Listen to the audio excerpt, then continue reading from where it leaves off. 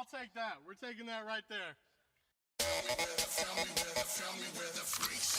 Yo, what's up, girls and boys? It's time to make some noise, cause I'm back and I'm on this track now. Let's talk about some plastic toys. You can bet I pose them all. Legends to Dragon Balls, Batman and Kaijus and Kamen Riders. I collect them all. Gotta make sure you're posing tight though. Make sure your lighting's right, yo. Keep it contained because you train for this your entire life, bro. So please don't adjust your TV. This is your host, Moncheesy. Sit back and relax and learn this fact. Posing ain't easy.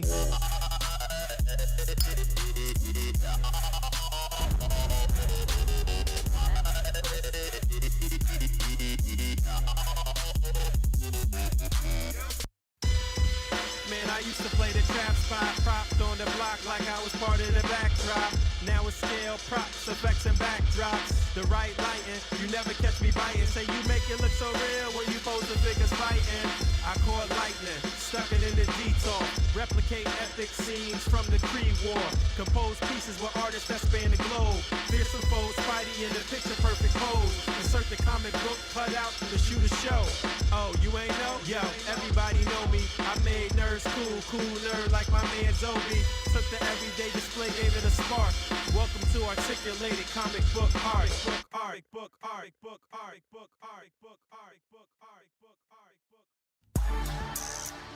Yeah. Shutter. Yeah. Man, I got toys mint on card. Toys out of the box. Man, I got toys in my detox. Catch me at the toy shops. Catch me at the toy shops. Catch me at the toy shops. Catch me at the toy shops. Catch me at the toy shops. Man, I got toys mint on card. Toys out of the box. Man, I got toys in my detox. Catch me at the toy shops. This ain't for no scalper. You a scalper? Then fuck out shit. This one's for them real collectors. That's army building and posing figures. Marvel Legends, imports, mini matey, I'm fucking with them. Hype beasts, we know about you. Stay buying figs, don't know about me. Goodnight, my nigga. A.C.B.A been popping lately off top. My nigga, they cut out game be too amazing. MUs, my nigga. That's that shit that don't amaze me. This was for my niggas. That's really about they legends. Shouts out to Savage Poop, my niggas out in Texas. I don't fuck with no scalper. Nigga, fuck what you selling. I'm all up in the toy aisle. I'm kicking kids, I'm reckless. My nigga built Maruby on that Google chat straight flexing. Look, I pop the package, I smell it. Pop the package, I smell it.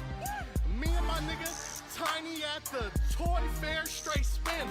They asked you for that Deadpool and he ain't asked no questions. We too fly, I know this. Let me give your ass a checklist. Got the Giant Man, got that Ares, that Cable bruh, it's nothing. I get the Blue Wasp, Silver Luke Cage, that Dragon Man, then I'm stunning. And this song for them fuck niggas that's hating on your collection. Yeah, they talking all that shit, but it's A.C.B.A, we reppin'. Man, I got toys mint on card. Toys out of the box. Man, I got toys in my detox. Catch me at the toy shops. Catch me at the toy shops. Catch me at the toy shops. Catch me at the toy shops. Catch me at the toy shops. Man, I got toys mint on card.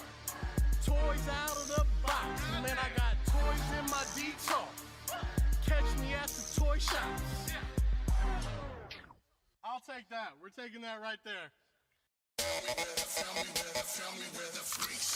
Yo, what's up, girls and boys? It's time to make some noise, cause I'm back and I'm on this track now. Let's talk about some plastic toys. You can bet I pose them all. Legends to Dragon Balls, Batman and Kaijus and Kamen Riders. I collect them all. Gotta make sure you're posing tight though. Make sure your lighting's right, yo. Keep it contained because you train for this your entire life, bro. So please don't adjust your TV.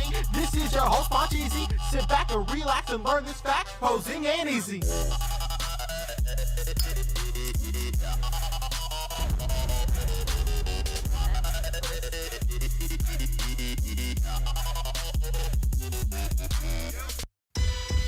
Man, I used to play the trap spot, propped on the block block like I was part of the backdrop. Now it's scale, props, effects, and backdrops. The right lighting, you never catch me biting. Say you make it look so real when you pose the biggest fighting. I caught lightning, stuck it in the detour. Replicate epic scenes from the Creed War. Compose pieces with artists that span the globe. Fearsome foes, Spidey in the picture perfect pose. Insert the comic book cut out to shoot a show. Oh, you ain't know? Yo, everybody know me. I made nerds cool, cool nerd like my man Zoe. Took the everyday display, gave it a spark. Welcome to articulated comic book art. Art, book, art, book, art, book, art, book, art, book, art, book, art, book, art, book, art. Yeah. Shutter. Yeah. Man, I got toys mint on card. Toys out of the box. Man, I got toys in my detox. Catch me at the toy shop. Catch me at the toy shops. Catch me at the toy shops. Catch me at the toy shops. Catch me at the toy shops. Man, I got toys mint on card. Toys out of the box. Man, I got toys in my detox. Catch me at the toy shops. This ain't for no scalper. You a scalper? Then fuck out shit. This one's for them real collectors. That's army building and posing figures. Marvel Legends, imports, mini matey, I'm fucking with them. Hype beasts, we know about you. Stay buying figs, don't know about them. Goodnight, my nigga. A.C.B.A been popping lately off top. My nigga, they cut out game be too amazing. MUs, my nigga. That's that shit that don't amaze me. This was for my niggas. That's really about they legends. Shouts out to Savage Poop, my niggas out in Texas. I don't fuck with no scalper. Nigga, fuck what you selling. I'm all up in the toy aisle. I'm kicking kids, I'm reckless. My nigga Bill Maruby on that Google chat straight flexing. Look, I pop the package, I smell it. Pop the package, I smell it. Me and my nigga Tiny at the toy fair straight spinning. They asked you for that Deadpool and he ain't asked no questions. We too fly, I know this. Let me give your ass a checklist. Got the Giant Man, got that Ares, that Cable bruh, it's nothing. I get the Blue Wire, Silver Luke Cage, that Dragon Man, and I'm stunning. And this song for them fuck niggas that's hating on your collection. Yeah, they talking all that shit, but it's A.C.B.A, we reppin'. Man, I got toys mint on card. Toys out of the box. Man, I got toys in my detox.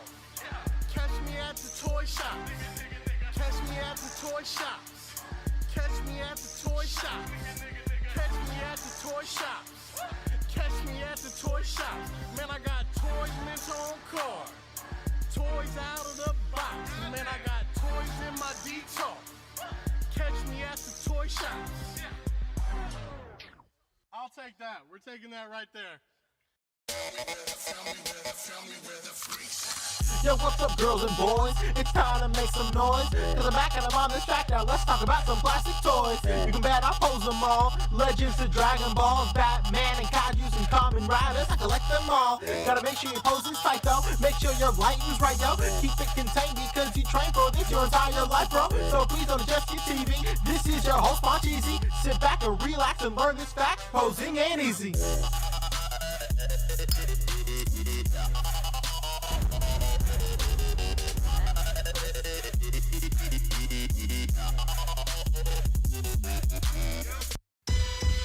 Man, I used to play the trap spot, propped on the block like I was part of the backdrop. Now it's scale, props, effects, and backdrops. The right lighting, you never catch me biting. Say you make it look so real when you pose the biggest fighting. I caught lightning, stuck it in the detour. Replicate epic scenes from the Creed War.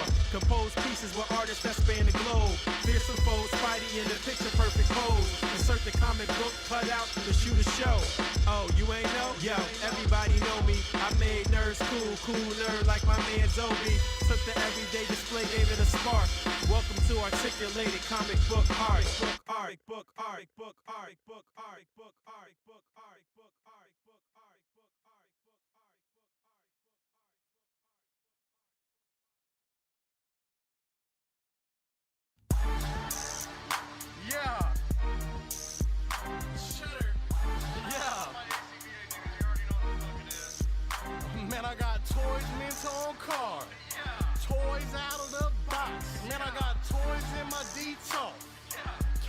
at the toy shops. Catch me at the toy shops. Catch me at the toy shops. Catch me at the toy shops. Catch me at the toy shops. Man, I got toys mint on card. Toys out of the box. Man, I got toys in my detour. Catch me at the toy shops. This ain't for no scalper. You a scalper? Then fuck out shit. This one's for them real collectors. That's army building and posing figures. Marvel Legends, imports, mini matey, I'm fucking with them.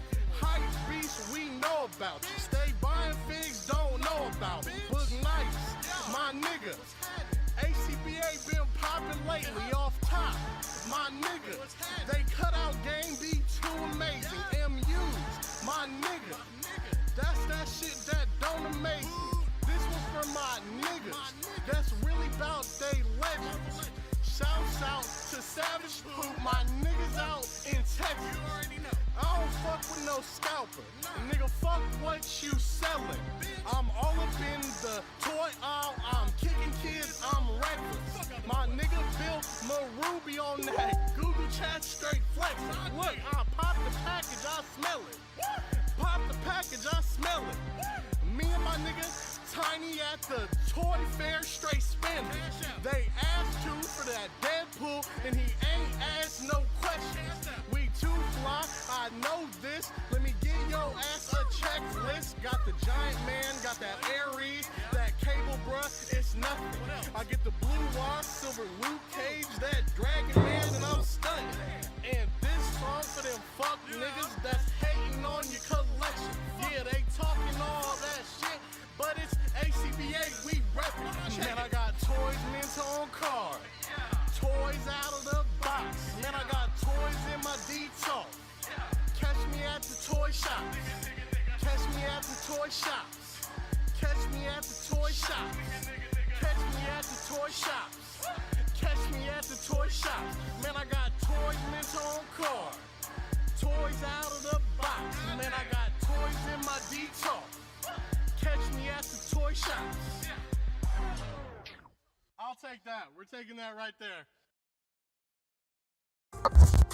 Y'all ready? Yeah, let's go. We are live, Boog. Oh, we are live. Yes, sir. We're officially back at it.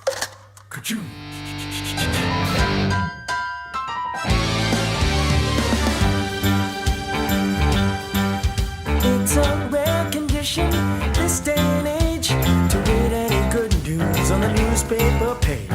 Love and tradition of the grand design. Some people say it's even harder to find. Well, then there must be some magic clue inside these gentle walls. 'Cause all I see is a tower of dreams. Real love bursting out of every scene. Days go by. It's the bigger love of the family.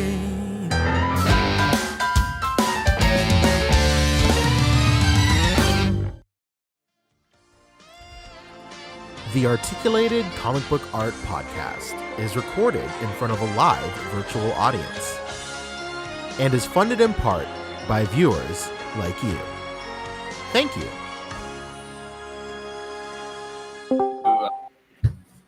Yes, sir. We're officially back at it. Boog Nice coming at you with the Articulated Comic Book Art Podcast. We are back, episode 151. Oh, that's a great number, actually. I'm with my co-host. I got my man Fabs the 360, Pan Cheesy. I guess Rick Dunn will be joining us shortly.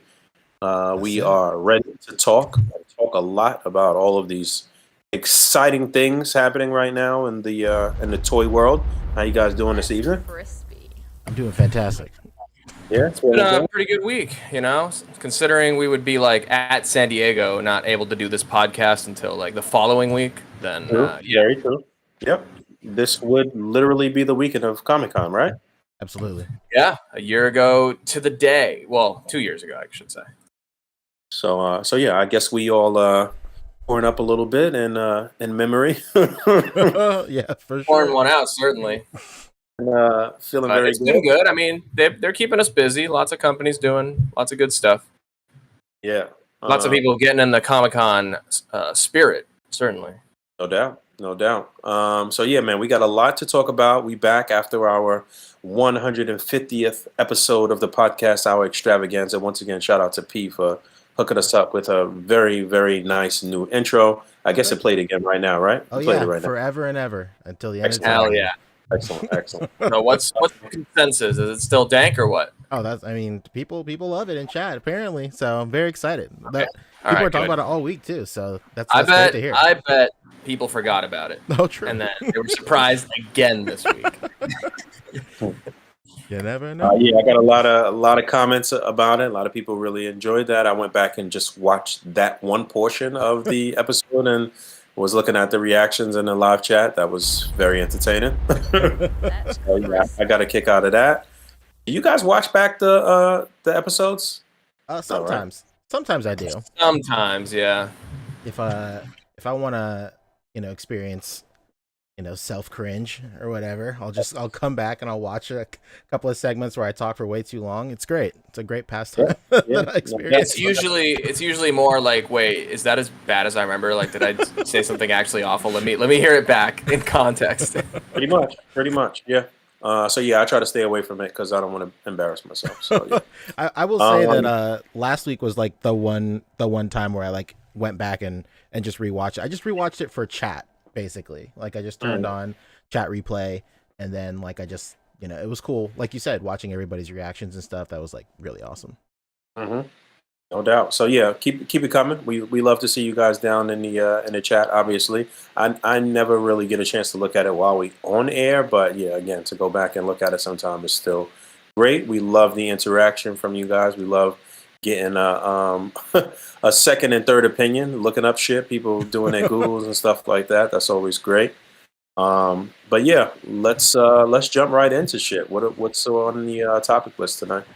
Yeah, so the topic list is pretty packed, and there's a couple that didn't make it to that have like their own bullet points, but we're gonna talk about a miscellaneous for sure. I said on the official Instagram that it's quite possibly the most electrifying news week that we've had all year, and I cannot.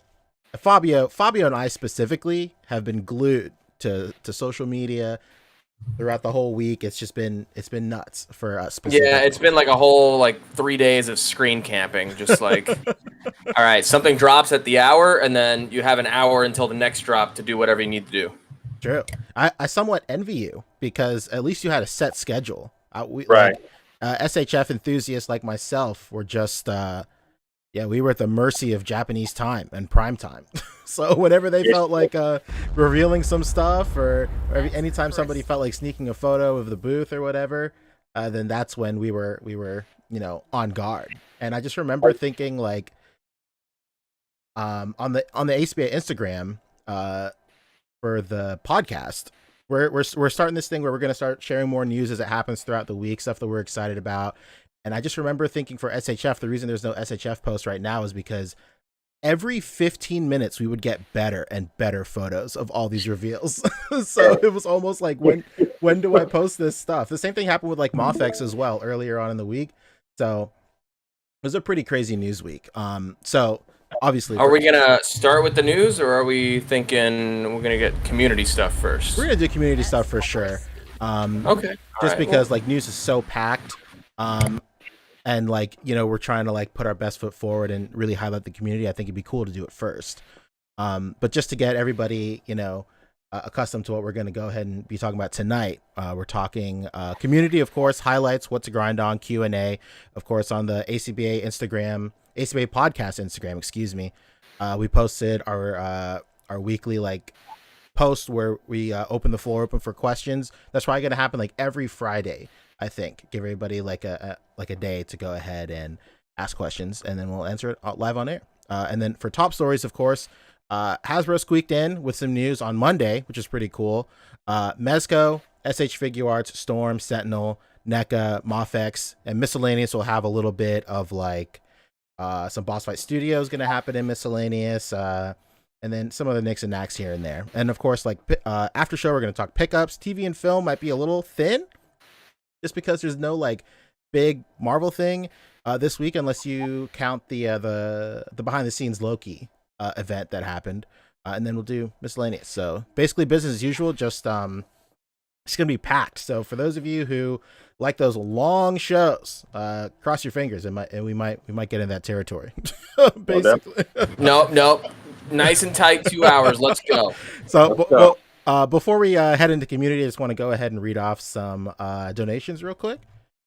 Kevin Johnson hit us with $20. He said, "Love this damn intro. Bravo once again to the squad. Thank you so much, man." Oh, thank you. Appreciate you, Kev. Hell yeah.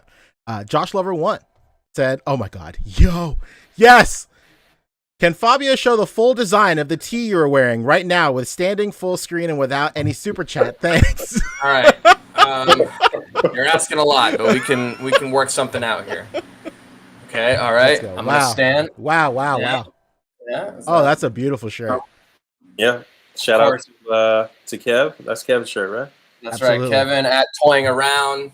I think he consolidated all of his merch and everything. Now it's just at toyingaround.ca. Oh, it's beautiful. His website. So go on there, support him, support some toy culture merch. Only the real ones will know this. Okay. And I'm wearing it because I'm wondering, where's our HasLab Sentinel? Uh-oh. Yeah. Good segue. We supposed to be finding out. I assume that we'll find out this week when exactly they're going to be shipping, like a more solid ship date. But they did say some time ago that August would be the ship date, so that things would start shipping in August. Who's going to get what first, or whatever the case may be, we're not 100% sure. But yeah, I don't want to jump the line. Is we jumping into Hasbro stuff first, or we want to do community stuff first? We're doing community stuff. There's just a couple of more super chats to read off real quick. All right, cool. Repeat DC hits us with $10. He said, "What's up, y'all? What up? I love the new intro. Happy late 150. Stay up, homies." Thank you, man. Yes. Shout out to Repeat. Hell yeah. Garcia Long Boxing. time A.C.B.A. Stay up every day. Oh, of course. Garcia Boxing versus the World hit us with 19. He said, "Cheers, fellas. Thank you so much, man." Thank you, sir. And Thank you. Darth Clueless hit us with 10. He said, "Looking forward to the show. Keep up the great work." Thank you. Hell yeah. Let's go. Hell yeah. We try, man. We're going to veer off the path today, for sure. Okay. So, yeah, we're going to be talking community highlights right now. I wanted to go off the beaten path a little bit this week. I am going to my two highlights this week are going to be two videos, actually, from community members. All right. Excuse me. Okay. Throwing a little curveball I know. there. My bad. I'm actually going to send you the link right now, Fabio, so you can screen share this. I see you do. He might actually be in chat right now, but just in case he isn't. This is something that I saw earlier this week. It's called Sophobi Street. Did you guys see this or no? I don't think so. Okay. I just found out about this whole Sophobi thing a little bit ago because, when Mondo does I think they did one actually. They showed it at least for Comic-Con. They do like weird variant colorways where it's the Sophobi style, but it's called Motubi. It's super fun. So I found out about that kind of colorway style through that. Oh, nice. This is a perfect segue, to be quite honest. Oh, we'll get there. It's gonna be the callback by the time we get there. True. So, for those of you who don't know, Sophobi is very huge in Japan. They're just basically vinyl figures. The culture for Sophobi is huge. It has roots in kaiju culture and toku culture, and it's just like little vinyl toys. Really great. And then the Sophobi community sometimes doesn't cross pollinate super effectively with A.C.B.A. just because they're usually 5 ports of articulation. But chances are, if you're doing A.C.B.A., you know about Sophobi, and maybe you have a couple of soft vinyls and whatnot in your collection. And if you have soft vinyls in your collection, you like figures and stuff like that, and then you're into A.C.B.A. and toy photography. So even though we don't see a lot of Sophobi and vinyl figures actually being taken photos of and whatnot, the two cultures cross-pollinate quite a lot. So this is by on Facebook, he's CJ. Here his YouTube channel is Sophobi Vision. Right here, I'm actually going to go ahead and link it in chat as well. And I brought this up because this is really cool. So this is just basically a Sesame Street like homage. It's I don't even want to call it a parody. It's like a Sesame Street homage, and I really wanted to bring this up because like this really reminds me of like the tone of a lot of like some of our A.C.B.A intros, like especially yours, Boog, where it's like we always try and get like really great sound clips of like everybody's kids saying like A.C.B.A and stuff like that, and like it's just really cool. It's just like a really cool vibe. And this guy does like cool like stop motions, and he has like little informative things featuring pieces from his personal collection. And I just thought it was really cool. And like the whole aesthetic of it is really nice. And you don't really see a lot of people in the community making content like this. And when you do, like it always stands out because it's very like what do you call it? It's very like unique and very cool. Like, of course, we have great people. I could see this on at like 3 a.m. Adult Swim while I'm waiting for my Uber Eats of Taco Bell. Absolutely. I was gonna say, yeah, like of course, the bread and butter of the A.C.B.A community is like these little behind the scenes shows where we go behind the scenes of our photos, talk about like new figures and pickups and stuff like that, and then talking about the setup of the scene. That stuff is always incredible and always amazing, but it's always really cool to see unique stuff like this. And I wanted to give a big shout out to CJ. I know he watches the podcast, so big shout out to you, man. And I wanted to, and his YouTube channel is Sufobi Vision as well, and I linked it in the chat too, if you guys want to go ahead and check it out. And all right, that's basically my pick. I have another one, but I'll let you guys go, and then we'll circle back to my last highlight. Boog, you can go. You go. Oh, crap. All right, mine is weird because it's going to be a little bit of a double header because it's both me and somebody else, but because they just announced something and we don't have an official topic for it, so it'll be a good idea to throw it in here.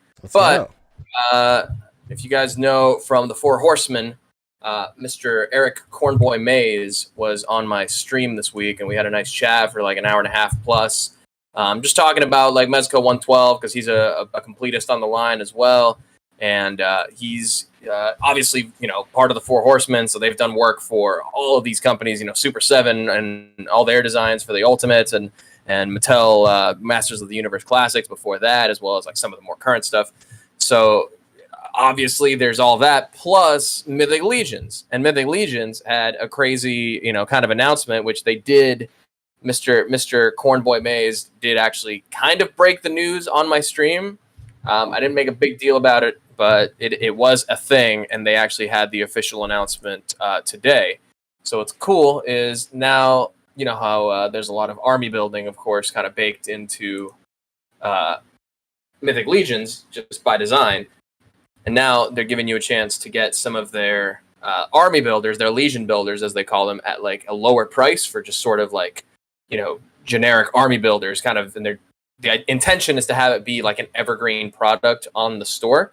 So it can be something that they always either have a pre-order or in stock to some capacity so that you can build your legions of all the following right here. So pretty cool thing. I think we ended up having a good chat about how like, why isn't this just something companies can do all the time? Why doesn't, Pulse and any of the other big companies, Hasbro, Pulse, why don't they just have their goons available all the time, or kind of keep them in stock in a regular rotation so that, people have a lot of chances to get that kind of thing, build their armies, a few at a time, maybe not buy their entire army all at once the first time it's in stock, but, piecemeal it across different drops, different release times.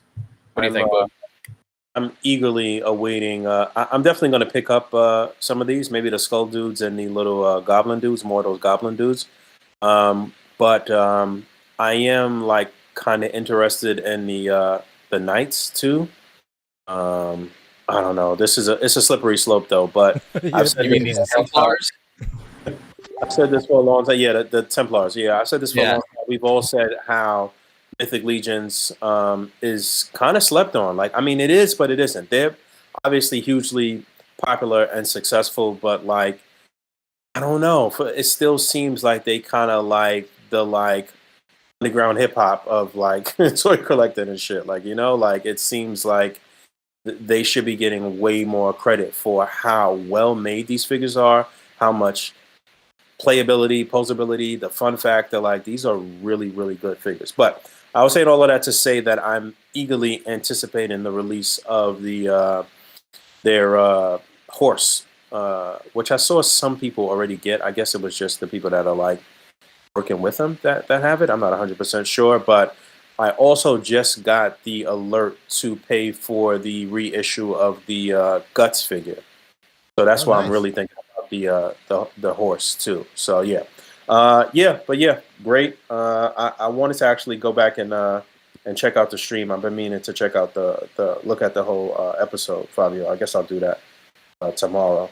But yeah, good shit. It's been getting a pretty good response, so definitely recommend checking that out if you're just even marginally interested in Mythic Legions, because we do talk about it a little bit, but the chunk of it is really just talking about how Cornboy got into 112 and where he stands on being a completionist and all that stuff. So it's a cool chat. I mean, I think we vibed really well, and I think it came out really good. It's been getting good response. Appreciate everybody who commented on it. Trevor has been saying in the chat here that he thought it was a great interview, so thank you, Mr. Trevor, Mr. 1-6 Shooter.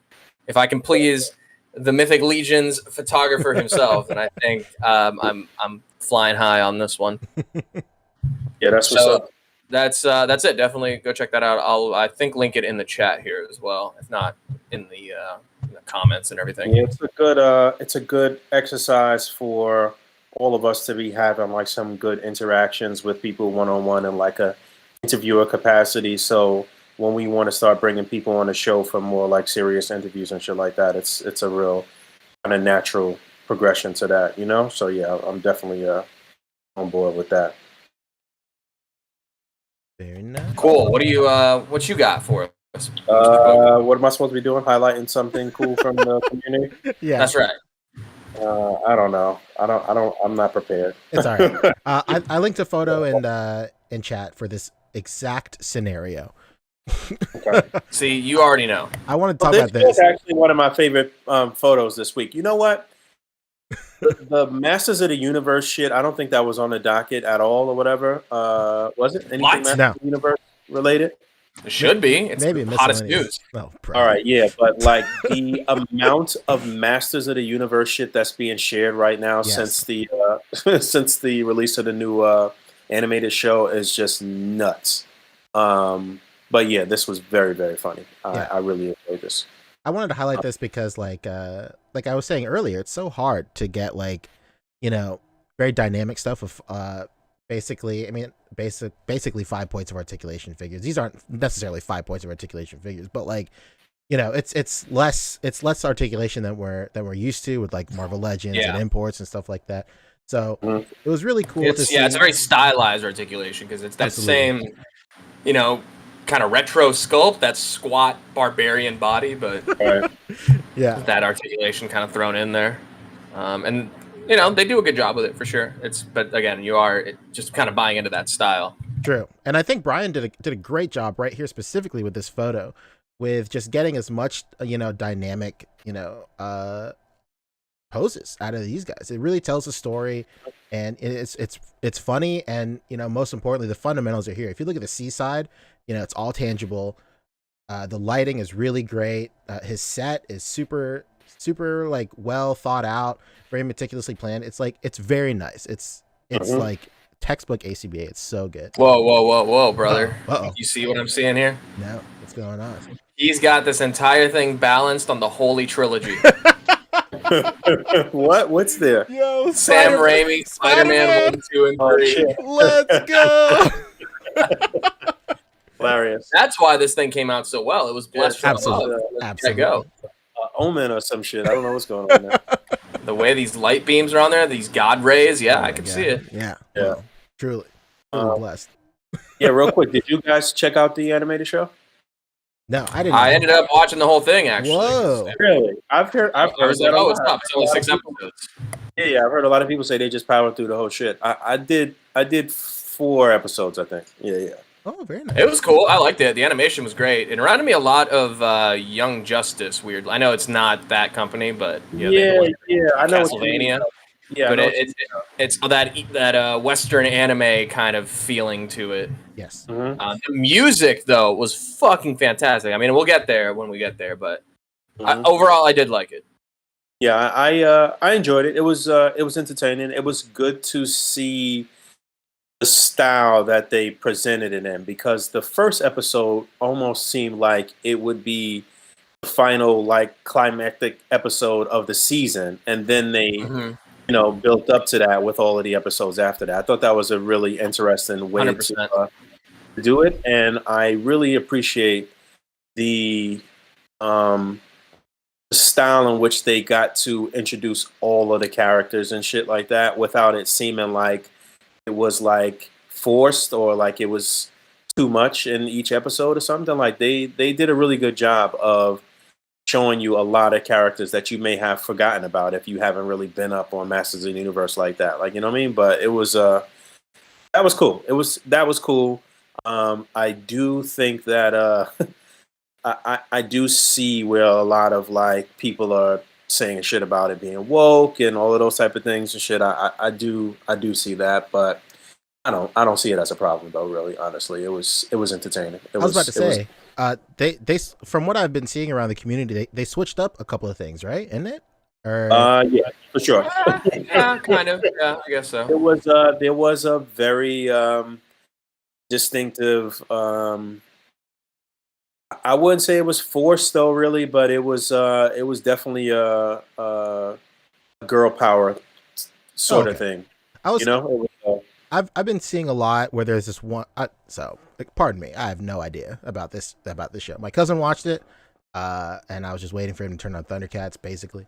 But there's a character that everybody's saying that like he basically like they really enjoyed the way that they basically remolded him. He's like Batman now almost or something. They made him like super badass or something. Oh, Man at Arms. Yeah, he's the most dangerous man in Eternia. Incredible. Kind of badass. Yeah. Technically, they just kind of leaned into or had him lean into his actual role. Cool. I mean, he is, they just kind of expounded on that and just kind of like 2021 did. Like, you know what I'm saying? Like, it was just cool. Like, yeah, again, none of it seemed really forced to me. Very nice. But I can't. It's got that kind of that journey where like the female sidekick has to kind of figure out who they are, after the male, protagonist essentially is gone. Yeah. So it's got that kind of Harley Quinn, Birds of Prey sort of feel where there's that sense of discovery, but then all kinds of other shit going on top of it. Oh, very but cool. I which can be, I guess, interpreted as woke. Sure. Yes, I can absolutely see where people are, where certain men are just like, this is some bullshit. I can a certain section of the population and shit. Yeah, well, let me ask you this, Boog. You're in a pretty unique situation right here. Do you watch these kind of shows with Kendall, with your daughter, or no? Do you kind of like see her reaction when it gets to like these kind of moments and stuff, and do you see a certain like reaction out of her or anything like that?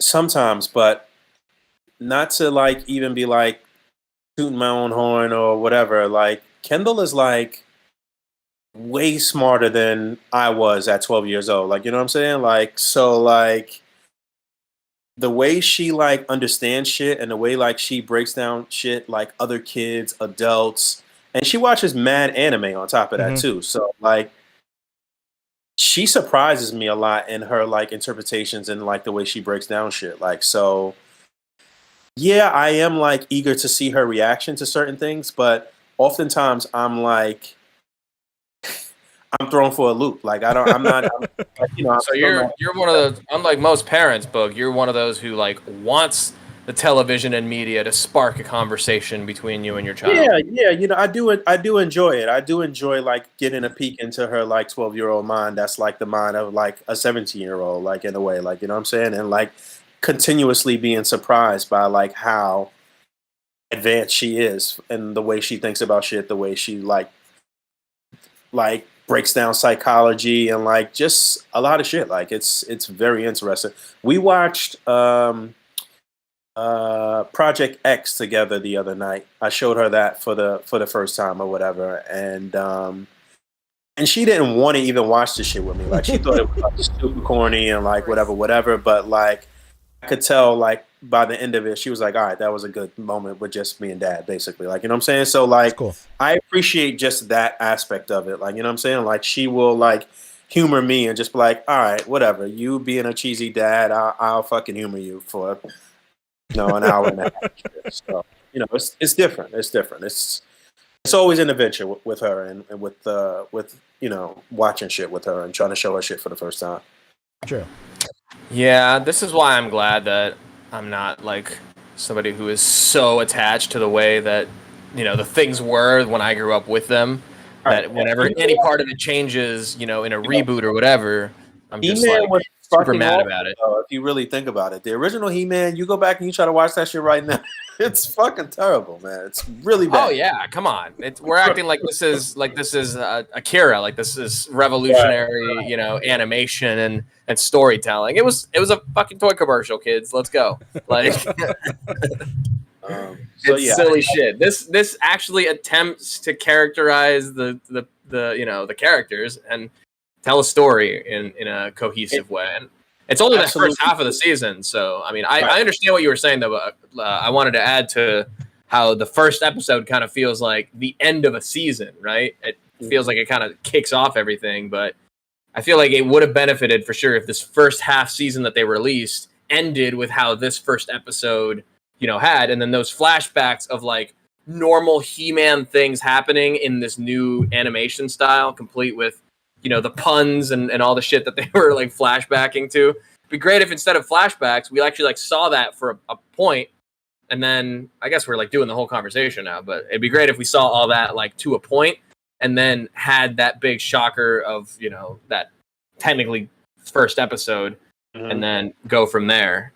I mean, that would fucking hook me. This was not even, I to compare it to like something like Invincible, I think is add, because that first episode feels like it's progressing in this very normal way. And you kind of think you've figured out this show.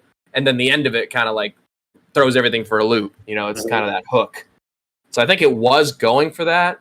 But I think I agree with you, Boog, that we should have seen like a few episodes of like just badass He-Man-ness. So we grow attached to Teela, who's growing attached to He-Man. And then it's reestablished that she doesn't know that he's, Prince Adam is He-Man. Like this whole thing. I'm not even that big of a He-Man fan. I'm just like putting the pieces together from like how this story is told. Yeah, you know what? And I think sometimes as adults, we tend to remember things in a way that they really weren't and shit. And sometimes we like forget to just kind of just have fun and just like sit back and just like veg out and just like enjoy some shit, man. Like it don't got to be that deep, especially with a fucking cartoon, man. It ain't right. It ain't that fucking deep. But yeah, star-studded cast, great cast, pretty good voice acting for the most part. Obviously, Mark Hamill did his thing. Mark Hamill is the best part about this show, 100%. Oh yeah. So yeah, we just had a whole in-depth conversation about He-Man. Took us totally off the rails. Let's get back on track here. Yeah. Last thing what you got to say about this photo, real quick? This is a great photo. I love it. I think it got featured on Saturday Salvo, if I'm not mistaken. Really well put together, really nicely lit. I love how he popped off He-Man's complete feet for the boot look here. That's very funny. Again, you can do wonders with just things around your crib that you can put together. You can do wonders with not even having a real diorama. You can do wonders with figures that don't have a lot of articulation. It's really just about your creativity, and his creativity is shining through here. We get a peek into his mind, the way his mind kind of works and shit here. So I love it. I like it a lot. If I had to pick, one thing to be grinded upon would be, even I get what he's going for here, but it would have been cool to like not see that these are just straight up peg holes in these boots. But I just kind of flip that around so we see them kind of from the side, looking, facing upwards. Yeah, I agree with you, but I also think that it kind of works either way, because I kind of like the like cheesiness of it, that you can kind of see that too. Like, you know what I mean? Like it could work either way, but I feel you though, just in terms of like that A.C.B.A. just kind of like paying attention to every little minor detail and shit. Yeah, I get you there. Sure. It was that kind of leans into what we were saying when we were talking about what what was that one documentary that came out like 2 years ago where it was highlighting toy photography? It was like a Disney thing, right? Remember? Oh yeah. That had 616. That had Johnny's uncle. Yes. In it? Yeah. Yeah. I remember saying back then, like the reason that kind of popped off so well was because it's kind of like the first step. Like the viewers like to know that those were still toys. Like, because we were talking about like sometimes a lot of those photos, the way they were taken was like, it's not like you're setting up a scene and you're trying to, you know, envision this. It's in its own world or whatever. It's the like the cool factor about it is you're taking pictures of toys. It's like, look what these toys can do and stuff. And that kind of leans in right here. Like I agree with you, Fabio, for sure. Like if you want to go ahead and create your own universe and stuff, and like in this photo and kind of take out that they're toys all in all, yeah, hiding the peg holes would have been great. But I also agree with Boog, where with these figures, they already look so much like toys. Like having the peg holes exposed kind of leans more into that and like ups the fun factor of this photo for sure.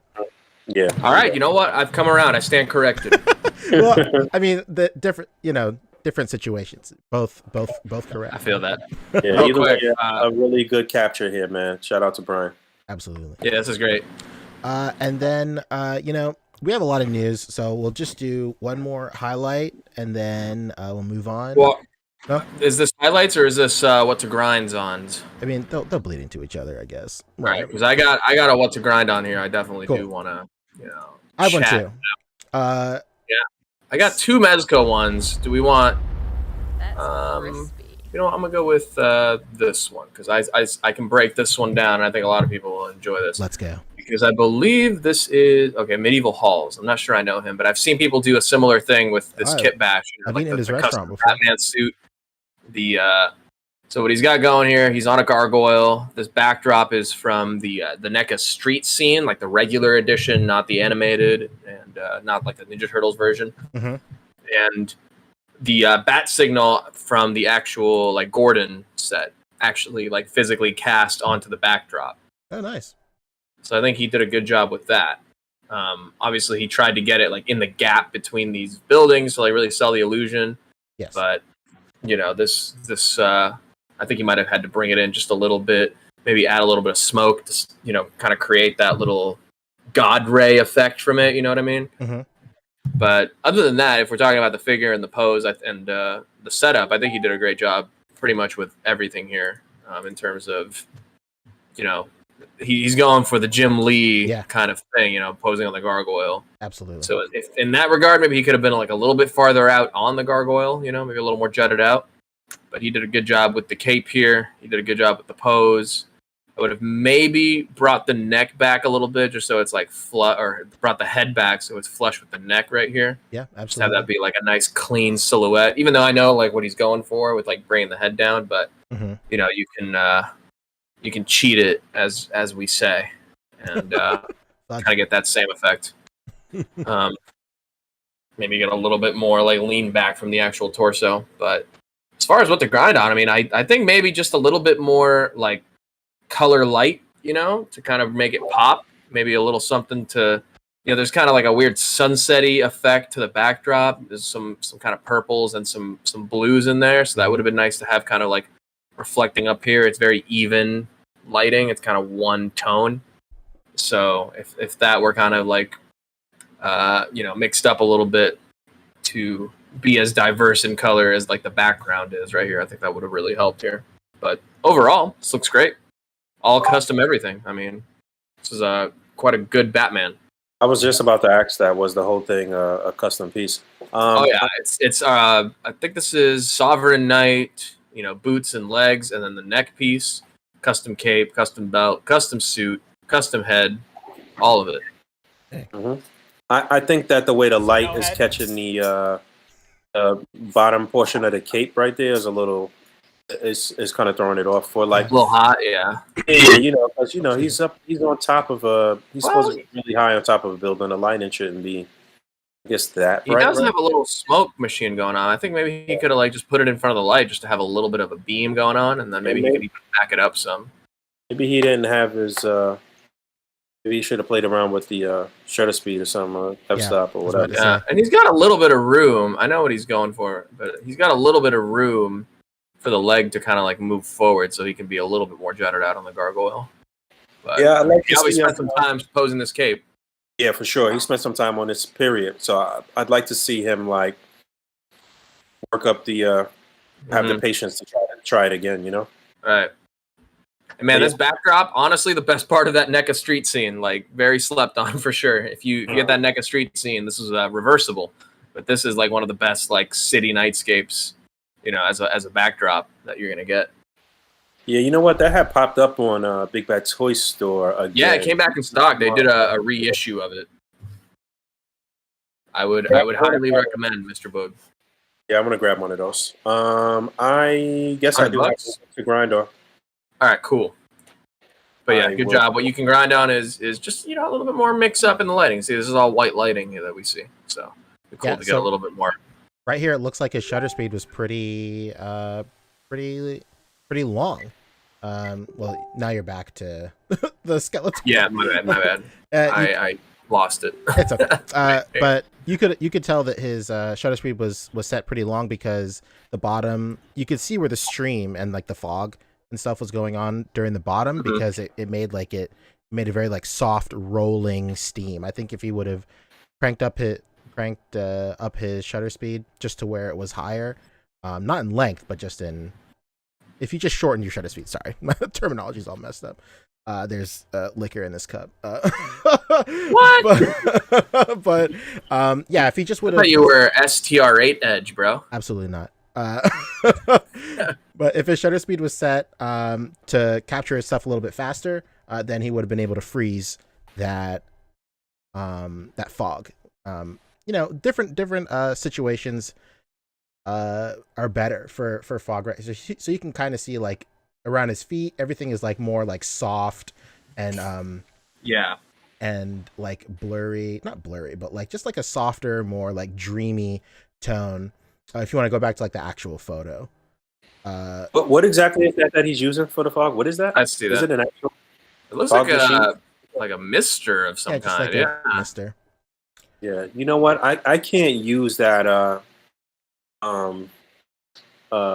aerosol in a can or whatever the fuck you call that shit. Oh yeah. Atmosphere aerosol?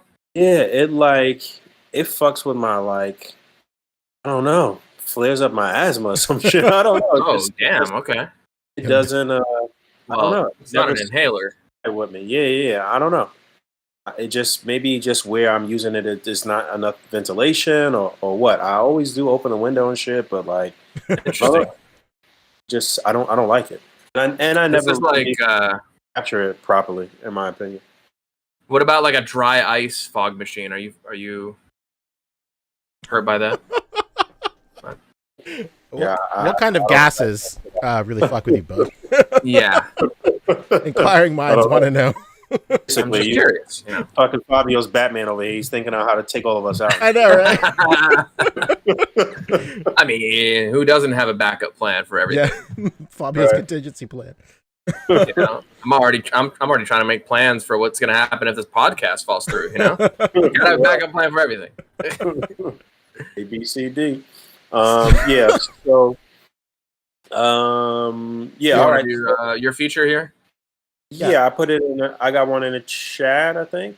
Is this your boy here?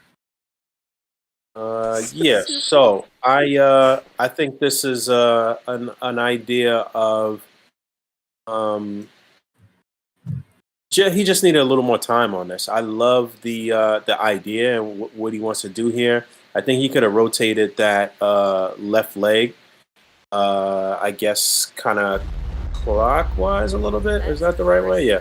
To kind of like plant that better and just bent the knee out a little bit. But I also think the biggest thing here is that he should have either moved that wall to the right a little bit so it really looks like he's actually fully behind something, or added some more like debris or another piece of wall or something there. Yeah. That was the major thing that he needed to do right here to like just sell this a little better, because right now it's like, nah, bro, you're gonna get shot. Like, you know, I mean, the posing is good for sure. I see what you're saying though, but yeah, I mean, the thing is, this is a very small wall, so he's really doing his best, because Roadblock is big for even a 6-inch figure. You know, he's on the bigger end of the G.I. Joe classified scale. Is that the wall from that company you? Yeah, Oh, okay. for sure it is. And you actually really need 2 to like really, make it worth it. But Mhm. yeah, this is a 12 world. I think abandoned ruin is what it's called, or destroyed ruin, something like that. hmm Yeah, so that's all he needed was just some more debris or something there to close up that right side, and then and then just maybe turn his head a little bit, make it look like he's kind of Yeah. like peer around to see what's going on. What's that gun? Because I know that's not the gun that came with Roadblock, right? That looks like I it don't might know either. Yeah, I was just wondering. hit something, right? There's Looks no like way. And why? Yeah, why does Roadblock have such a small gun? He's a big guy. Maybe it's a yeah, regular he's- gun. if he had a bigger gun, then he'd really be exposed. So. But yeah, man, just a little more time on this, just another 10, 15 minutes, just, angling everything right and messing with the lighting a little bit, fine tuning the posing just a little bit. Sometime, yeah, you know what? This is actually the right method for you to actually post it up to the group and say what to grind on. And then you could actually go back to the drawing board and fix it, So, Sure. yeah. They do Again, have this wall in stock on BBTS, $40. Just saying. Pimping never stops. even if you get two, that's probably cheaper than it would be for you to get an actual diorama from somebody to cut, paint, build, all of that shit. Right. I'm waiting for the Castle Ruin to come in stock. But yeah, let's move forward. We spent the hour on shit that wasn't even on the docket. Well, I mean, less than an hour, but yeah, we can get into some news because there's a lot of news, right? Sure. Tons of news. Absolutely. Tons It's of news. basically all news. Absolutely. So we still have Q&A, but we'll just circle back to that around the back end of everything. After we get through news, we'll see where we're at. Then we do Q&A because we had a couple of questions on the IG. So first up is Hasbro. What before we get, there was like a Lightning Collection news for Hasbro, and then there was some Galactus news as well, or no? Well, there was they put up that little. There was. For those tuning in for the first time and been on their rock and don't know, Hasbro finally announced their next HasLab project, which is going to be a 32-inch tall Galactus with light up features, no sounds or anything, but light up features. And they are asking for quite a bit for the minimum goal of they need 14,000 backers. Just for some comparison, we only needed 6,000 minimum backers for the Sentinel, and they ended up fully funding the Sentinel at almost 22,000 backers. So based on that, I guess that's why they were saying, all right, we could do 14 easy on this and maybe actually do 18 or something like that, I guess. I don't know. I guess that was the thinking here. But they weren't getting to the goal as fast as they probably wanted to or maybe anticipated. So they did put out a little teaser showing what appears to be 2 figures as 2 stretch goals. And one of them seems to be Silver Surfer, to really nobody's delight. There was like a few people that said, I wasn't able to grab the Walgreens Silver Surfer, so I'd be on board for this. A lot of people speculating that this may be like a chromed out Silver Surfer, or maybe have some type of magnetic feature with the board or something like that, which would be welcome. That'd be cool. But the prize here is the Nova as one of the heralds of Galactus here. Frankie Ray Nova, if I'm not mistaken. Let me double check that. So yeah, this would actually be our first time getting her in the Marvel Legends line. I remember way back in the Toy Biz line, I had one with a fiery hair base and whatever. So yeah, this would be cool. But also at the same time, a lot of people are saying, we don't want just figures as stretch goals. We want some bigger, better shit. I am going to say that I think they kind of shot themselves in the foot a little bit here by showing this teaser right now, because even when they did this, it didn't really move the needle that much. Like, it wasn't like there was any surge in people jumping out to back this shit. Like, I think they could have kept this shit close to the vest and just cruised to the goal regardless, and then whatever. So I'm hoping that there is something way bigger and better on the horizon here, because this was not, personally to me, this wasn't like super exciting. This is not gonna like change my mind one way or another. Like, you know what I'm saying? Like, to get people off of the fence, this wasn't really enough, in my opinion. But we'll see. We'll see where this is going. They also did announce that they're gonna have Fan First Wednesday, this coming Wednesday, July 26th. So I assume we will hear more about this.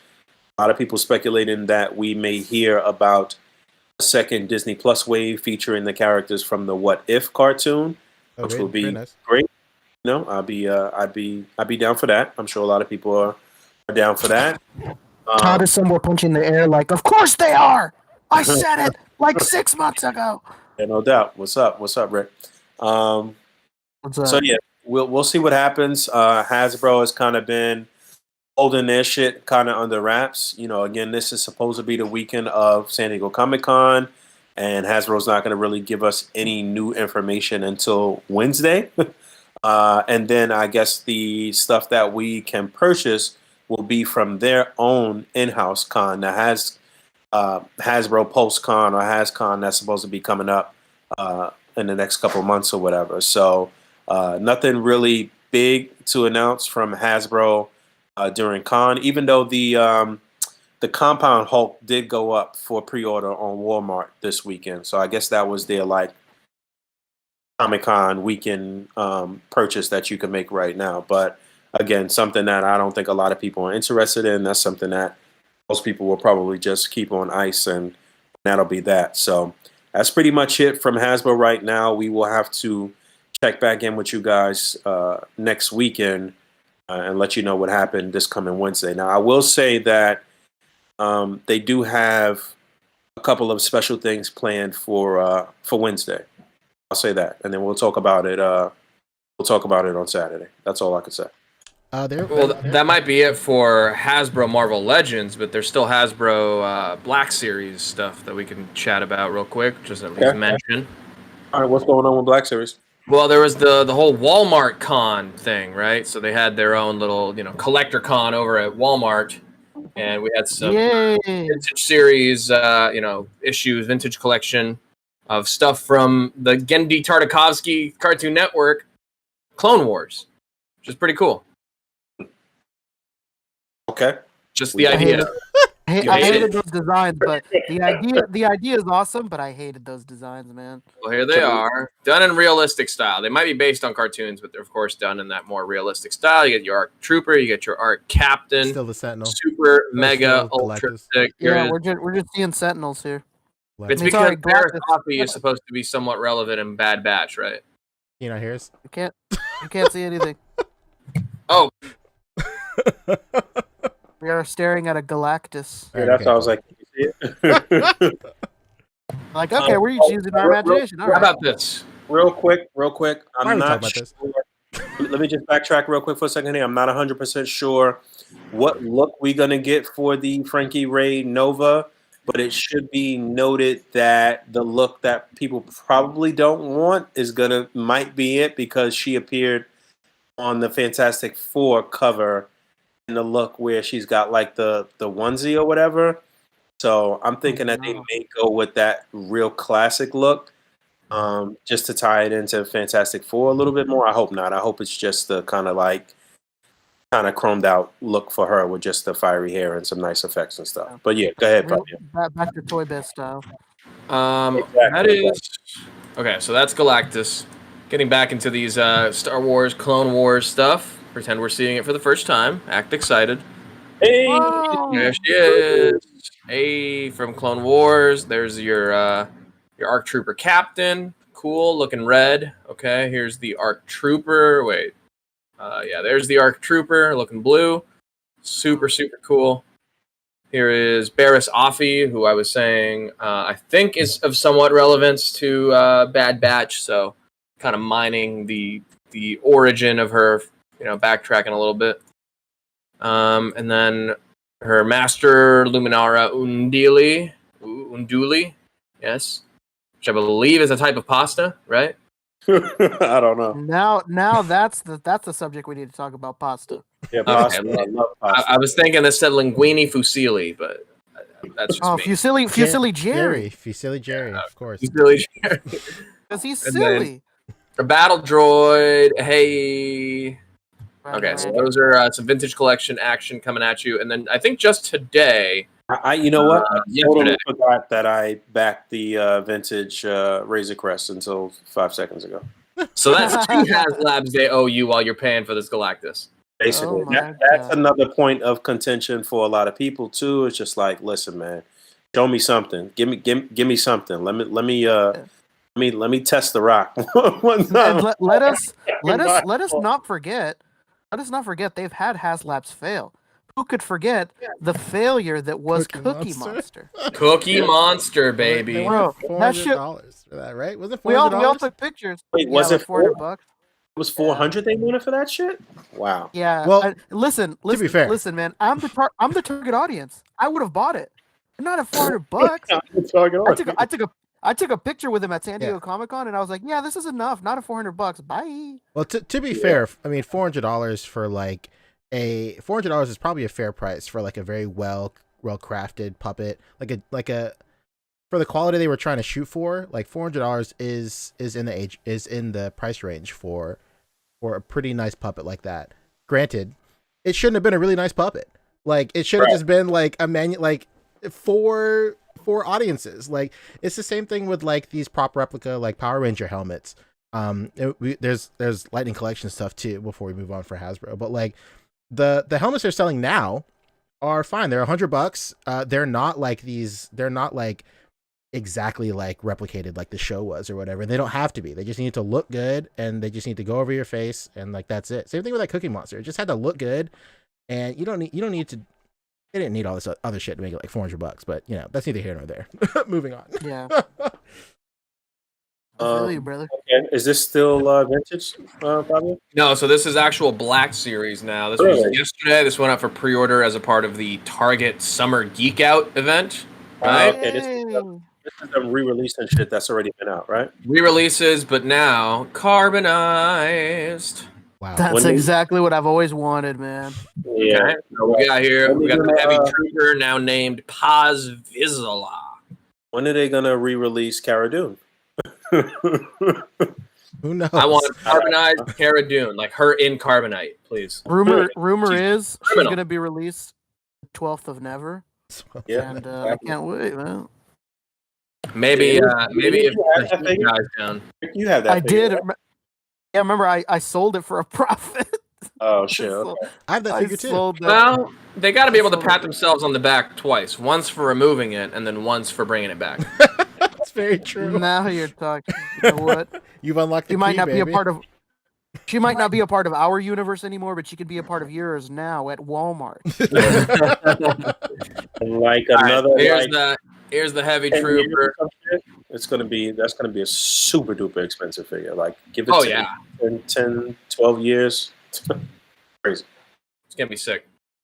All right, so there's the Heavy Trooper. Here is the Scout Trooper, or not Trooper, the Heavy Mandalorian, and then here's the Scout Trooper. If you need Jason Sudeikis as a trooper and you want to differentiate him, it'd be nice if he came with a carbonized, speeder bike or whatever. But it is what it is. There he is, looking good. Dope. The black parts are shiny. What more do you want, Boog? I mean, I'm giving you everything I got. This is bullshit. But the new packaging there, though. Cool. Yeah, it's that new style packaging with like the thing on the side, the art on the side, and then it has the kind of shininess to the box. I think they started My with roommate that. ordered one of the regular Second Sisters from Black Series from one of the games. I forget which one. And he ended up receiving a carbonized version, like not advertised as such. Oh no. So Whoa. I will say, seeing one in hand, the package is very shiny.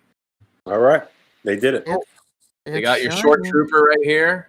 This one looks kind of cool. It's got that weird kind of green bronze to the armor. Sure. Interesting stuff. Cool. Very gold, actually. Just very gold. It looks gold. Yeah. Yeah, I don't know. exactly. It's not how they looked. All right. So These that are was- strictly to keep in package, shiny and new on your shelf. Stuff. You said there was Lightning Collection stuff too? Yeah. Yeah, there is, right? Hell yeah. Pudgy Pig. Let's go. Let's talk about something exciting. Right. How can you forget, dude? Yeah. Come on. We've talked about Pudgy Pig so much on this podcast. It's unreal. Absolutely. And Okay, it's so- finally here, baby. Cool. So everybody, Piggy Pudge, there wake he up. is. Everybody wake up and chat. I know you were probably put to sleep by that last part. Number one Star Wars podcast on the internet. I was trying my hardest, dude. Come on now. You can't just... You're burying me, brother. Yeah, man. Pudgy Pig, man. Like Rick said, we've been asking for like one of the quintessential Power Ranger villains of all time. I'm sure everybody that was, consuming Power Rangers at the peak of its popularity had this VHS on their shelf, man. Like this, every time I think of Pudgy Pig, I see that VHS in my hand. Because I think they only put out like the first like 10 episodes on VHS, and like that was it forever, and then they just played the rest on TV. And so like everybody's going to their Kmart's, Caldors, whatever you want to call it, and getting this Pudgy Pig VHS. Super tight. This figure looks really good. If there's one thing that I would say is maybe a wash, be pretty tight on it. But we've talked about like Hasbro balancing like the budget and whatnot for. I don't know, man. I think a wash will make this thing look like a scrotum. Whoa, well, hey, you know what? Skin texture. God damn. You know what? People have said that before, and you know what? Why not just fuck it? Let's go for it. There's one thing I love with a scrotum. It's a good shading, man. Oh, brother, let's go. Does he have butterfly joints in his? It looks shoulder? it. It looks like it, right? Fucking hilarious. It's crazy. This looks great. I would have liked a wash, and then more food accessories. Like he does come with food accessories, pretty tight. And then this is also the best time, and I repeat, the best time to go ahead and get that foodie pack from the A.C.B.A web shop. Let's go, baby. Yeah, for sure. This is foodie time. This is another one of those times where like seeing this in real life would be absolutely horrifying. Just imagine a gigantic pig-faced man. Yes. Who, who's got a large fork and a knife. True. Coming at you. I'm gonna shit my pants. Yeah, and he eats people. He fucking tried to eat the Rangers. This guy was eating ass before it was fucking. You know how much pork belly? You know how much pork belly I've had in my lifetime? Like, there's just this guy's gonna no holds barred me, man. I mean, the amount of ribs I've eaten, I can literally assemble at least 10 pigs. I think that they have been doing a really good job with the villains for this line. For sure. Yeah, no question.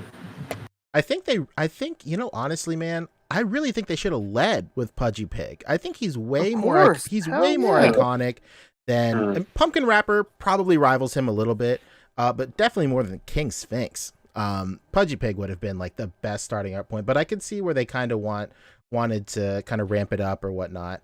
But not more than Goldar, not more than Zed. Well, Fabio Goldar is a high-ranking official in the upper echelon. He doesn't really. And Zed is the highest rank. He doesn't really rub elbows with these serfs. Say no more. I'll shut the F up. But this is pretty cool. It comes with like a commemorative like lunchbox kind of box thing. It's cool when they do that kind of stuff. Look forward to whenever they release this guy in a regular box at a Target near you, right? So it would have been cooler if he came in a fucking in a VHS box. Oh, that would have been the sickest shit ever. That's way cooler than this. I like that. This makes sense though, because in the 90s these were the lunchboxes. He's a food guy. True. It makes sense. But you're right. They're gonna re-release this maybe without the food accessories. But even so, like the food accessories aren't even like that crazy. No, it's a like, pie and. What is it? Yeah, I thought I saw a pie. The set here, you would think like, ooh, it's gonna come with some dope shit, but no. Cap Lives brought up earlier last week when it was revealed he wishes he would have come with spicy food because that's how they defeat him in the show. Like they feed him like spicy shit and he throws up. He throws up all their weapons and whatnot. Yeah, man, give him a bag of Takis. Come on, man. Yeah. It's just like you wanted, Poncho. Super 7 is going to become your number one Power Ranger. No, don't now. say that. They're going to give you Pudgy Pig with literally an entire food court. They really will. But before we leave this topic, one last question I'm going to pose to this cast we have here on the podcast. How long do you think it's going to take before Deadpool uses these accessories? He already is. He's on Dwight's desk already using this. He was like, "Oh, you guys got Pudgy Pig. Let me get that food over there." Ooh, is that a taco? Hey, who's got that pie? I want Deadpool to sit on it. Just only the wackiest scenarios for our friend Deadpool, right? Everybody go follow @StallDwight on Instagram. He's our, just good friend. Very good friend, close personal friend, some would say. Good stuff, yeah. And he's actually posting a lot of good comparisons of some 6-inch scale figures with the Galactus HasLab. So definitely, yeah. That's something worth giving credit for. All the flack we're giving it. He's doing his damnedest out there. For sure. He's comparing this thing and he's posting about it as much as he can. Yeah. Yeah. So this looks super all right. So that's Pudgy Pig. What's next? Is that it for the Power Rangers? Yeah, that's it for Hasbro. We're gonna move on to your bread and butter, Fabio. But before we where's do, our boys at? Whoa, hold, slow down. Oh. Hold your horses. Okay. Before we do, I just want to read off a couple of super chats that we got in the meantime. So while you get your ducks in a row, while you rev yourself up, let's go ahead and let's talk about some of these. Andrew Gladwell hit us with $5. He's talking about, he said, MTU Revelations was amazing. I never watched He-Man before since I never watched any He-Man before since I'm under 50. What a burn. And now they got me out here buying figures from Mattel. Incredible. Yeah, what a backhanded burn. I love it, man. That passive aggressiveness is the shit. The best. Keep it up, man. Bo Biggs, of course, the man, the myth, hit us with $20. Thank you so much. Dude, Bo Big, doing it big, as always. Absolutely. What an absolute legend. A true friend of this podcast. Jamichael hit us with $5. He said, yo, what's up, A.C.B.A. Curio? Secure the bag. Got all 4 SHF exclusives. I'm hyped that the stress is over and got the Kong Studio Vegeta in the mail today. Hell yeah, dude. That Kong Studio Vegeta is really nice. Congrats, dude. He hit us with 10 more a little bit down the line. He said, finished episode 150 of the podcast last week as well. And on the Loki wrap up, I wanted to bring that the time pad he used could be future tech of Tony Stark. It's future tech of the watch that Tony Stark built at Endgame, removing to regulate moving through time. Oh, for sure. Yeah, Absolutely. No question. And there was another thing. Thank you, Jamichael, by the way. That's thanks everybody. Thank you for the last few donations. I didn't say anything. There was a great shot that I noticed in that scene too, where even after he takes the watch off and like puts it in front of him, his hand is like resting behind it and still framed like he's wearing it. Yeah. So even though it's not on him, he's still like kind of in control of it. So the cinematography was real. Did he plan for Sylvie to snatch it and kill him? Seems like it. We'll find out. Season 2, baby. Anyway. All right, Fabio. Anyway. Our eyes are on the skies. Beam us up. Beam us up, baby. Everybody get out your pinhole cameras because this eclipse is going to hurt to look at. Stupid. I do it for you, Poncho. I can get a nice wheezing laugh out of you, then we're all good. Absolutely. All right, take it away, Fabio. Let's go. Anyway. All right, so this weekend, everybody should be aware that it was MezCon 2021 Summer Edition. They do it every year, or they have the last couple of years, obviously, since there's no San Diego Comic-Con. So they've been doing a lot more stuff, virtually. And last year was the first of it. We had, MezcoCon Summer, where we had the Golden Dragon Gomez, and then we had MezcoCon Fall, where we had the Hazard Squad Gomez. So it stands to reason that when Mezco is doing another online con, they would do another exclusive Gomez. And if you follow my channel, if you've been on my streams, you know that we personally unpacked all of the clues that would lead to a Casino Royale, quote unquote, James Bond style Gomez, just from this image right here. Let's go. Okay, we got there. Ended up being true. On TikTok, they dropped the official full trailer for the Gomez, Secret Agent Gomez Casino La Cucaracha edition. It is exactly what we thought. It is a James Bond style Gomez with a gadget watch, with a white tux, with golden eyes, all kinds of James Bond kind of goodness going on with it. They released a stop motion trailer with it, which had lots of little clues and lots of cool little graphics, teasers of things to come, things that had people talking leading up to the con. This was only on, I think they dropped this trailer on Monday, and the pre-order was on Wednesday, which was their preview night, right? So people are watching this trailer leading up to Wednesday, and they're like, "Whoa! I mean, we're obviously getting this Gomez, but what's up with these black skulls with the green ties? Huh? What's up with that? What's up with those images on the cards? What's going on?" So, sure enough, Wednesday came. They dropped their exclusive bundle for the event. It is the Mezco Con 2021 Summer Edition High Roller Box. Oh. Okay. What everybody loves, a bundle. A super sick figure just locked behind a paywall of an exclusive bundle. What do you think, Boog? I think that I don't need any of this shit at all. Whoa. But I do kind of like the look of Gomez and the 007 kind of get up or garb. And I've heard quite a few people say that they are just going to get this and get a Sean Connery custom head sculpt on this body. So question. I do like that idea. That's 100% the move. I did buy this though for someone else. Hell yeah! And it's worth noting that this, even though it dropped as the exclusive item, it was not like an in stock sell out kind of thing. It was a pre-order that was open for about 24 hours, and then it went to waitlist. So it was not that difficult to get. The website held up against all odds, and people were able to get this pretty easily. So you get your box. It's got graphics. It's got stickers with some of the new characters featured in this new Casino La Cucaracha world of Secret Agent Gomez. Mm-hmm. Damn, that Jeffrey man. Something I completely call. Oh, that's the best part. Yeah. I mean, I'm going to break all this down on my stream on Monday in a little more, maybe Tuesday actually, because I'm working. I'm doing some stuff on Monday, and so Tuesday on my next stream I'll probably break some of this down. But of course, you got Giraffe Head Dude, who we've actually seen before in Mezco lore. Hell yeah. Jeff O'Ray, first time with a name, however, right here. Okay, so who's that going to actually be when they want that body and that kind of look again? This looks like a Nick Fury kind of thing, right?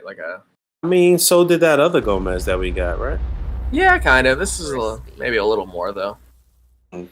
I mean, hey, in the world of anthropomorphic animals, all that matters is the hands and the head.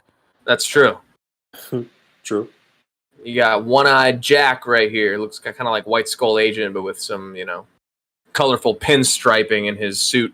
Mm-hmm. And you got 10, TEN. It's an acronym. We don't know what it stands for, but I wouldn't be surprised if it's just she's a perfect 10. Look at her. She's hot. That's a 10. She's probably a cyborg. That's my guess. Oh. That would be cool. Well, she's cozying up to a little grub right there. So I love how they go ahead and point out that this is the first look at some new faces. All right, they know what we're here for. It's the tease of that next thing. Cool. Would they actually put out that character in just a swimsuit? Do you think that's possible? Just for you, yes. Maybe when they figure out how to do this seamless body on the Michael Keaton Batman. Imagine that. But anyway. I mean, obviously, she would probably come with some other clothing and stuff. This is Mezco, but yeah, I'm just thinking about it. So that would be their first actual Barbie. Pretty much. Yeah. Awesome. I can't wait. Something I completely called on my stream, by the way. All right. I do get to be smug about this. It is the deck of 52 playing cards with all the graphics and all the, the characters featured in that previous trailer.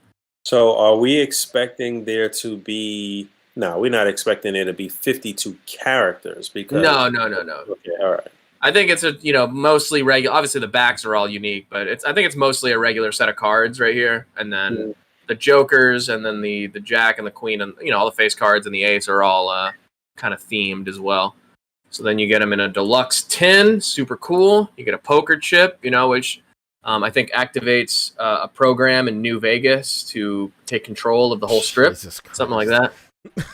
Poncho, you're here with me, right? You're here for it? Of course. Sick. All right, and then an exclusive 5 points 3-pack of the Pink Skulls Chaos Club Clubhouse set. You already know that this 5-point shit is going to go for major money by itself. Honestly, it's going by retail price. Like, this is probably the best valued bundle set that they've ever done, just because if you're getting a full 112 figure, especially because this one has light up eyes. We didn't even get it to the Gomez of this whole set, but here he is with his accessories, all the hands that you're familiar with, a new gun, new smoke effects, new sunglasses, entirely new boombox, entirely new watch. All this stuff basically is new except for the hands, Martini, and one gun. Before. Yeah, the martinis, which actually store inside of the boombox. This head is reused from the Hazard Squad Gomez, so it has the light up feature. So that alone, would make this $105 Gomez, let's say. Right. Plus the 5-point sets alone, like I told you guys in the chat, there's the Superman set that they did that was like $90. There was the Popeye set they did, which was the same thing. Like, it had like a full fold out like set to go with it, and it was $55. So for $155, you're getting a 112 and a full kind of 5-point set, plus all the stickers and all the swag and all that other stuff. So I think this is one of the best valued bundle sets that you get, because again, you don't care about the stickers and everything, right? Cool, but the value of the two like figure sets alone definitely make up the price of this. True. Cool. There he is. I mean, I called it once again. White Tux Gomez. There he is. Looking pretty sick. This, again, was a pre-order, and it's shipping in September to October of this year. This is not John Wick body or anything, right? This is regular Gomez body. No, this is the Gomez body. Okay. Those shoes look like they might be new. Let me see that. So the shoes are new. The lower legs are the socks from John Wick, but the shoes are new because they're the dress shoes, but they have like a retractable knife in one of the boots. Really? Yeah. So again, the lower leg, because it has like the sock sculpt underneath, is reused, I think, from John Wick, but that's like from the lower leg down, like the knee down, basically. Everything else, the Gomez we know love. When I saw this, I thought about just making him just like a waiter in some scene too. I was thinking that too, because I was looking at, and this will lead me great into the next thing. Obviously, there's some great photos from my favorite toy photographer who has me blocked on Instagram. Incredible. There's a few of them, but this one's my favorite. So there's a few accessories included here, like this backdrop that has a bunch of, other characters tied to Rumble Society and like a couple of other like James Bond references kind of hidden inside. So you got like Jaws back here. You got I forget his name, but his fez is familiar. And then you got this dude here. I forget who that is, but he's something. You got the Three Stooges back here in the corner as well. There's Jeff O'Reilly. There's Elvis talking to some aliens. There's like actual Sean Connery right there, maybe T. Dalt right next to him. And then there's with the Three Stooges? The what? Yeah, the Three Stooges back here. I don't know. They're just there. Why the Black Skulls got to be the help? Racist. Because the idea is the Black Skulls, I think, run this casino. So all these dudes are like, they're business owners. So they're there, enforcing what's going on here. You see them like hiding in the shadows up here and in the. It was an expert level cleanup right there. Yeah, Good job. Yeah. Well, that's definitely some sort of be your own boss type of shit right there. Excuse me. Business owners. But then I'm looking at the background, right, and you have some of that. You have the white skull or the black skull right here with like the bow tie. You can just swap this jacket for like one of the Agent Gomez, and you have like a waiter or just like a valet or somebody. Kind of makes you want like a red jacket like this one right here. Or a business owner.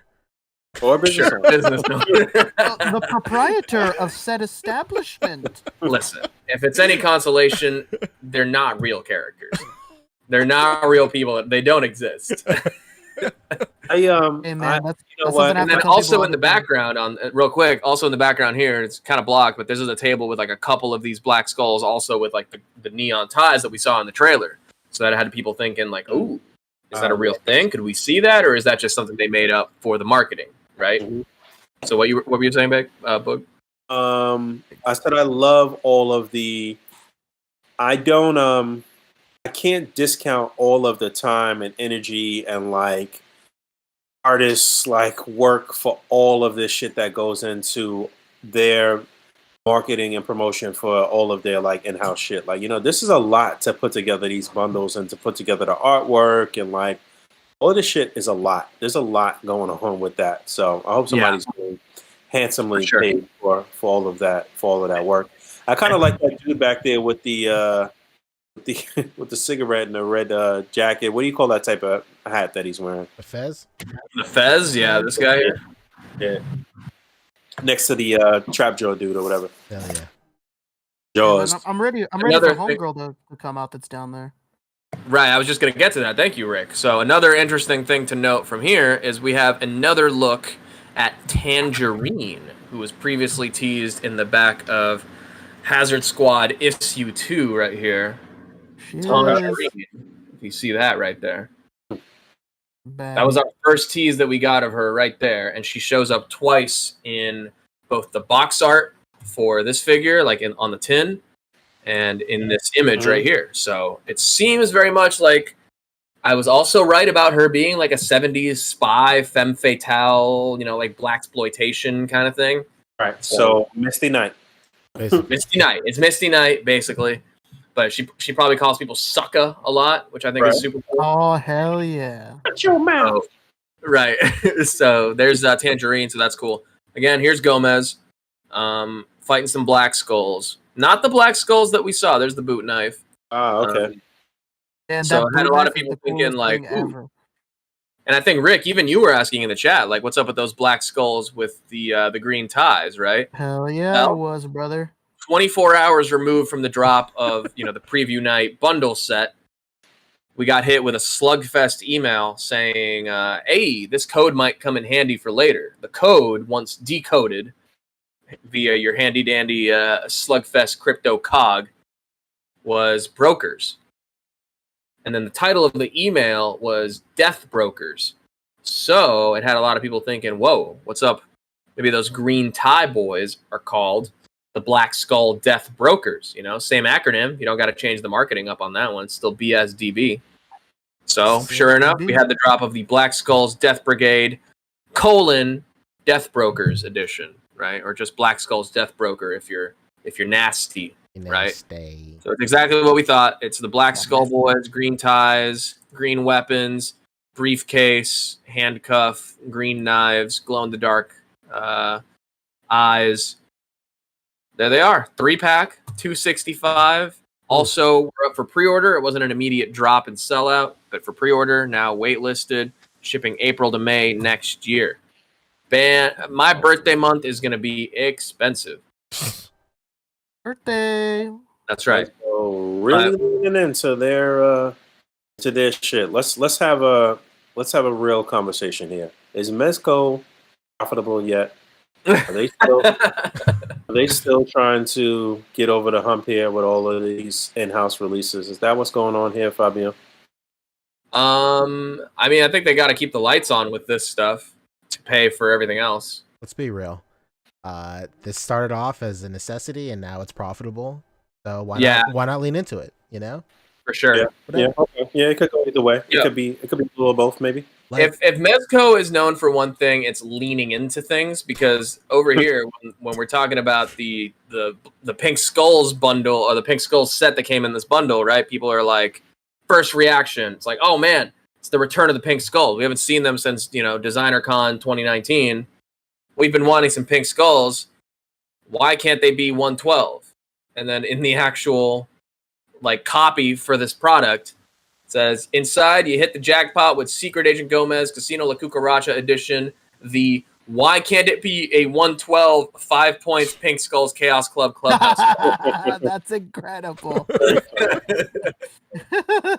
I do appreciate that shit about them too. That they don't they don't take themselves too seriously, and they don't like let the fans like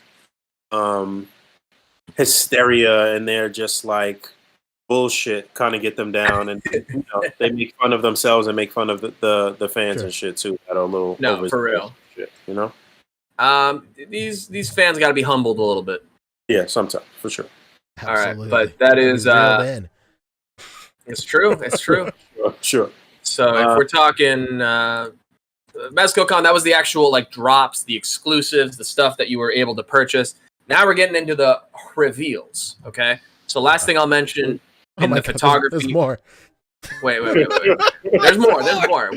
We're barely dipping our feet in. Our toes are set this up just so people know. Mezco planned out an entire itinerary, like they were like college professors and shit, and laid out that they would be doing a reveal for like a 3-hour window every day, every hour for 3 hours or something like that. Is that how it was? Yeah, like 3 to 4 hours basically. Mm-hmm. So yeah, that's true. And then in between those reveals, they would do contests, or like they would do a contest, a block of reveals, and then a contest at the end. So I went over this itinerary again. Everybody who watches this podcast probably already is, but you should be subscribed to my channel. I went over this itinerary in sickening detail, including pointing out all the typos and what clues they might entail. Oh my god. Yeah, no, it happened. All right, so that was the, like Boog said, they had the itinerary. So to get into what they actually showed for the itinerary, they have a nice handy recap of everything. Day one, here we go. First reveal of the day, Living Dead Dolls presents Halloween 3 Season of the Witch box set. Next. Pretty cool. I mean, it's that Living Dead Dolls format, but you can get, the kids in the silver shamrock masks from Halloween 3 Season of the Witch. Which, by the way, is a fantastic Nicolas Cage movie. Have you seen Season of the Witch? No, by the way on this shit. Come on. Why are we talking about this? Okay, all right, okay. Well, Nicolas Cage is super chill again, so we're all talking about him. Next up, we have the dinosaur. Well, he had that new movie Pig that just came out, which is getting a lot of buzz. But anyway, we got 112 Collective, Joker, Gotham by Gaslight. Didn't we call this like a year ago or some shit? We sure did. When they showed the Batman, we went through and we're like, okay, what else could they do from this? Right, when we were looking at that image of the other characters in this style. Yeah, but this is like a concept thing, because that never actually existed. There's not actually like a comic featuring a Joker. It's about him with Jack the Ripper, but then somebody conceived of like, what if they did the whole Rogues Gallery? Mm-hmm. And then this is Mezco's take on the Joker, which is cool because it has the face sculpt is basically The Man Who Laughs, which is the original like 1920s silent film that kind of influenced the original drawings for the Joker. I'm digging the suspenders here. I love that look. This is definitely going to be people's accountant in their collection. This is like the best medium Joker we could get. I thought that their classic Joker just didn't hit right enough, and I thought that Hot Topic Joker was the worst. And this is just like this is that perfect middle, man. I like it. The classic Joker is one of their best figures ever. You crazy? 100%. I didn't like it, man. Hot Topic Joker is not a phase, Rick. It's who I am. Gamers rise up. He wasn't spindly enough, if that makes any sense. I don't know. I mean, I feel you, but that tailoring, those accessories, his like how photogenic that figure is. I'm talking about the deluxe one, though. You know what I'm saying? Yeah, the big purple coat one. Have both. You're good. It's a fucking great figure, man. And what's that shit going for right now, Fabio? Like $1,000 or some shit, maybe? Deluxe Joker is going for like in the 500s usually. Jesus Christ! And look at this regular with gloves, man. Well, that's Hot Topic Joker. He's you can find it for retail usually. So this guy, he's got the fingerless gloves. Oh, this one. No, I think those are his hands, right? Oh, maybe he does actually. Yeah, I think I do see that. Yeah. Oh my god! Did I spot something Mezco related before Fabio? Oh my god! Right. Oh my god! Okay, all right. Rick, I won't be made a fool of like this. Hey, honestly, there's, that's I'm prideful. You know, it's fantastic. yeah, he's cool. I mean, it'll probably be another exclusive like regular Gotham by Gaslight Batman was. So be aware. What are your feelings about them choosing this Man Who Laughs over traditional Jack the Ripper from like the actual thing? I saw I saw a couple of people complaining, but I think this is like way better. Yeah, for sure. Especially compared to something that we'll show in just a second that has that like Jack the Ripper-y sort of cape. True. It makes you think they could do a good job with it. I'd like to see it for sure, but I wonder if is like Jack the Ripper like a licensed thing? Can they just make like a Nosferatu like silent screamers like their own interpretation of Jack the Ripper? I think I'd like to see that instead of like Jack the Ripper is like duty free at this point, right? McFarlane made one. What were they? That's what I thought, right? Yeah. Yeah. What was their line called? McFarlane made one, so I would like to see, a Mezco interpretation of Jack the Ripper, I think, before like specifically Gotham by Gaslight, Jack the Ripper, True. I think this was a really cool, a really great way to, pay homage to basically the figure that started it all, the Man Who Laughs for Joker. That's right. Not just that, but to quote 80s films all around the world, it's time to even the odds. we got too many Batmans, Let's get some Jokers in there, man. Come on. Who else can you see from this though? Like what else would you do? I'd love a Catwoman. I could see them doing a Penguin from this before we get a regular Penguin. No, that'd be terrible. But I feel you. Penguin was one of my top 10 wants. Whenever I did that, was that last year, top of last year, or end of last year? I don't know. But yeah, Penguin was definitely one of the ones I wanted to see. And we have some people in the chat. Dr. Steinman saying, "From Hell, Mezco 112." Yes, that's always what I think of when I think of Jack the Ripper. They did it's a comic series, I believe, but they did a movie with Johnny Depp in like the mid 2000s. It's pretty dank, pretty good movie. Hell yeah! All right. Ooh, what about Vanderpike is saying Grundy in this style would be awesome. Reuse that Bluto body, some big ass suspenders. Maybe you got a stew going. Oh, yeah, that'd be pretty fantastic, man. All right, so there is Joker. Yeah, I think the accessories are going to really make this Joker. I think they could really have some fun with accessories here.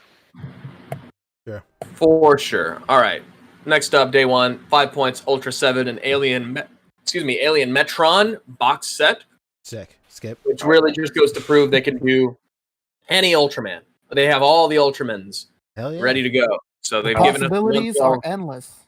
Yep. If they give us this in 112, I mean, you Ultraman fans are going broke. For sure. My favorite layer, Ultraman. Yes. And then 112 Dick Tracy and Flat Top revealed simultaneously. The worst Photoshop in the world. Excuse me? Giant fucking head on that little body, little hands. Oh, that's the real head for sure. No, I'm talking about Dick Tracy. I'm not talking about Flat Top over here. Look at that. Yeah, like it's a strong jawline for sure. Yeah, I know that this isn't how it's gonna look. Like it's just funny. Look at that little gun. The gun is smaller than. Oh hands. My god! It's like as big as his ear. Yeah, but exciting for the license for sure. I mean, they could go crazy with the villains on this, right? This is genius. Sure. This is the kind of stuff they should be doing. 1000%. Yep. This is and guess what? Dick Tracy's one of the most classic comics of all time. This is right up your alley, A.C.B.A. That's right. And I mean, if these are on the same, at least it looks like Flat Top might be on the same, like, Joker head neck combo kind of thing. Yeah. You can pop any of the Ghostbuster heads on there and boom, you got some goons. Done. Yeah. What's the complaint about? This should be really interesting. Like you said, they could have a lot of fun with the villains here. That's basically what Dick Tracy is. Basically, it's really all about the villains. And this, like Rick said, this is right up their alley with doing soft goods on some really cool Dick Tracy figures. And again, the accessories can really make these guys. I could see some really cool things. I could see them reusing a lot of shit that they already did, baseball bats and shit like that. But yeah, this should be interesting. You want to know something crazy? Hear me out here. It could pretty much reuse the entirety of Dick Tracy, the clothes, the hat, and everything, and make a question. Oh wow, I didn't What? think about that. Yeah, that makes perfect sense. Yeah, they could do that. Man, We please. could do Rorschach, honestly. I mean, I'm waiting. Rorschach too. I'd love either of those. Fabio, now you're thinking we got a stew going. Wait, they haven't done any Watchmen shit at all, right? I wish they would. That was one of my most wanted licenses, but it was not announced. That's also I'll keep really holding out. weird. That's also really weird because it sounds like something they would do. Yeah, that sounds. Ozymandias, like his suit would be perfect for 112. Like I see a lot of people doing it with Dr. Fate. Yeah, Rorschach, Ozymandias. It's like to the point where I must have had like a fever dream. I swear to God, I thought that they said they were making a Rorschach. Well, I guess I they've done Constantine, or they are doing it. So that's also in this vein right here. Oh yeah, Johnny C. Yeah. That's right, John Conn. How long after when they did this last year? How long after did we actually start seeing like official pics of the figures? I mean, if we're talking Mezco like Toys Fair, like this year that just happened, which is kind of what I can remember the most. From that, we've seen Destro, Wolverine, the Popeye set, a few others. Like it's a few months usually, but I think at this point, everything that we saw at last year's Mezco Con was already like, shown or whatever, or up for pre-order. But usually, yeah, it's a few months after. You can kind of tell like how close to ready it is, depending on kind of the Photoshop state of the pictures they have. Mm-hmm. All right, but that's day one. That's only day one, everybody. They had some contests to which they announced the winners the following day. That's only day one. Strap in, strap it on. We're just getting started. Number one SNM podcast. Hey, we're trying to be sex positive here. All right.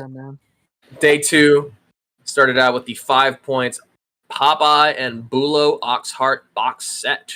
I did not even. Hilarious. I never even seen this guy before in Popeye. Who is this fella? Who you calling Pinhead? Oh man. So yeah. Who you calling Ginger? Look at him. Hey man, if this means that they'll just do these guys, this big boy again on the Bluto body with no shirt, boxing gloves, fuck it, let's see it. Popeye with no shirt. People already do that. People already take the shirt off that Popeye. He is looking jacked, brother. Yeah, for sure. He's one of Popeye's definitely one of their like top 5 figures or 5 characters that they've done for sure. Again, this is just to show like they can do it all, and they're going kind of deep in terms of the 5 point stuff. Yeah, it's one of their legacy brands too.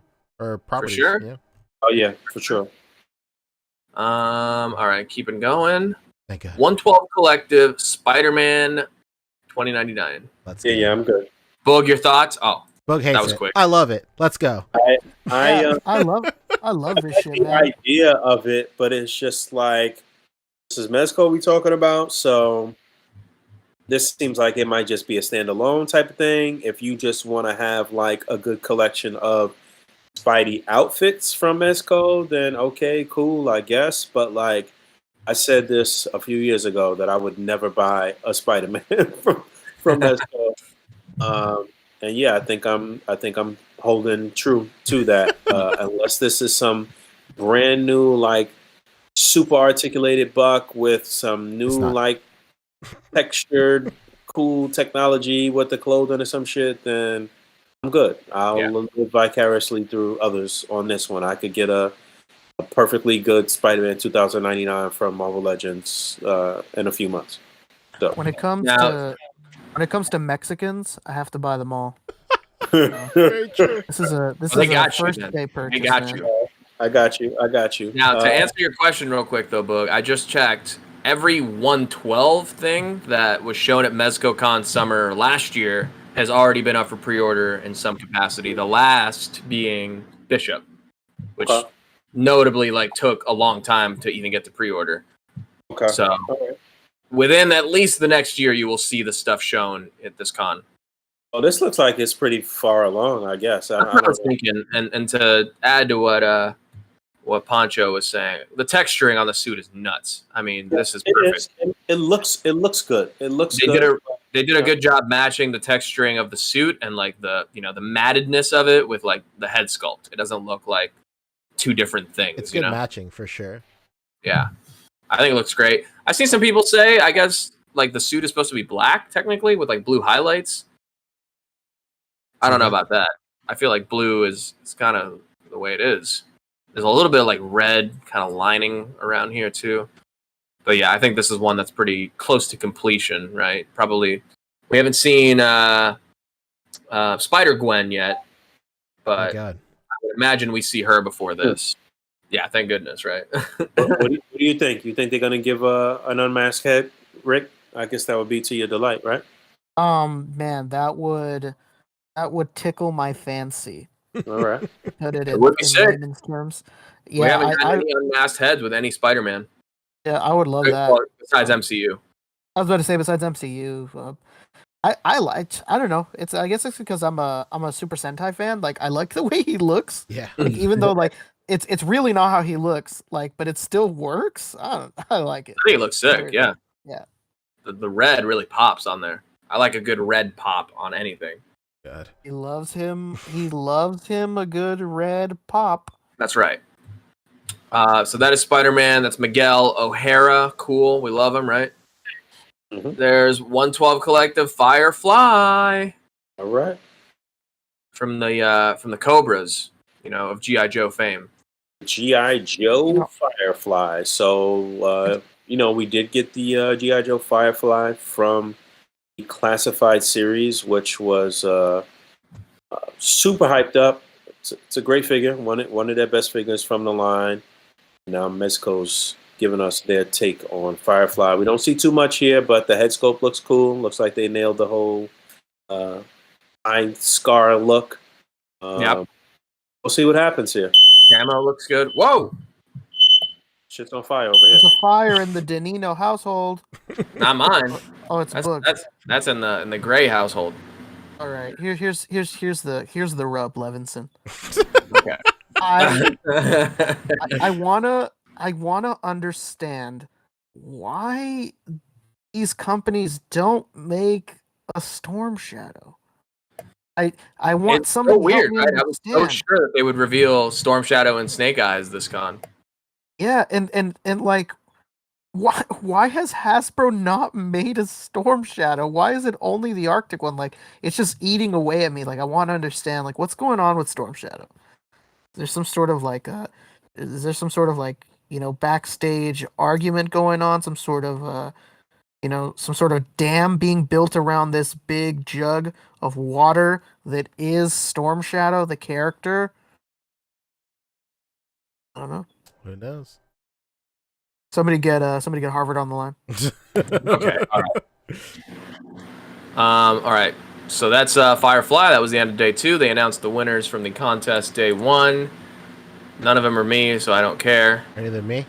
I tried to do that crossword today. There's no way. I didn't even understand what it was telling me. Ah, boy. All right, so day 3, that was today. Oh, yeah, that really just happened. No, you're not dreaming, they said. The finish line That's is all, folks. in sight. That's right. Reveals. Here we go. 18-inch Godzilla. Everybody. Oh, baby. Oh, baby. This, fantastic. Okay? Hell yeah. This... But what is this, though? This is not 112. What is this? It's just a toy, dog. Just Godzilla. They did. Toy. They did King Kong, right? They did an 18-inch King Kong, and they did like two, like the small 6-inch versions that I have here. Oh shit! And then they did. It's the same skull, but the 18-inch version has like slightly less articulation. Captain McKay Random actually did a great review on it, and he sure did.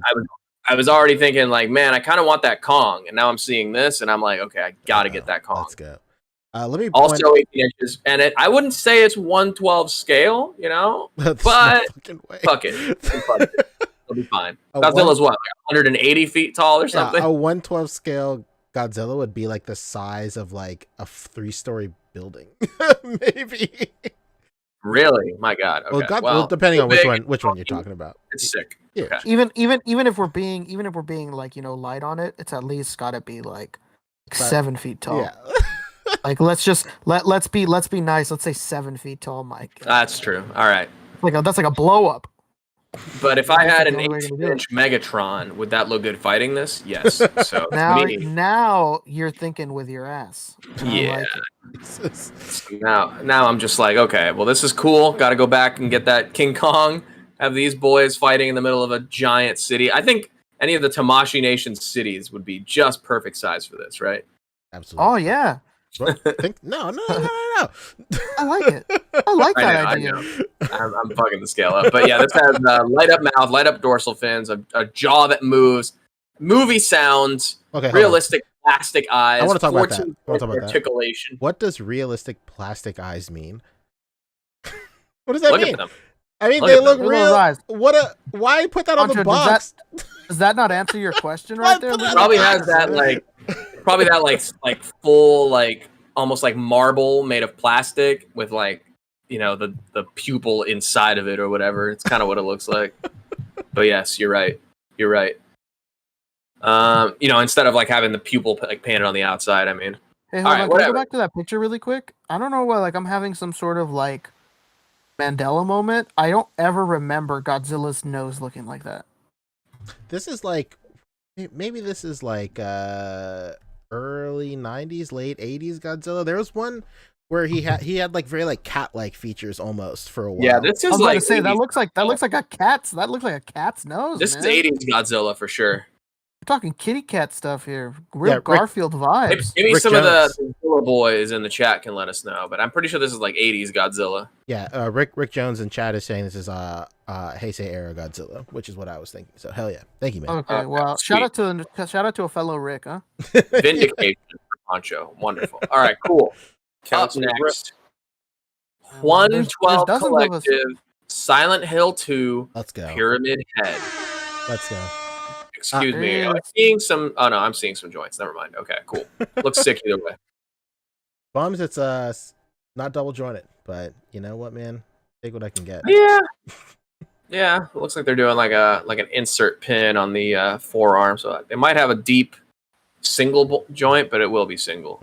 Well, you know what I was gonna say, man, is that a lot of these Pyramid Head figures that have come out, even though I want nothing to do with this figure personally, I have like held those figures in my hands before, and they can't hold that damn thing in their hands to save their life. Maybe with the single joint, it's easier to like back that joint up with some power, give it a little extra juice. All Well, right. that's a Whoa, cleaver. I don't know. Fair I'm just- enough. I'm just Sigma one excited. is a nightmare. I'm excited Either for that the or implications.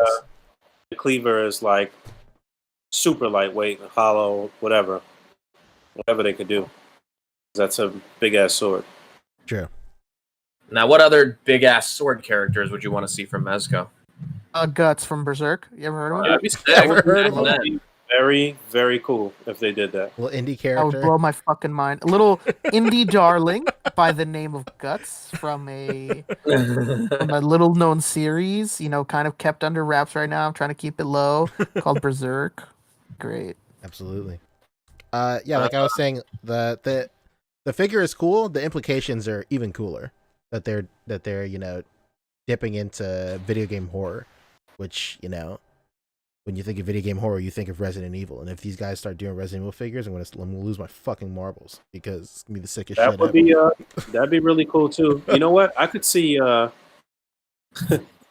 know this is like some freaking crossover event of the century type shit, but if Mythic Legions were able to do Guts, that'd be fucking great. That'd be great. Oh my God, man, brother. they should just do it and call him something else. Like, look, it's Intestines. intestines. Fucking Poncho. It's intestines. The Black Swordsman. That would be nuts because they, obviously it pair well with all of the horses and shit that they're doing. That'd be crazy. Very true. Sign me up, Daddy. So yeah, this was day 3. 3. Yeah. Yep. And then a couple more things. We got the MDS Mezco Designer Series Batman 1966 Wow. with Batman and Robin. Finally, the one everybody's been waiting for. Robin. Oh shit! Do you There he think, is. It They looks do like- make They look like the dude from fucking Mad TV. You think for sure? You think Warner Brothers kind of had like a '60s Batman license fire sale or some shit like that a couple of months Yeah. ago. Not just, All right. no, here's what they did. That's funny. They were like, listen, you guys don't have a fucking choice. You need to start making 60s Batman shit now. And they were like, no. And then they were like, oh, then we're taking it away. And they're like, oh, never mind. Yeah, this is everybody. Mezco, Mattel, who else? McFarlane. McFarlane, yeah. No, not Mattel anymore. McFarlane. McFarlane, yeah. It's just Thank so you, strange seeing them McFarlane. pop back up. Like, I feel like I'm in 2015 again. All right, so that was that. And we got one more couple of reveals, right? One more. Final one of the day. We were all excited because we were like, finally, Mezco is giving us Robin. There we go. Now everyone can stop bitching about Robin. And then they actually were like, no, we're doing 112 collecting Robin too. That's pretty tight. It's coming. You bitched. You moaned. Mez heard your complaints. Robin's coming. It's been pretty much. We heard his confirmed, but people are speculating his that complaints. Yeah. Right, he's the one that said he don't fuck with Robin. Well, I mean, there it is. So he doesn't necessarily not fuck with Robin. He doesn't fuck with the principle of Robin, the idea of Robin. He's got something against Batman training child soldiers to fight in primary colors in the middle of the night with him. Like conceptually, is what he said is that he's a little like he doesn't really see the point of it, but people want it. People bitched and moaned. It was a big point of contention for a while. He must have had a dad in the military or some shit that rubbed him the wrong way or some shit. I mean, let's call a spade a spade. My man wants money. He knows where it's at. Sure. It's by making a figure of the biggest little piece of shit in DC history, Damian Wayne. Absolutely. I love him. He's the best. He's the worst. It's awesome. Let's get her I done, see man. 12 Batmans on my shelves right now that each need a Robin. So yeah, they're gonna milk this for a minute. Yeah, man. I was talking about evening the odds with Joker. Now we're really starting up the fire. So what we talking about here? A brand new child sort of size buck, or they're gonna go with the Just Vapor for sure, I'd say. Nah, it'll be that Vapor, Doc Nocturnal, and Spider-Man Far From Home body, I think. That's insane. It's a great figure. Boog, I forget, do you have that figure? Which is basically the same as the Gomez buck, except with shorter forearms and shorter legs, basically. Is that a yes or a no, Boog? Vapor? Yeah, I got Vapor. Yeah, he's fucking nice. Hell yeah. Okay, yeah, hell, it's okay. Yeah, so if he's that That's what I'm talking about, size, and any like kind of additional height incurred will be from like whatever lower legs they choose for him. Like if he has like full on boots, but I don't know. From what the indication of this symbol, like this specific symbol, kind of points to it being Damian, which is a popular, more modern Robin.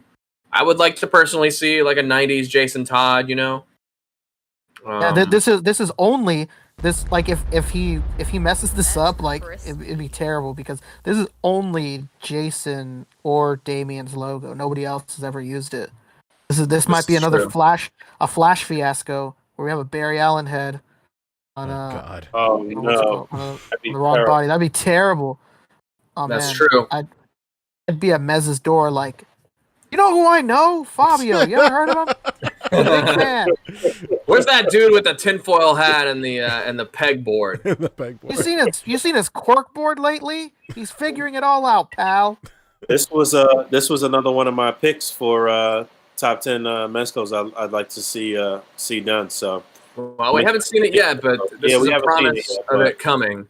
So the last time we saw like a graphic like this was for Fantastic Four in the Fall Con, and then that went up for pre-order like a month ago. So it'll be a while before we actually see this Robin, but it is coming. I don't You know. know what? We're talking New about York Fantastic Comic Four, Con. which was 4 figures, 4 characters, a whole box set thing. This is just one figure, so it might That's be soon. true. That's true. You know, And then the I would final- love, I would sorry, love go to see it. I would love to see it in October, New York Comic Con. I'd love to I see imagine that. we'll see the first images of it by the next con. Yeah. Fantastic.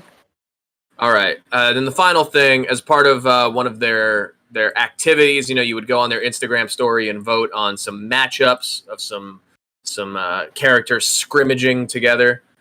A couple of new characters who were spotted going up against each other. Not new characters, but new variants of characters we already know and love. Got a new Nosferatu Symphony of Horror edition, and Oh, I forgot Doc about Nocturnal Red Death. Yeah, you're not showing it though, bro. Am I not? Oh, I guess. Oh, Oh, sir. I guess my screen share was only showing my application window, not my whole screen. All right, there he is. There we go. Nosferatu Symphony of Horror versus Doc Nocturnal Red Death. Very nice. We got Nosferatu, all kind of like blood craze. Here's that big cloak I was telling you about. Right, looking cool. And then you got Doc Nocturnal in his Eddie Murphy delirious jumpsuit. That this kind of version of Nosferatu looks like it could be your kind of like king of your vampires or whatever, like a Dracula type situation for your Blade. Richard? I don't feel like the original one matches up that well with Blade, even though we've seen people do that. I think this kind of looks a little more modern, I guess, even though I guess Dracula would still be super old, but you know what I mean. Yeah. But this Red Dog Nocturnal, I mean, I'm such a sucker for red and black that I'm just like, oh, it's so red, I need it. Is that like a pleather sort of hood and cloak there? Yeah, pretty much the same as the black one. New thing on here is like a new harness that's going across his chest right here. Oh shit, we about to get an X-Force Deadpool. I'm saying, I mean, he's got the front harness right here and then 2 holsters on the side. So, hey, maybe happening. Get excited. I like the Nosferatu. I'm not a fan of this Doc Nocturnal, man. He looks like he's kind of wearing half of the Adidas Stormtrooper suit. Those black stripes on the pants. Especially with that long down the side. Hell yeah. That's funny. Yeah, man. That's great. But yeah. Nosferatu's great. If nothing else, you got another Doc Nocturnal to put some of his various accessories on, if you have the accessory kit and all that. Yeah, a lot of people out on the first Nosferatu too, so I could see this being super highly sought after. Yeah, exactly. That Nosferatu, a lot of people slept on. It is a beautiful figure. Yeah, I need one for sure. And fun fact, the hands and the head swap very cleanly onto any of the ninja figures. So if you just wanted to have like vampire ninjas out of your gold skulls, it's very, very possible. All right. Vampy ninjas. Yeah. For that reason alone, I'm with you, Boog, because I want this as my vampire lord, and then I can have some ninjas underneath him, Yeah, man, get Blade going. Didn't you just sell a Blade? I was trying to, because I needed a little extra quiche before this Mezco con. But I have an extra one because I bought a Snake Eyes set from 112 Shop that I've been waiting for like over a year now, and I don't think I'm ever getting it. So I just figured I might as well go ahead and try to sell my extra Blade on the side. If anyone's interested, hit me up. That's it. That's Mezco, baby. We're done. Oh. All right. We did it. We did it. So we're looking forward to day 4 tomorrow, right? No, it's over. Today was the last day. Really? Only thing we're looking forward to. I know, right? And now what? You don't want it to be over? Do you want me to keep going? Sure. That's surprising. I'm shocked that they don't have some Sunday reveals. So they seem kind of light on this. They're doing basically like Thursday to Saturday today, and then tomorrow all they're doing is announcing the winners for the contest today. Nah, they're gonna drop one more surprise. I'm sure. Dang. One more thing. I appreciate this about the Mezco Con thing. They had more opportunities for me to spend money than the Toys Fair. So I appreciate that, but they were pre-orders, so it's not like I'm even going to see this stuff until next year anyway. So, man, we sitting around waiting for Conan and Mr. Freeze right now. So, you're getting that Gomez before that. Don't worry. Don't lie to me, man. I would never. All right, Poncho. I believe you have something that you wanted to tell people about in terms of. Right. Can you handle the screen share on that though? No. No, all right, I only have 2 monitors. Unfortunately. I got you. Maybe. We're doing SH Figuarts. SHF. Before we get to that, let's do some super chat read-offs. I think real quick while you get yourself a little situated, Fabio. I'm situated, big boy. Oh, there we go. Bringing it back to Pudgy Pig, Kyle House hit us with $10. He said, "Fun fact about Pudgy Pig: The press release said he would be 45, but Hasbro decided that we should suffer and they raised it to 60. Never thought I would pay $60 for a scrotum with legs. Hey, it was the first time for everything. Thank you. That is some underhanded shit, man. You think that's you think maybe it's just 60 for this con version and we're gonna see a $45 one down the road? Maybe? Oh yeah, 100%. Yeah. And that $60 is all that random box that nobody asked for. sure. Yep. Very true. Very true. Tim Smith. Idea of the bundle, the Mezco bundle type shit, basically. Everybody's trying to get a piece of the pie. T. Smith. T. Smith, the man, the myth, hit us at 20. He said, "Finna watch the new Space Jam. Dropping by the show to support the gang. Be easy. Shit. Love, peace, and chicken grease." Hell yeah. My brother took my nephew to see Space Jam today. I gotta call him after this and see what his thoughts are. Hell yeah. One of my best friends growing up, he messaged our group chat. He was like, "Hey, saw Space Jam, fucking hated it." And I was like, "Oh shit." I was like, but your son, what did he think?" His son's like 8 or whatever. Didn't reply. So guess we'll never know. I guess we'll never know. My nephew is 5, so I mean he probably think it's He'll love it. awesome. Yeah, he'll love it. Good. It's not for us, man. To be quite honest. Jamichael Johnson hit us with 2, taking us back to Dark Knight, to Robin. Plot twist is Dark Knight Carrie Kelly. I would love that plot twist. Oh shit! I didn't even think about that. Whoa! Let me go look at her logo. Now that you said that, I would love that. I'm waiting on the MAFEX 2-pack right now. Yeah. Any day now. Right? Yeah. I think it got delayed, to be quite honest, but I'll wait forever. It did get delayed. What was I going to tell you? Yeah, you know what? That would be cool if it was Carrie Kelly, but I think they need to redo their Batman for that, to really like kind of revive that shit. Like he's, he is their first 112 collector figure, basically. So it's still, I will say it'd be quite nice for it to be Carrie Kelly to pay an homage to their first Batman figure they made, which was the Dark Knight, Batman. I think that'd be pretty tight if it ended up being. What a troll move that would be. It'd be really cool. And then Repeat DC hit us with 5 just now. He said, "I've seen those other MMPR villains peg warm at Target. No doubt at Target. Doubt we're getting a regular release. Absolutely, for sure." So thank you so much for the release of what? I didn't hear that. Sorry. For the Pudgy Pig. That's what we were talking about earlier. Yeah, okay. Yeah, and then Cap Lives in chat is saying, just make Carrie Kelly match Supreme Knight. True. I mean, you could. For sure. I didn't think about that. Yeah, that could work. That would be cool, actually. Yeah. Hell yeah. All right, tight. So, thank you again, everybody, for the super chats. Hell yeah. It may take a little bit, but we do eventually get back to them. So, just sit tight. Try to fold them in as naturally as possible. Well said, Punch. Yeah. So next up is SHF, specifically Dragon Ball SHF. It was a huge week for Dragon Ball SHF, for Dragon Ball in general. Not only did they reveal a ton of Dragon Ball stuff, they talked about the new movie, which has fans split right down the middle. Apparently it's going to be a CG movie. They're using like new CG tech, pretty similar to how Spider-Verse did CG. It's just a 3D model with line art over it.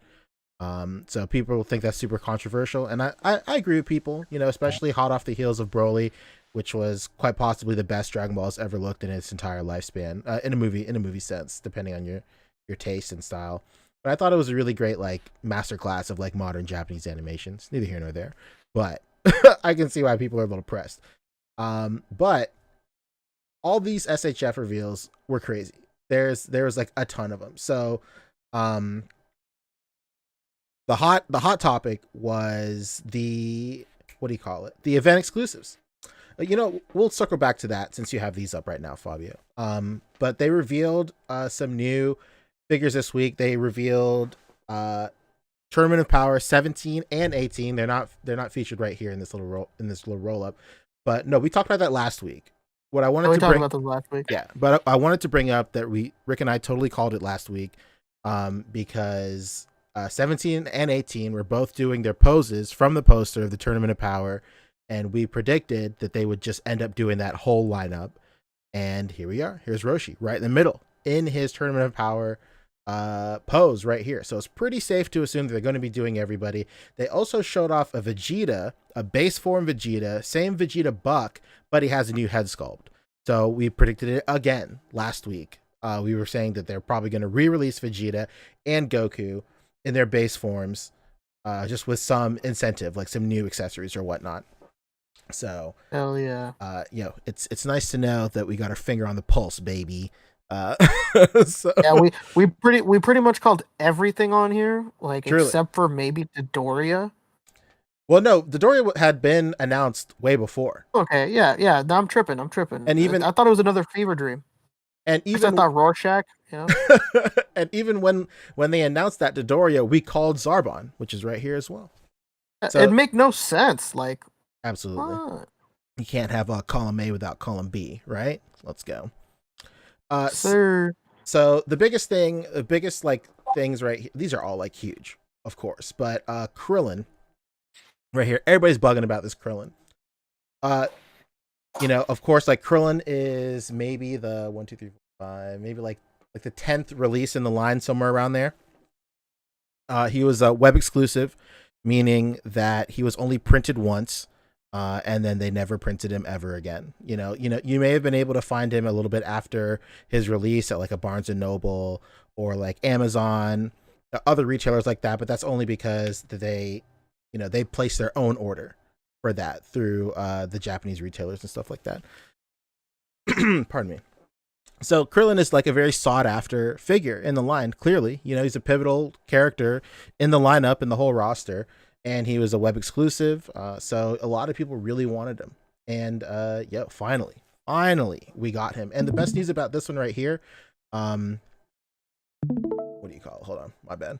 The best news about this one right here is that he's going to be like just a regular release. So super tight. He's not going to be a Tamashii Web exclusive, which means that he won't be a P Bandai exclusive here in the United States. So he'll be a regular release, which means that he'll be available at all your regular retailers, and he'll have a chance to be reprinted over and over and over again. How will this pair with S-Ro Goku? That's true. So if you want to go back to like the front facing picture right there, the most like striking thing about this Krillin is like their articulation tech looks wild right here.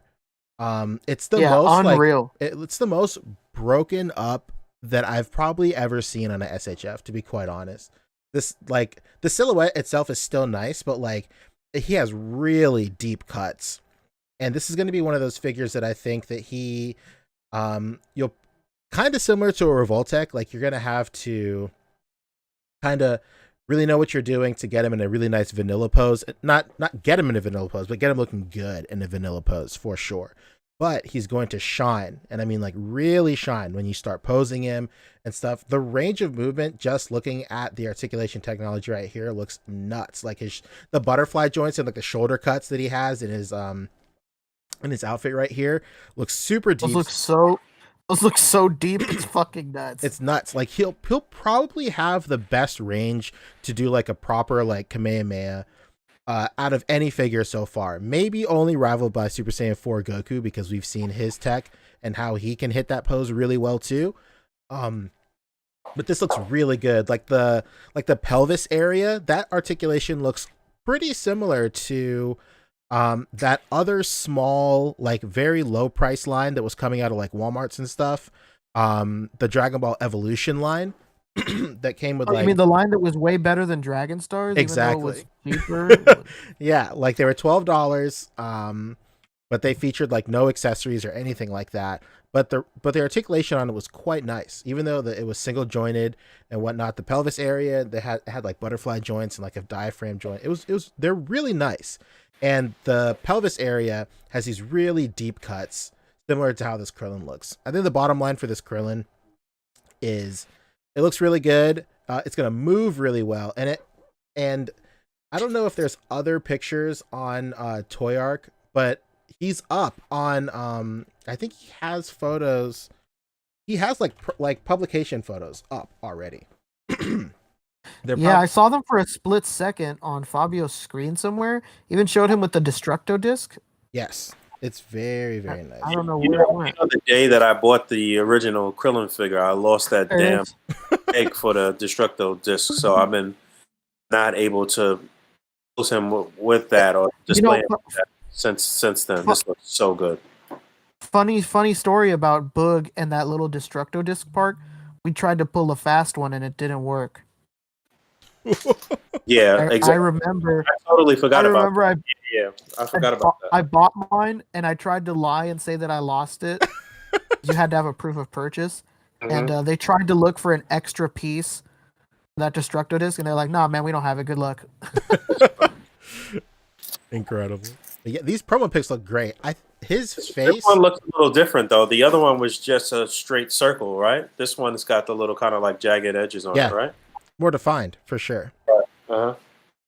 I think the character portraits are. This is probably some of the best that the line has probably ever had to offer. I think Krillin's portraits look so good. They're so on model. It's like unbelievable. It literally looks like it was just like it looks photoshopped, to be quite honest. Like it looks like they just photoshopped that shit on him.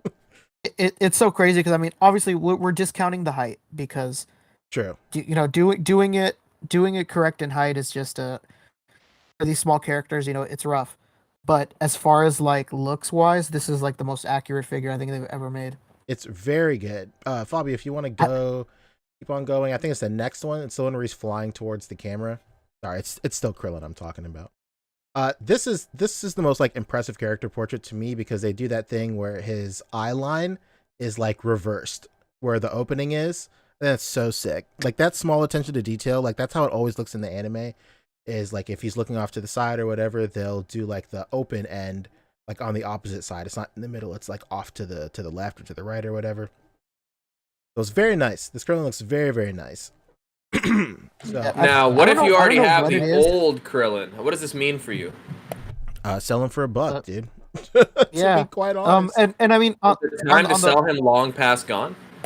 on the plus side, they're like completely different. They are, yeah. I think like even if you have the old Krillin, if you're attached to it and you're kind of like at a crossroads, if you want to sell him or not, I feel like keep him, dude. Like if you want to use that one for more of like a portrait type of way, because we say it all the time on the show, like the 1.0 Krillin is probably the best out of the entire 1.0 line. It's so good. And like it just photographs so well. I mean, we're talking about how great the character portraits look in this one, but they look just as good on the other Krillin as well. Yeah, you know what? There may be one or two looks that are not in this. What about that extra head that we got with the Android 18 or Android? Yeah, with the kissing him and whatnot. Yeah, it's basically the same as this one right here that Fabio has on screen, except this one is looking forwards and the other one is looking like to like the left or the right, like as like a reaction to 18 kissing him. So there's definitely reasons to have multiples to have both of them for sure. And then this one also, excuse me, his eyes, it's more akin to the anime. Like he doesn't have, his eyes are like skin colored, like the whites of his eyes. He doesn't have whites of his eyes. Like it's like the same as like, basically how he's supposed to look. He doesn't have like whites of his eyes all the time. Yeah, the only time he has whites of his eyes are like really random, and most of the time it's like for comedic purposes. It's not ever really, it's not really common. Usually, just like he said, he has. I can see how that would be funny. True. Yeah, but the old release does have whites for his eyes as well. Yeah, the old release does. Yeah, I remember there's some people's complaint. Well, what's interesting now is in the new movie they showed off key art for Krillin. And they're like making him have whites in his eyes for the movie now. So, there's definitely a reason to keep both. Yeah. And man, I don't know what it is with this SHF team. They fucking kill it at making Krillin. Like, I don't know. Like, dude, the guy that's like sculpting over there, he must fucking love Krillin. Krillin's it's crazy. People love Krillin, man. Oh yeah, especially here in the United States, people fucking love Krillin. Absolutely. I don't know why in Japan they don't really love Krillin. Damn. Weird. Tough crowd. Yeah, man. Yeah, if you want to move on, if you want to move back to like that bigger thing with all the other characters, we can start moving forward. We're definitely gushing it with Curlin over here. The best. So next up, we'll talk about Zarbon real quick. Of course, we called it the other week when we talked about Dodoria. You can't have Dodoria without Zarbon. Like when you think of like early Namekian arc, you think of like the big three. You think of Frieza, accompanied by Zarbon and Dodoria. This Zarbon looks incredible, dude. This looks so good. I can't believe how good this thing looks. It's unbelievable. But very excited for this. The thighs on this figure, I thought it was a Storm Collectables at first. Absolutely. Yeah, man, there's really not much to say about this Zarbon. Like, if there's one thing, like, you know, man, if they gave us his monster form, I would like absolutely lose it, dude. Like, but that's teetering the line of hopes and dreams, because like it's almost like I feel like I'm almost asking too much, wanting to get the monster form of this Zarbon. I think like if we were ever to get the monster form of this Zarbon, it's after they have done all the other forms of Frieza. If they're going to do other forms of, you know, villains and stuff, I feel like they'd lead the way with Frieza first. You know, but then if they're doing that, then they're opening up the doors for, you know, other transformations for other villains. It'd be pretty tight. But the Zarbon looks really great. I feel like we did like talk about the possibility of them kind of doing a 2-in-1 when we first talked about this character. Oh, that there might be a possibility that they would have some type of swap out situation where you could kind of make them look like that. But yeah, I think like, you know, it wouldn't really be the worst thing in the world if it came with like the monster form head. Like, of course, like the monster form is like a way like, you know, bigger and like bulkier body. But, you know, in some of the newer versions of like key art, like for the video games and stuff, when they render out the monster form of Zarbon, he doesn't really look that much bulkier than regular Zarbon. And this buck right here that they have him on is like crazy, like jacked. So it really wouldn't be the worst thing in the world if they gave us like an interchangeable like monster Zarbon head. But ultimately, I would just love like a whole new figure that's battle damaged and stuff like that. That's a pipe dream at this point. But this looks super tight. And then next up, what's next? What's next, Fabio? When's it gonna be time for soft goods in this line? Oh my god, I 3.0s, baby. Who knows? Just checking. As long as it's on the way. Next up, right here, we have Roshi. Yeah, what can we say, man? We called it, dude. Roshi looks super sick. Not a lot of photos of this guy. But it just looks really nice. I like I would say I hope they kind of fix like the knees, maybe like the way the joint breaks up in the knees kind of looks a little strange. But other than that, I mean, what more can you really ask for, to be quite honest? I hope he comes with like his staff. I hope he comes with like maybe a turtle shell. I don't know, like a removable turtle shell can be pretty tight. But you know, the dream is obviously to have like a big buff Roshi, but until we get that, like the Dragon Stars version will be just fine as a stand-in for sure. Yeah. Next up is the last thing that they showed off was it's the girl Fabio. So like they had a survey a couple of weeks ago saying like which characters would you want to see the most be made into SHF. They had a bunch of like fan favorites in there, bunch of dudes from like Dragon Ball Z and then Super, some GT guys in there. Well, I can't remember if they had GT guys in there. But number one has been revealed. Like the number one pick was this Kefla. And Kefla is a character from the Tournament of Power arc. She's a fusion character. She's a character that like gave Goku like a run for his money. Like she fought like Ultra Instinct Goku. So pretty formidable. It's really tight to like see a female figure in this line that is also like a warrior, like fighter type of person. Like of course you've had Boma, and then we're gonna get Launch as well super soon. But it's really cool to get like somebody that you can get in really cool dynamic poses and fighting poses and stuff. So this is super tight. And this is only... Yeah, I think... Go ahead, Rick. I think the only character we've ever gotten that was a female character that could fight was just 16. True.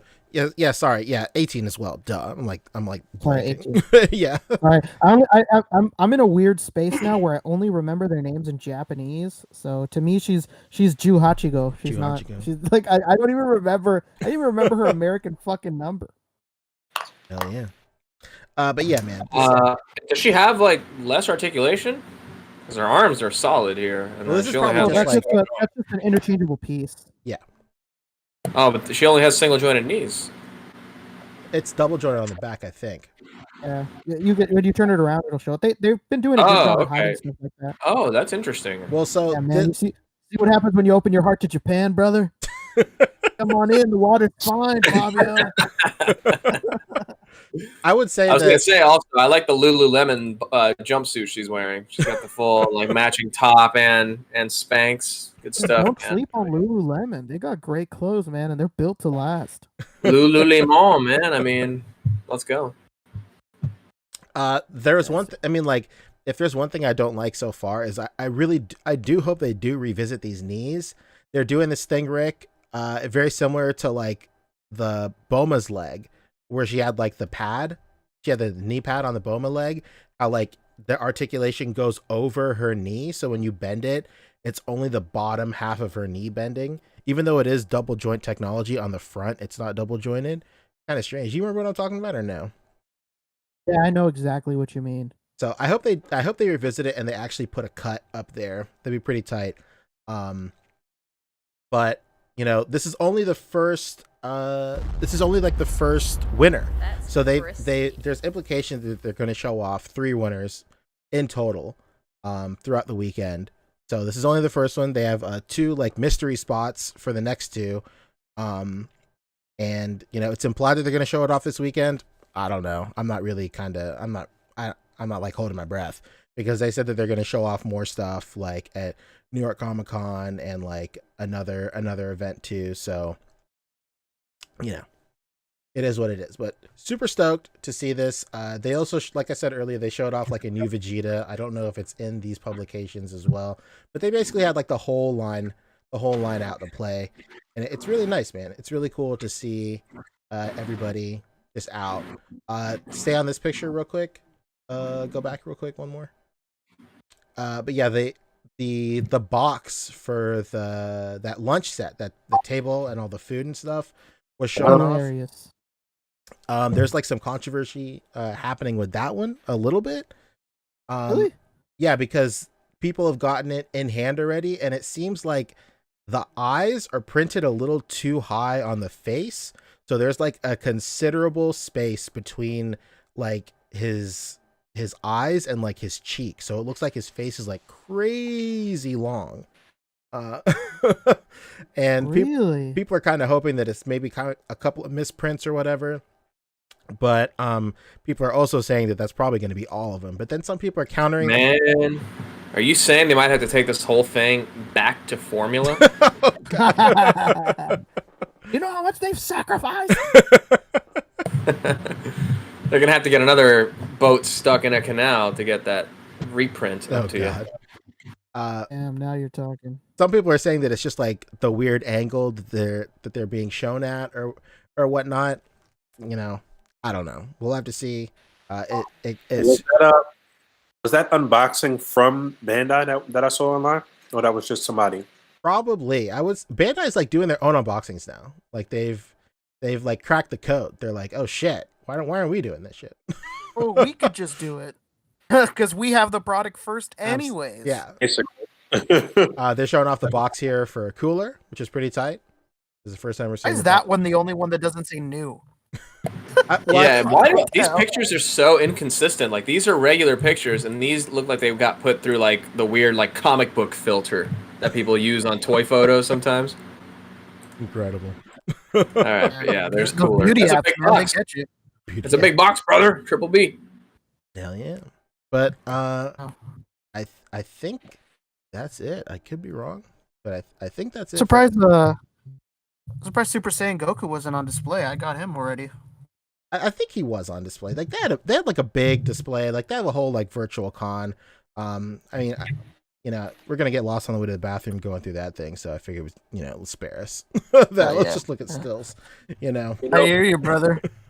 you know who they might show since they're doing tournament and power stuff? Mm-hmm. They might finally give us the other Whis character. What's his name? Oh, Champa. Yeah, Champa and Champa and Vados. Yeah. Hell yeah, that'd be sick, So they- man. They had teased that a while ago, right? Yeah, that was like, that was one of those. That was one of those Comic Cons when like I was there. So it's a very long time ago. Damn, Poncho, what the hell? So yeah, man, that's one of those things where back then I feel like they were just like bringing whatever to the con. Like, a sculptor may have been working on something and they're like, oh, this looks pretty tight. Maybe we'll make it one day. Who knows? And like they're on their way to the con, like, hey, let's bring that. Whatever. So I see a lot of people online talking about like whenever they show off stuff, whenever there are these big events, just like this one, people try not to get too excited for what they show off because they don't really know what's actually going to make it to publication. But we've said it on the show before. I think they're doing a much better job now than specifically what you're talking about, Boog, that show like a couple of years ago, where they were just like throwing everything at the wall and seeing what stuck. But I think that basically everything they bring to these shows now, they have a plan to bring it forward. And it's only if something either gets in the way or if there's like a considerable amount of backlash that they won't bring it. They won't bring it to market. But you know what's funny, man, is that I don't even think that they do it out of the kindness of their heart or anything like that, because what you're describing they still do with like every other line except Sure. for this one. Yeah. So what I think happened was that they just got fucking tired of people like, dude, where's that Champa you showed like 4 years ago? Hey, where's that Super Saiyan 4 Goku you showed like 6 years ago? And they're just like, you know what, man? Fine, we'll only put out what we have a plan to make. How about that? Absolutely. It's like literally for every other line. Who could forget the Vince McMahon? Like, yeah, like there's just so like that's the only one off the top of my head, but there's so many times where that still happens now, but it doesn't for this line now, which is like their most important line, really. Their most like True. popular line. So Yeah, that shredder that we saw forever ago, Boog. Never ever. Oh, No, dude, I was there when they put out that shredder on the Comic-Con floor, and everybody's like, "Oh shit!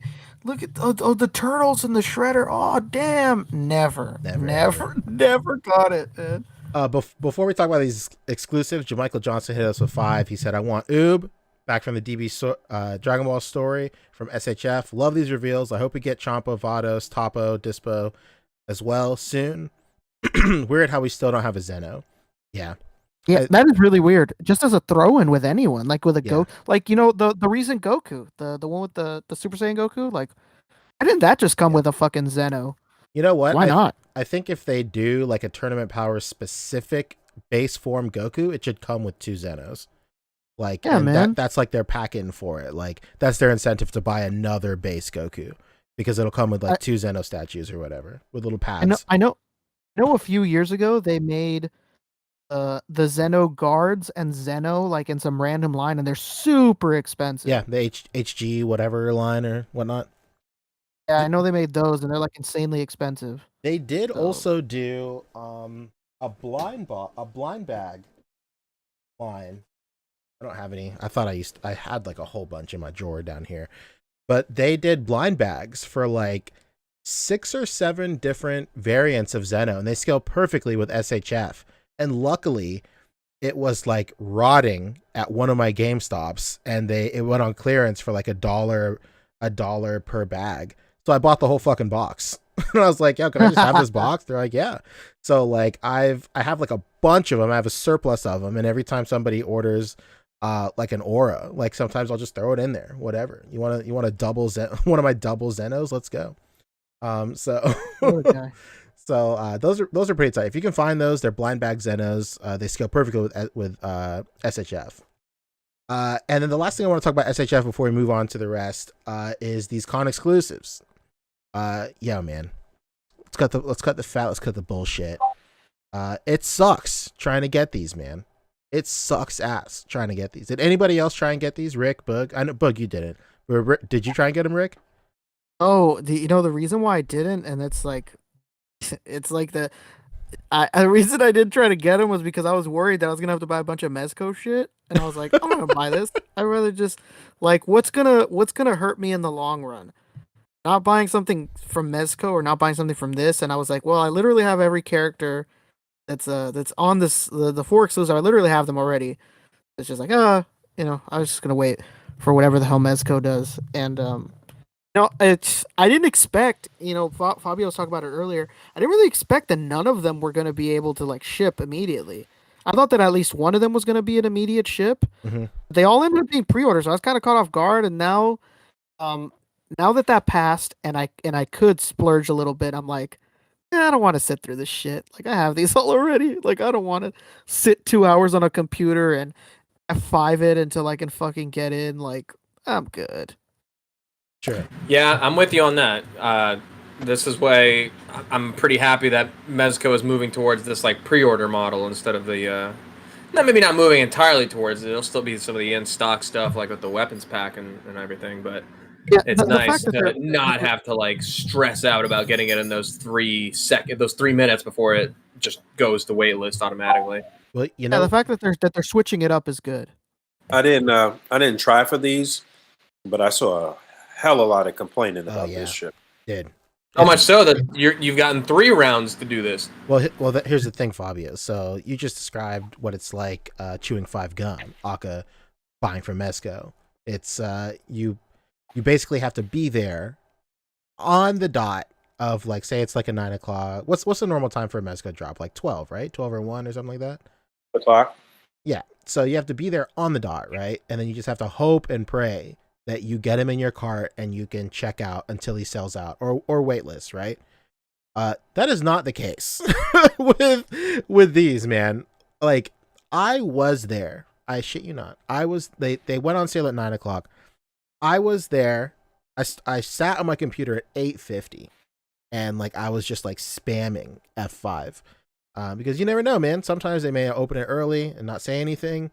You might have like a Burning Crusade issue on your hand where they just open the gates up and nobody fucking knows. And you just try and go in. But like, yo, man, I was there and I was spamming F5 until 9 o'clock on the dot. I refreshed exactly at 9. I promise you. It must have been the femtosecond it hit 9. I refreshed all 4 of my pages. I wanted to get all 4 of these. I didn't fuck with the stands. But I wanted to get the figures, right? So I refreshed on the dot and they all refreshed just fine. But then as soon as they refreshed, I would click like pre-order and I'd tab to the next tab and I hit pre-order on every single one of them. And then immediately the site starts lagging. And then usually, the way you're describing Mezco drops is now you're thinking like, oh shit, they're sold out. Or like now there's a wait list or some shit like that. But that's not necessarily the case with these. When you're pre-ordering from B Bandai, the site will immediately, and I mean immediately crash like at 9. Maybe you have like 3 seconds, dude. And I'm not exaggerating in the slightest. Maybe you have like 3 seconds until of like smooth sailing where it's not just like crazy congested because like it's hundreds, if not thousands of people trying to access this site all at the same time. So I refresh my page. The refresh loads fine. So I try and click like pre-order now. Excuse me. The button lags, right? I click pre-order now, nothing is happening. So I'm like, all right, maybe it's just like bugging out. So I tab over to every other to the other 3 figures and I click pre-order now on every single one of them. I'm not getting like any indication that the page is loading. It's almost as if like I'm not clicking like a hyperlink at all.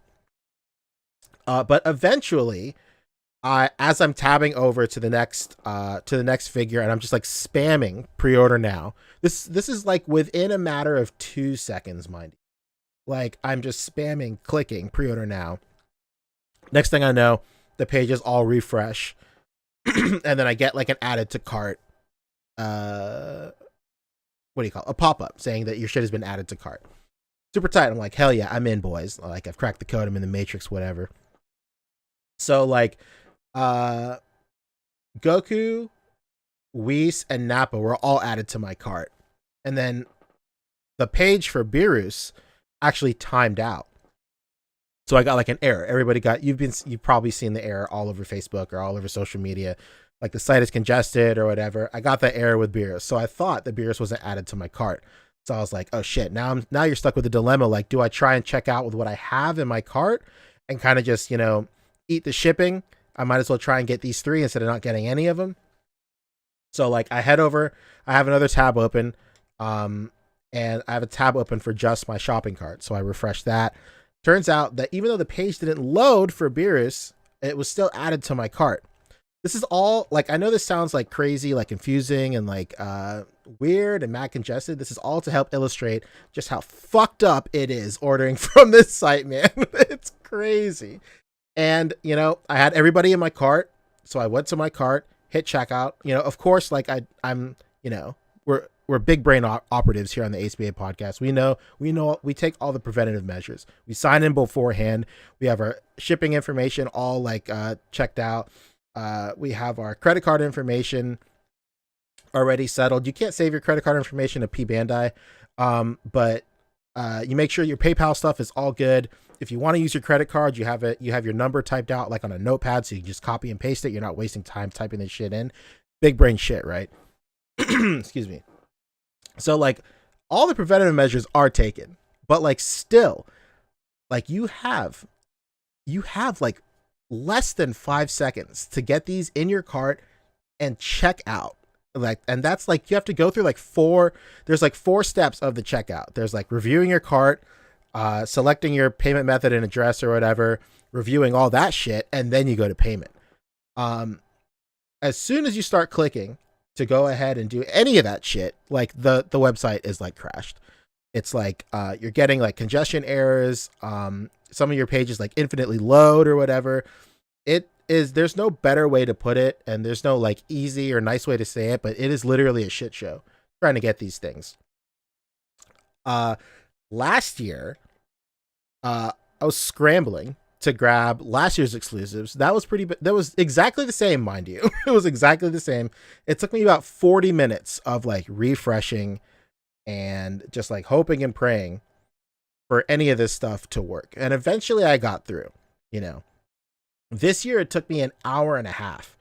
And that is a long time, dude. But like, even I consider myself like, as soon as that was over, I was like, man, this is crazy. I can't believe it took so long, but eventually I got through. But like, considering my situation is considered lucky amongst like the general consensus of how this went. I've seen so many people with like crazy horror stories. People were trying for the full 3 hours the first night, man. So mind you, winding back, there's a 3-hour window to get this on the first night. Then there was an open window on the second day as well.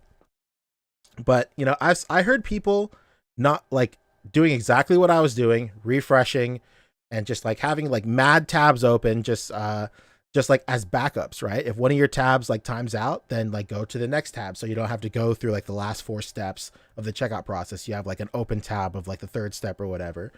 And I know this is going on like pretty long, but it's just to like illustrate just like how frustrating it was. Like, even though I got the figures, like, spoiler alert to the end of the story, I checked out. It was fine. Like, I just switched my shit to PayPal. I was trying to do a credit card, whatever. And then I realized like 20 minutes in, like as I was refreshing, I was like, man, if I finally get to the payment process, like I'm going to have to edit a credit card, and then they're going to have to load that shit too. So I was like, you know what? Switch it to PayPal. At least if I get through on PayPal, I'll be taken to another server or whatever. And so I finally switched to PayPal, and like 20 minutes of trying after that, that's when it worked. Hell yeah. So I was able to do it, but there's so many people around the community that tried for the full 3 hours on the first day, didn't get shit. So yesterday, around I think 1 p.m. Eastern Standard Time, they open it up again, and the same shit happened immediately, man. But there was no like end cap, and people were trying for hours on the second day as well. And it was just crazy, dude. Like, nobody was getting through. And then finally, I think like at hour 4 or something like that, or hour 3 or 4 of the second day, like a bunch of stuff just started like selling out, man. It's like nuts. Yo, shout out to Praise White Jesus. He hit us with $5. He said Ponch is telling the story, and Mezco / NECA collectors are like first time, haha, lol. Yeah, dude, for real, dude. It's crazy. It's the other way around, to be honest. But that's true. That's exactly, Fabio. But yeah, that's exactly what I'm saying, Fabio. Like, you know, the Mezco and NECA experience sucks too, but in a different way. You know, it's like the Mezco and NECA experience is like, especially Mezco, you have to be there right away. And if you're not there at the very beginning, then like you're just shit out of luck. But at least if you're there at the very beginning and you're prepped, you can get it. You know, Fabio says it all the time on the show. Like as soon as it goes, you click it and then you pay. You don't even know what you're getting. You just find out what you can get after you've paid. And that's the experience with. And sometimes you can't even do that because the page crashes so quick or it sells out that they like take the page down altogether and you can't even look at the photos after you bought it. You'll find out an hour after the drop. Like, oh shit, it comes with this accessory. Nice. Very true. And I was so conditioned. I didn't even have to do that for the last 3 drops, basically, which was the Baker's Dozen, Series 2 or whatever. Where even though it crashed the website originally because everybody was doing what I was doing, which is rushing at the drop, it's still up and available. Like it didn't even sell out. So I could have just avoided that headache altogether. And it's a very easy buying process for that. And then for this, for the con, they had 2 pre-orders, which won't even ship until like one in a couple of months and another next year. So again, I'm there on the day at the time, just rushing through to check out, make sure I get through. But I didn't really have to because it was a 24-hour pre-order. Crazy. Jamichael hit us with 5 more. Thank you so much, man. He said, this is exactly what I went through the first day on my phone. At 9, they were in my cart. At 9:30, I didn't get to the 4th payment confirm page until 10:53. So yeah, man, people were stuck for forever. And yeah, like white Praise Jesus. Praise White Jesus is right. The NECA experience is very similar too. Like I remember trying to get like the turtles and stuff like that, and that's very similar too. But at least their servers are strong enough to tell you that the turtles have sold out within like 15 minutes, right? But like on P Bandai, it's just like it's like the fuck. But at least on P Bandai, it was like what do you call it? Like it's wild, dude. Their servers, like they just don't tell you. It's crazy. Like you're just like stuck in limbo forever, and everybody is experiencing this at the exact same time. So like the stuff doesn't sell out for like a couple of hours. It's really weird. Yep. I was it's funny because like I want to give a shout out to FigSimp, one of the Discord boys. Like, he didn't get his shit the first day too, and he was like super pressed and whatever. He's going through the motions of like, missing out, talking mad shit, talking like mad shit and whatever. He's like, this is stupid. Like, I don't understand why it has to be like this. Like, I don't understand. Like, what do you call it? He was basically just saying like, there's no other situation that's ever like this. This is the worst shit in the world. And I was like, yeah, man, if you kind of think about it, this is kind of what it's like being at a con, man. Like, you think this is awful? It is awful, first of all. But, like, this is kind of what it's like on preview night at New York Comic Con. Not only do you have to be there fucking early, like, to get into the con, you gotta, like, as soon as the doors open, you gotta, like, elbow your way past, like, 400 or 500 other nerds to get to the Bluefin booth. And then, like, by the time you get, of course, you're going to get lost on the way or some shit like that. By the time you get there, there's already a queue. You're in there forever, right? And then it might sell out before it's your turn in line. Like, it's just as terrible. It's just as stressful. So I was basically saying to him, like, Comic-Con at home is... Okay, come on, let's be honest. It's worse. It's so much worse. I would 100% rather fight with a website for an hour comfortable in this chair than have to, like, go elbow to elbow with dudes who, like, just learned that they have showers in hotel rooms. Basically. Yeah.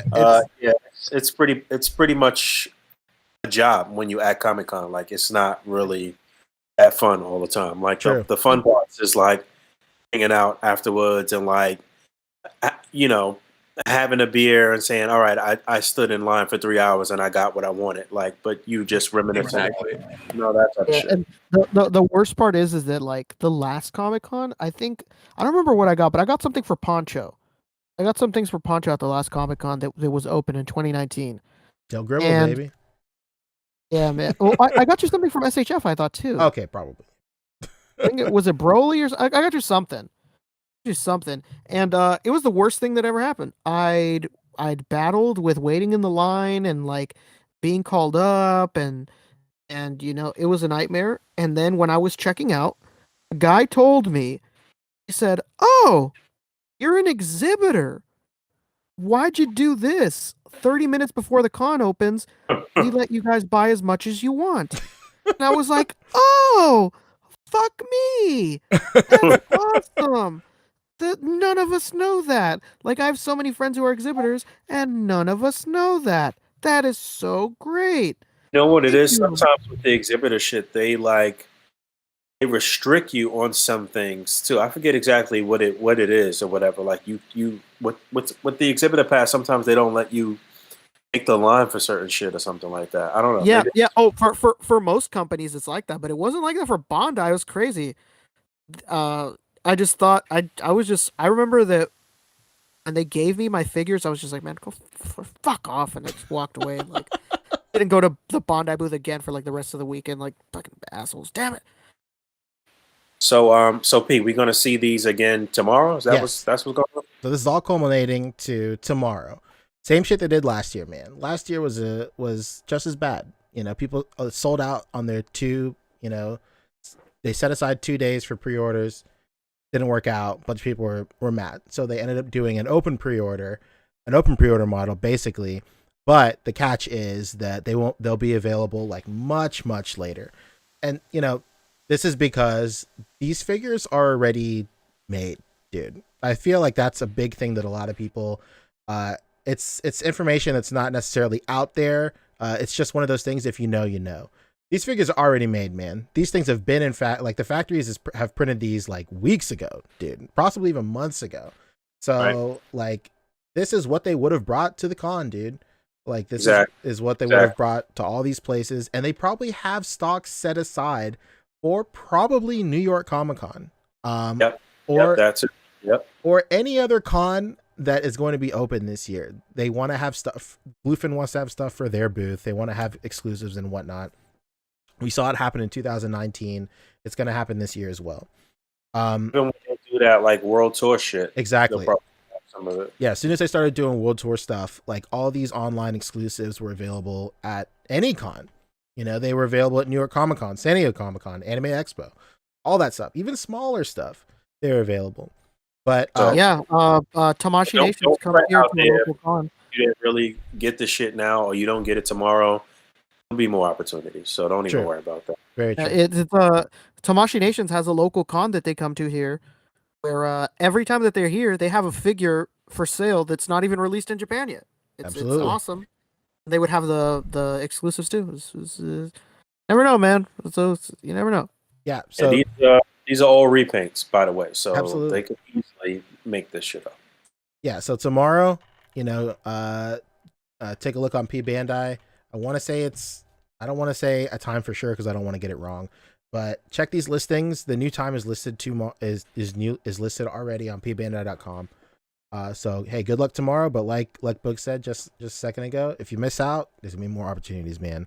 And again, tomorrow, what you pre-order tomorrow won't ship with what people got day before yesterday or on Thursday or Friday.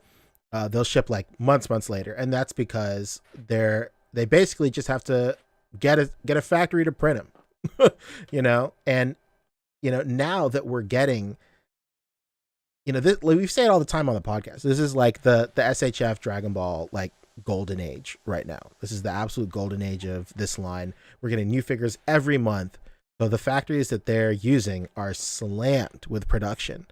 So that's why it's going to take so long. To me, this is telling me that like their schedule is filled up for the next 6 months, and the next time that they could even possibly think about printing more of these event exclusives is 6 months from now. So that's basically it. that's it for SHF. Thanks everybody for listening to my TED Talk. Thanks. Yeah, we got to chop that up and do an actual like TED Talk clip. Oh yeah. I'll probably have an SHF's Kiss coming out soon. Maybe Monday. I want to wait if they're gonna show anything off tomorrow, or if we're gonna get like actual images of some of these things. And I'll do SHF's Kiss and I'll talk about all that shit. And whatever. I recorded my entire experience checking out. Took a page out of Fabio's book. So yeah, That's man. what jazz. So yeah. I can't wait to see that. That's actually awesome. So that's it for SHF. Next up is Storm. I know SHF and Mezco were like these very long, packed to the brim, full of information and highlights. But the rest of these are pretty like pretty quick fire topics. Yeah, this will be painless. Sure. Yeah. So Storm Collectables came out. They showed off a bunch of new stuff. This is backtracking a couple of weeks because we didn't get to talk about this, but they're doing the dragon mount that they've done with Axe Battler now in blue, right? With Tyrant Flare, Tyrus Flare. You gotta get use out of those molds, man. Smart. Exactly. Look at that. You get a nice buffed up chick. Damn. Damn. Tila?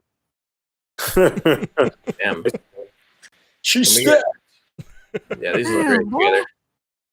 Fighting some skeletons of various colors, which we'll get to for sure. Why would she be in a bikini? The same reason way this to man fight is in it. underwear. Look at that. Come on. Hilarious. Look, his dick is probably out. The shield's in the way. But yeah, same kind of thing. The only one actually wearing clothes is the dude right here, and even he's like the shortest guy has the most clothes. Yeah, and he has still got an objection to sleeves. His deal is that he's not wearing underwear. Absolutely. There you go. It's a battlefield. Not enough fabric to Real go weapon around. underneath. But yeah, there's Tyrus Flare with the blue dragon. That's going back just a couple of weeks, but we do have some of the 2021 event exclusives. I think we did talk about these, right? We had need to bring these up because we got the Deathbringer, right? These like Hulk kind of colors. Absolutely. So that was the event exclusives, but they're also doing some ACGHK exclusives, which is a Hong Kong toy show going on right now. Mm-hmm. And within that, we've got E Honda from Street Fighter. That's it. Yep, and he's got they call this a nostalgia edition. So this is like kind of the old school costumes. True. I like it when There they he do is. these kind of color variants where it's not like, whenever Storm does color variants, like they're like extreme color variants, like extreme palette swaps, like shit that nobody, I mean, I hate to say it, stuff that nobody kind of wants. Like I don't really want that green Deathbringer, to be quite honest, but like when they do like an E Honda like this, where it's just like a shade off here or there, like I'll do this all day, dude. I don't gotta feel weird about. I feel like I don't feel like I'm missing out. Yeah. If I'm getting this. But speaking of Deathbringer, here's the ACGHK 2021 exclusive for Golden Axe. It's Death Adder Jr. What? Sure. He's back. He's in the skin tone once again, but this time with blue armor instead of red, like his daddy, Death Adder. These guys are like big, giant luchadors, right? Like mass luchadors. And there's Death Adder, and then Death Adder Jr. continues the legacy. But it's the same figure, though. It's the same sculpt, right? Yeah, it's the same figure. It's the same as the one that I just showed right here, which is the just event exclusive, which is the Deathbringer. Mm-hmm. Just a palette swap, but that's what Pancho was saying, is that this one is like a crazy color palette swap. It's wild. Instead of, just a simple little color change here and there, like you can get away with that E Honda. True. And this is just... These crazy palette swaps are for like... They're not for like us. They're for like video game enthusiasts, dude. Like you have to be like a crazy hardcore fan to see this and see value in it. You look at this and you're like, oh shit, that's me. They're like, that's me. Like my big brother like never let me be player one. Like I have to deal with like the shitty green version. So So the next to continue the bloodline, we're looking for Iho the Death Adder. oh god.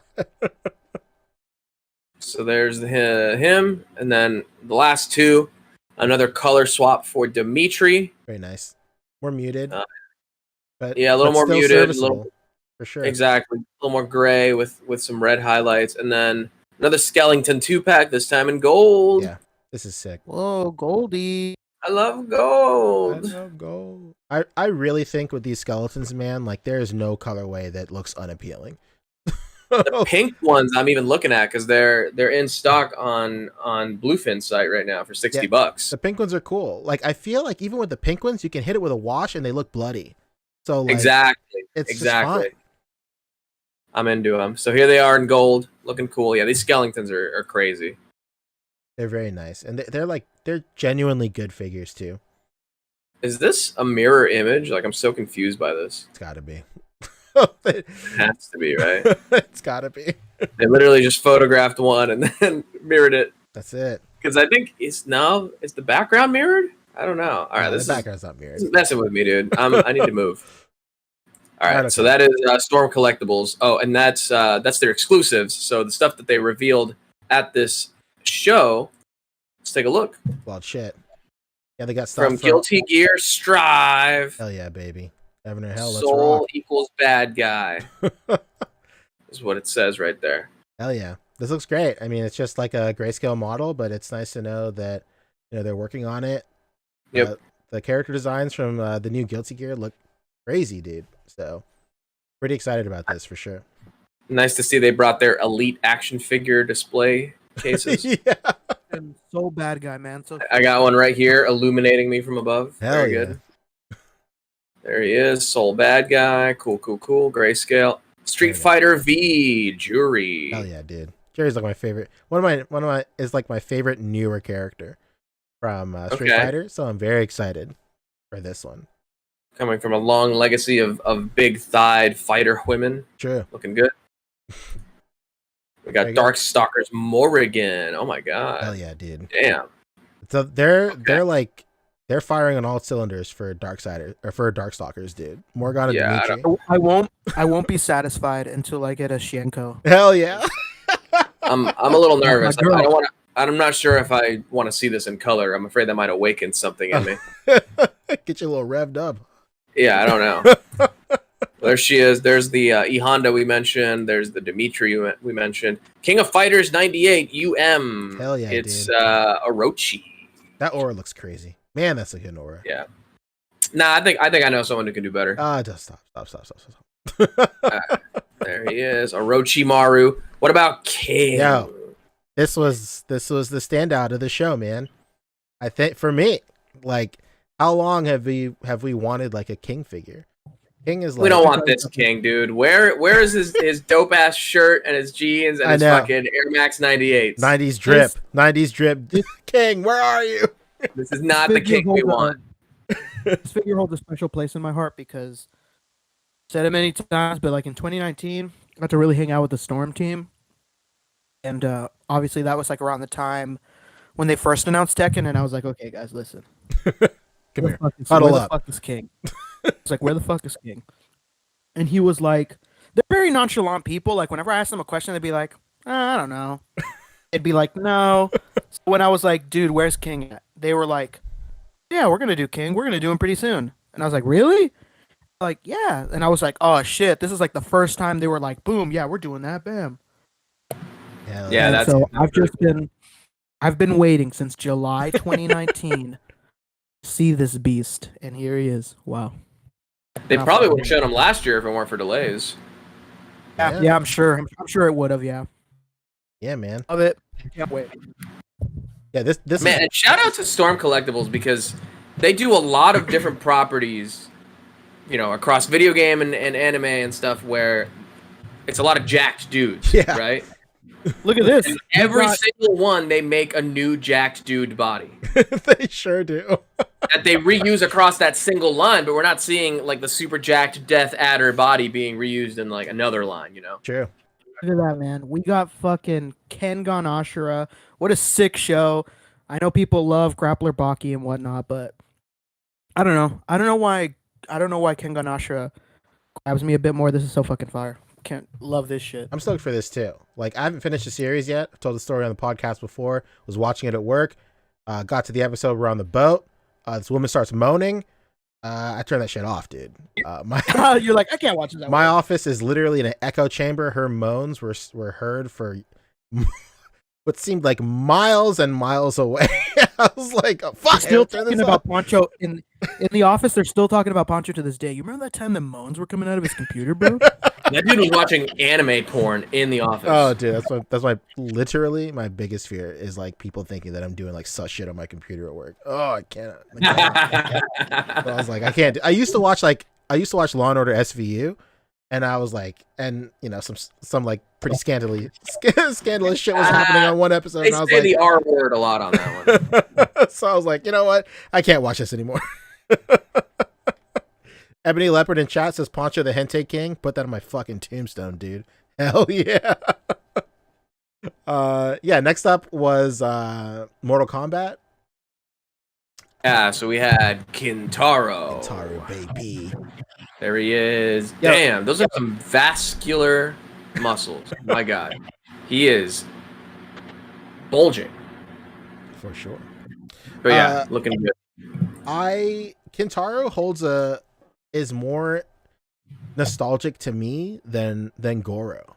So like I had the chance to buy Goro last year and I kind of, you know, like I missed out on it and I'm like I'm kind of okay because like I was convinced that they were going to do a Kintaro and hey, here we go. I grew up on Mortal Kombat 2 more than 1.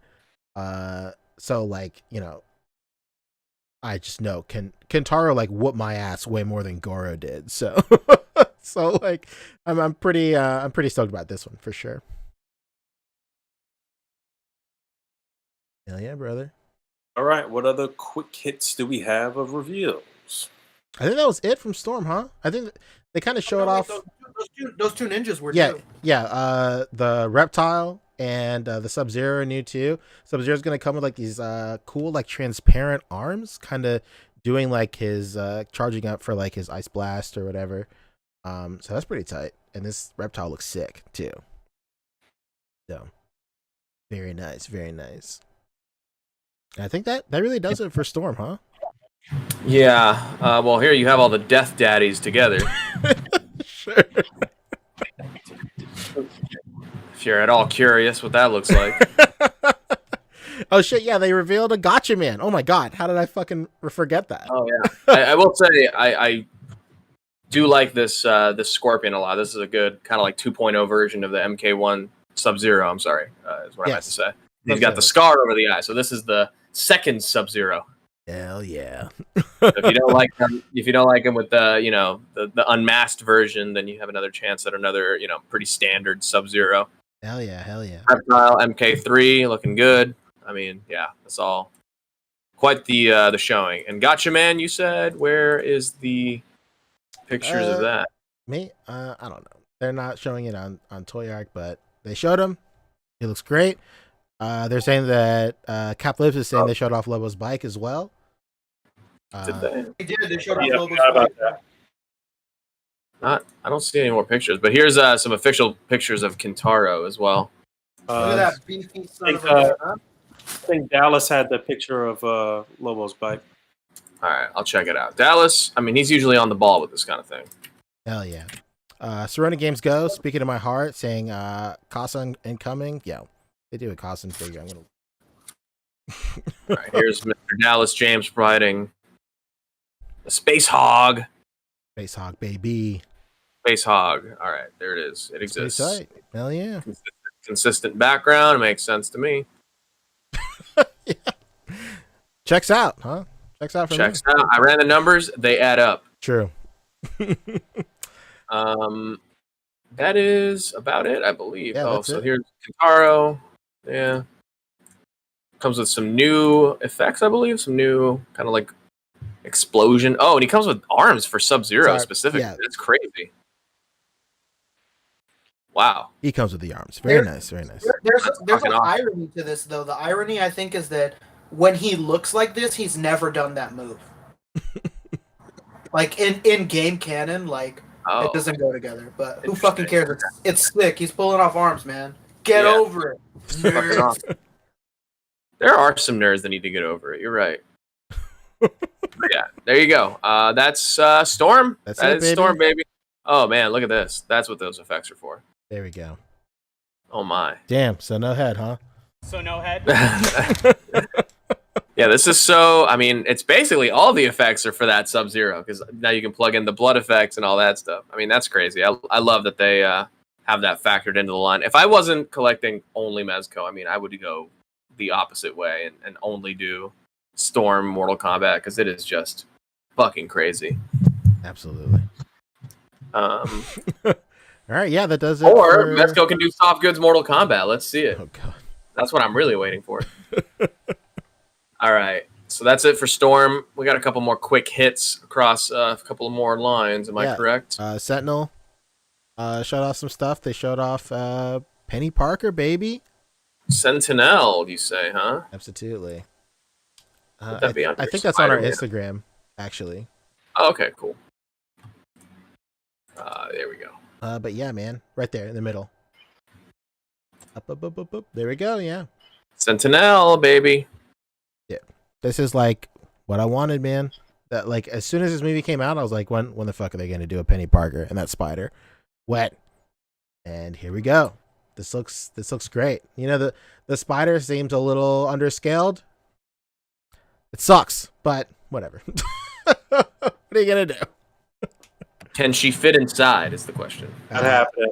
But considering that looks like she's going to be a static figure, they could have just, I don't know. They could have done this right and given the. Maybe there's a static version that can still fit inside the cockpit.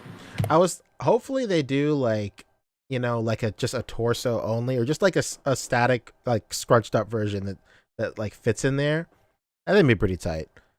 But I don't know, man. Like I wonder why they just didn't scale it up a little bit. I don't know. But that's all considering if this Penny statue right here is in scale with all the others. Maybe this Penny statue is huge, and then the spider is like just fine. But I don't know. You know what sucks is that like this isn't even a company that only does 6-inch or anything like that. Like they do 12-inch figures all the time. Could have easily at least made it like 12 inches. True. Yeah, man. So this looks really good. I mean, like honestly, at the end of the day, I'm just happy to get a spider figure, like a spider from the Spider-Verse version. Of course, like Marvel Legends put out that really great Spider Bath. I still love that thing till this day. But to get like a a Spider-Verse version, I will honestly take any articulated version that I can right now. If he's a little undersized, it's not the end of the world. We do multi-scale displays all the time. We can fudge it. It's no big deal. So, Cap Lives in chat is saying, I really hope this spider has different expressions. That'd be sick. Like a couple of different like domes, or maybe even like, or maybe like there's like little, not pegs, but like little tabs on the inside of domes, and you could get like they would come with like clear sheets of expressions or whatever that you can slide into like, into the inside of the dome. That'd be pretty tight too. It's going pretty far, but yes, it would be. Is that it for Sentinel? I know they're re-releasing Miles, right? They are re-releasing Miles, and it's looking like the re-release of Miles is going to come out before the GameStop release of Miles. That's because they keep on pushing the GameStop release of Miles back and back and back, and who knows why that is? They probably just don't have their stock. I mean, it's a GameStop exclusive, so it's not like they're waiting for like Amazon to get it first, because like GameStop is usually one of the last people to get their shit when it comes to like wide release stuff. Excuse me. So it's just a GameStop exclusive. So something has got to be up with the shipment of this, and they just haven't gotten it yet. Maybe it's just like lost in some on some shipping. In some shipping container, like out in the Pacific Ocean or some shit like that. Who knows? But yeah, man, pretty tight. That's it. Next up is NECA. Is that so? That's it. Old Flame. returning for more. How's it feel, Fabio? Well, I mean, I guess I'll take a peek through their Facebook to see what they're up to since. They haven't blocked me. Why not? I mean, that's basically an invitation, right? I mean, obviously they want me to see. So we had on Monday, I believe, this week, kind of the beginning of this whole, Comic-Con season from every company having their rollout. NECA did an official like Comic-Con panel, kind of like a live to tape sort of live stream thing where they just kind of literally ran through all the announcements. They've got a nicely itemized here, but to show you everything with the photos, we'll take a look. We had Randy on, and we had Blaine. I don't know if you guys know Blaine from the Instagram toy community at Blainer Things. He's just a great dude. That's the guy that's under the mask of that Mandalorian figure I have. That is very funny. Oh, yeah, that's actually a compliment. But anyway. So Blaine was hosting and having a few guests from NECA, from the creative team and everything on. So they started off with some Back to the Future Part 2. We got some Griff Tannen action, which we've seen these grayscale prototypes of, but we did get to see some color photos as well. There he is. Griff me out, baby. Remember the Ken Griffey Jr. bat was quite a point of contention on this podcast. It really was. Holy shit. What a callback. So there he is. You got the turnaround. You got the different head sculpts, portraits, right? You got Doc Brown with some nice Christopher Lloyd expressive portrait action right there. Very nice. In the jumpsuit. Then continuing with their Defenders of the Earth, King Features program, which are like the old pulpy comics of the 40s and everything, pre-Marvel and DC. So you had some Defenders of the Earth, and we got a new set of, like a new wave coming out with some more like comic-inspired looks for them rather than the original Defenders of the Earth line that's like hitting Target now and stuff. It was more based on like the cartoon from the 80s. Okay. So they've got some different outfits. You got Flash Gordon here in like a red, long sleeve. You got Ming the Merciless, looking crazy, looking like an actual like alien warlord instead of like an Asian caricature from the 40s. Oh, brother. And then you have the Phantom now with striped trunks, like everybody wanted, and dual Colt pistols, like everybody wanted. Again, the originals were based on the cartoon. This one's based more on the actual comic, so it's got more of that stuff to it. So everybody who painted some stripes on their Phantom figure, I'm so sorry. Go ahead and acetone that off. No one did that, but yes. No, I know some people that did. Okay, all right. I have. There's Flash Gordon has a different head sculpt too, so that's cool. Very nice. There they go. These figures okay, look great, dude. I just wish. Yeah. I wish I was. You know what? No, I don't wish I was attached to him because I'd be fucking broke. So. Yeah. What? You never saw that Billy Zane movie from the 90s? That's what I saw. I saw the Billy Zane movie, and I've seen countless pieces of merch with like just like the live action version of him with the fucking ring on and doing all that. Listen to your friend Billy Zane. You're gonna get hurt. So this alternate skull head is kind of interesting. That's pretty cool. It's pretty tight. Ming also with alternate headgear, like portrait. Yeah, Ming is and they're also doing right. This is basically like the Mandarin. Yeah, like it's the same kind of thing. They've got a Ming. So, well, here he is in the movie. So they don't have the rights to the movie specifically, apparently, but they can do homage figures of like these comic book sculpts, but with some of the detailing and costuming from the movie. So that's what you're getting here. I'm going to want to pay those licenses, man. It might be a lot. It might be that the licensor is just not interested. It could be any number of things. That guy, actors, they don't want to do it. Maybe they just straight up don't want to do this dude because it is what it is. In the 80s, it was just straight up. They made the dude look Asian with pointy ears. Maybe they don't feel like they want to do a head sculpt of that. It could be anything. Flash Gordon is all about his money, man. He's at cons all the damn time, signing as much as humanly possible. Damn, okay. Well, that makes sense. So they're not getting his likeness, but they're doing their Flash Gordon sculpt with some movie detailing. Like I said, there he is with the jumpsuit from the movie. There's Ming with the big robe. Honestly, this looks like the set to get. Like, this looks sick. Boog, if you wanted to swap the head sculpt on here and have yourself a comic Mandarin, I don't know, man. Oh, that's interesting. Okay. All right, Boog, thanks for your insight. Stuff, stimulating. Okay, and then as part of their actual con exclusives, NECA is also doing a Flash Gordon figure set. It's 2 separate single-carded figures, but it's based on how Flash Gordon and Ming looked in the original toy line. So again, I've shown you like 3 different Flash Gordons. This is the third one. The first one, back, boys. Exactly. This is on that vintage card back with the cross-sell and everything on the bag, looking pretty sick. The first one I showed you was based on like the original comic. The second one that I just showed you in the 2-pack with Ming was based on the movie. This one is now based on the original toys. Right? Cool. Dope stuff. Dope stuff. There they are. That's your 2-pack exclusive. They talked about the boys a little bit. They had the costume designer like from the actual TV show on, and she gave us some cool like sketches that actually used for reference material on the show, which leads them into showing us the Black Noir figure, grayscale prototype. Wow. Black Noir. Wow. Part of the best scene in probably the whole show is like, listen, some of you guys have been sloppy, erratic, downright terrible.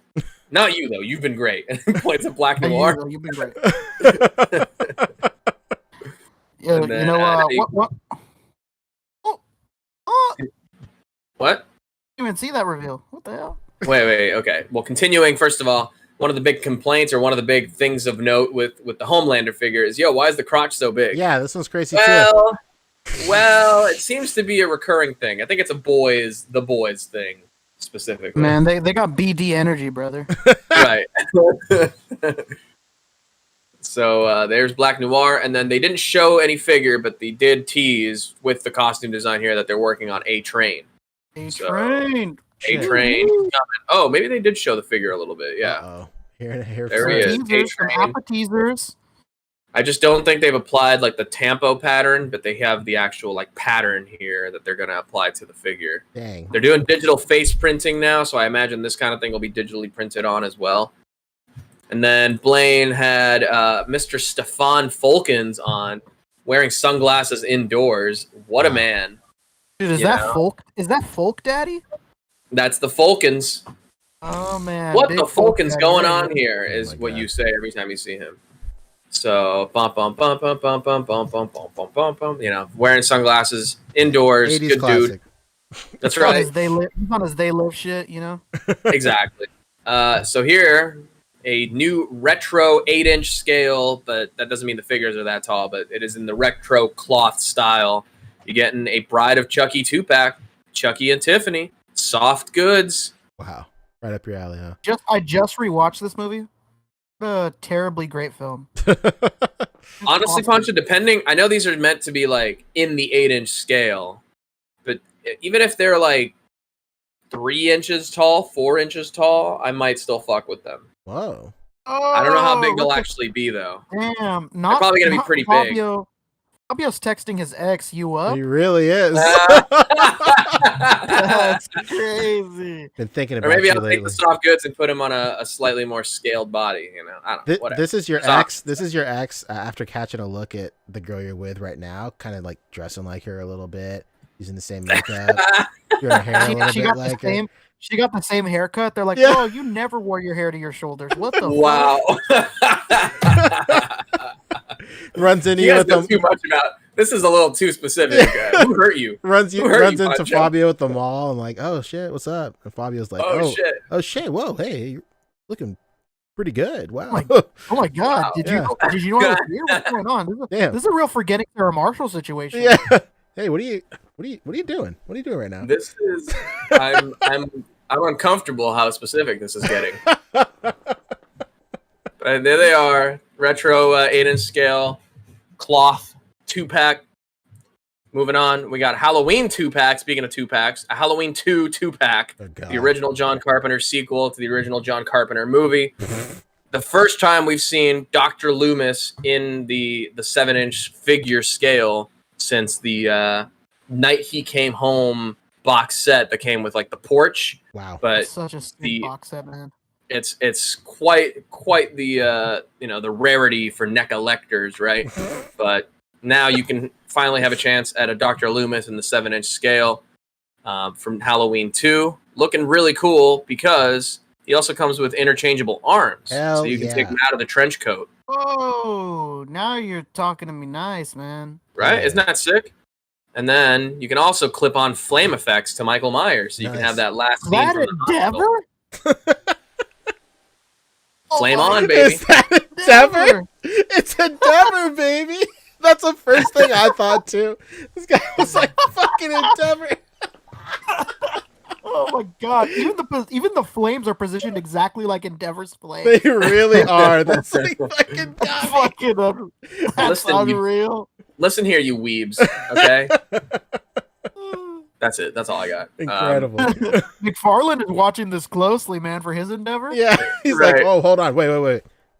Slow this down. Go back. And now, I hate to interrupt the fun, but I'm Oh, trying no. to keep us. Yeah. There's a lot of jocularity going on here. I don't know how I feel about it.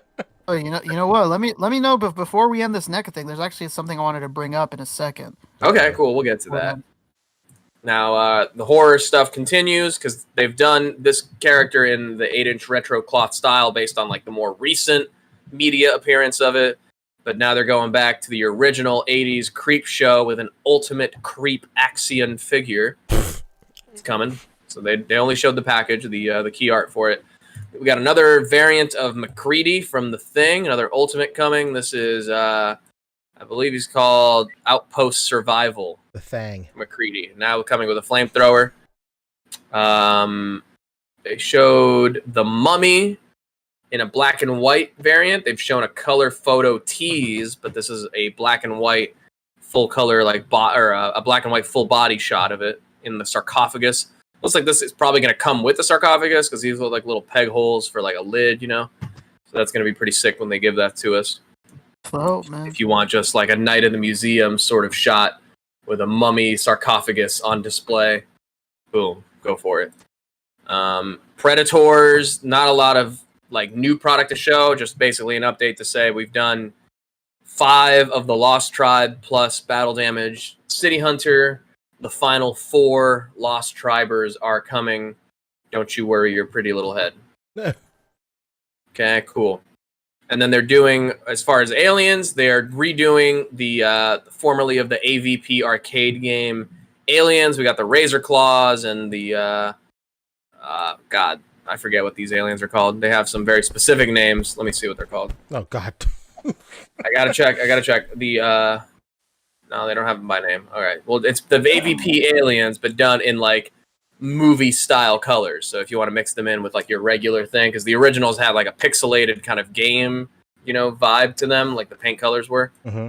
This now realistic colors, you can mix them into your existing movie hive if you have like the Queen or whatever. So that's pretty cool. I dig that. Gremlins 2, they're going deep. They're giving you a new Gremlins 2-pack, little army builder action if you want. Take the soft goods off and, just have regular nude Gremlins. Here's the Demolition Gremlin and another dude. Damn, and then you also have the Brain Gremlin. Let's go. Look at that. Gargoyles continuing. Here's the box art for Goliath. Looking sick. Now we're talking about some real Dude, shit. I'm waiting for them to announce a Goliath in that box art style with like that coloring. Oh yeah, that'll be next year's exclusive. Randy did tease that they are in fact already securing a Goliath or a Gargoyles exclusive for Comic-Con next year. So it is coming. Oh Don't yeah, you worry. baby. He did say that they're working on a con exclusive for Gargoyles next year. So they're going deep. He even said they expect this to go like their cartoon turtles. Like they want to go super deep with it. Oh, Especially because he details in the interview. I mean, you should definitely go watch this live stream. It's like an hour and some change long. It's definitely worth the watch. It's basically a panel, so they just kind of answer everything. And they're saying that this license was one that Disney was like, "Oh, you want this? Okay, fucking go crazy. Whatever. Who cares? The fuck? It's funny that you say that because me and David Walton have been clamoring for more and new Gargoyle stuff. And we've said it before that we've had the idea that they're just like, you fucking care about gargoyles? You care about this character in this franchise? All right. It definitely comes off that way.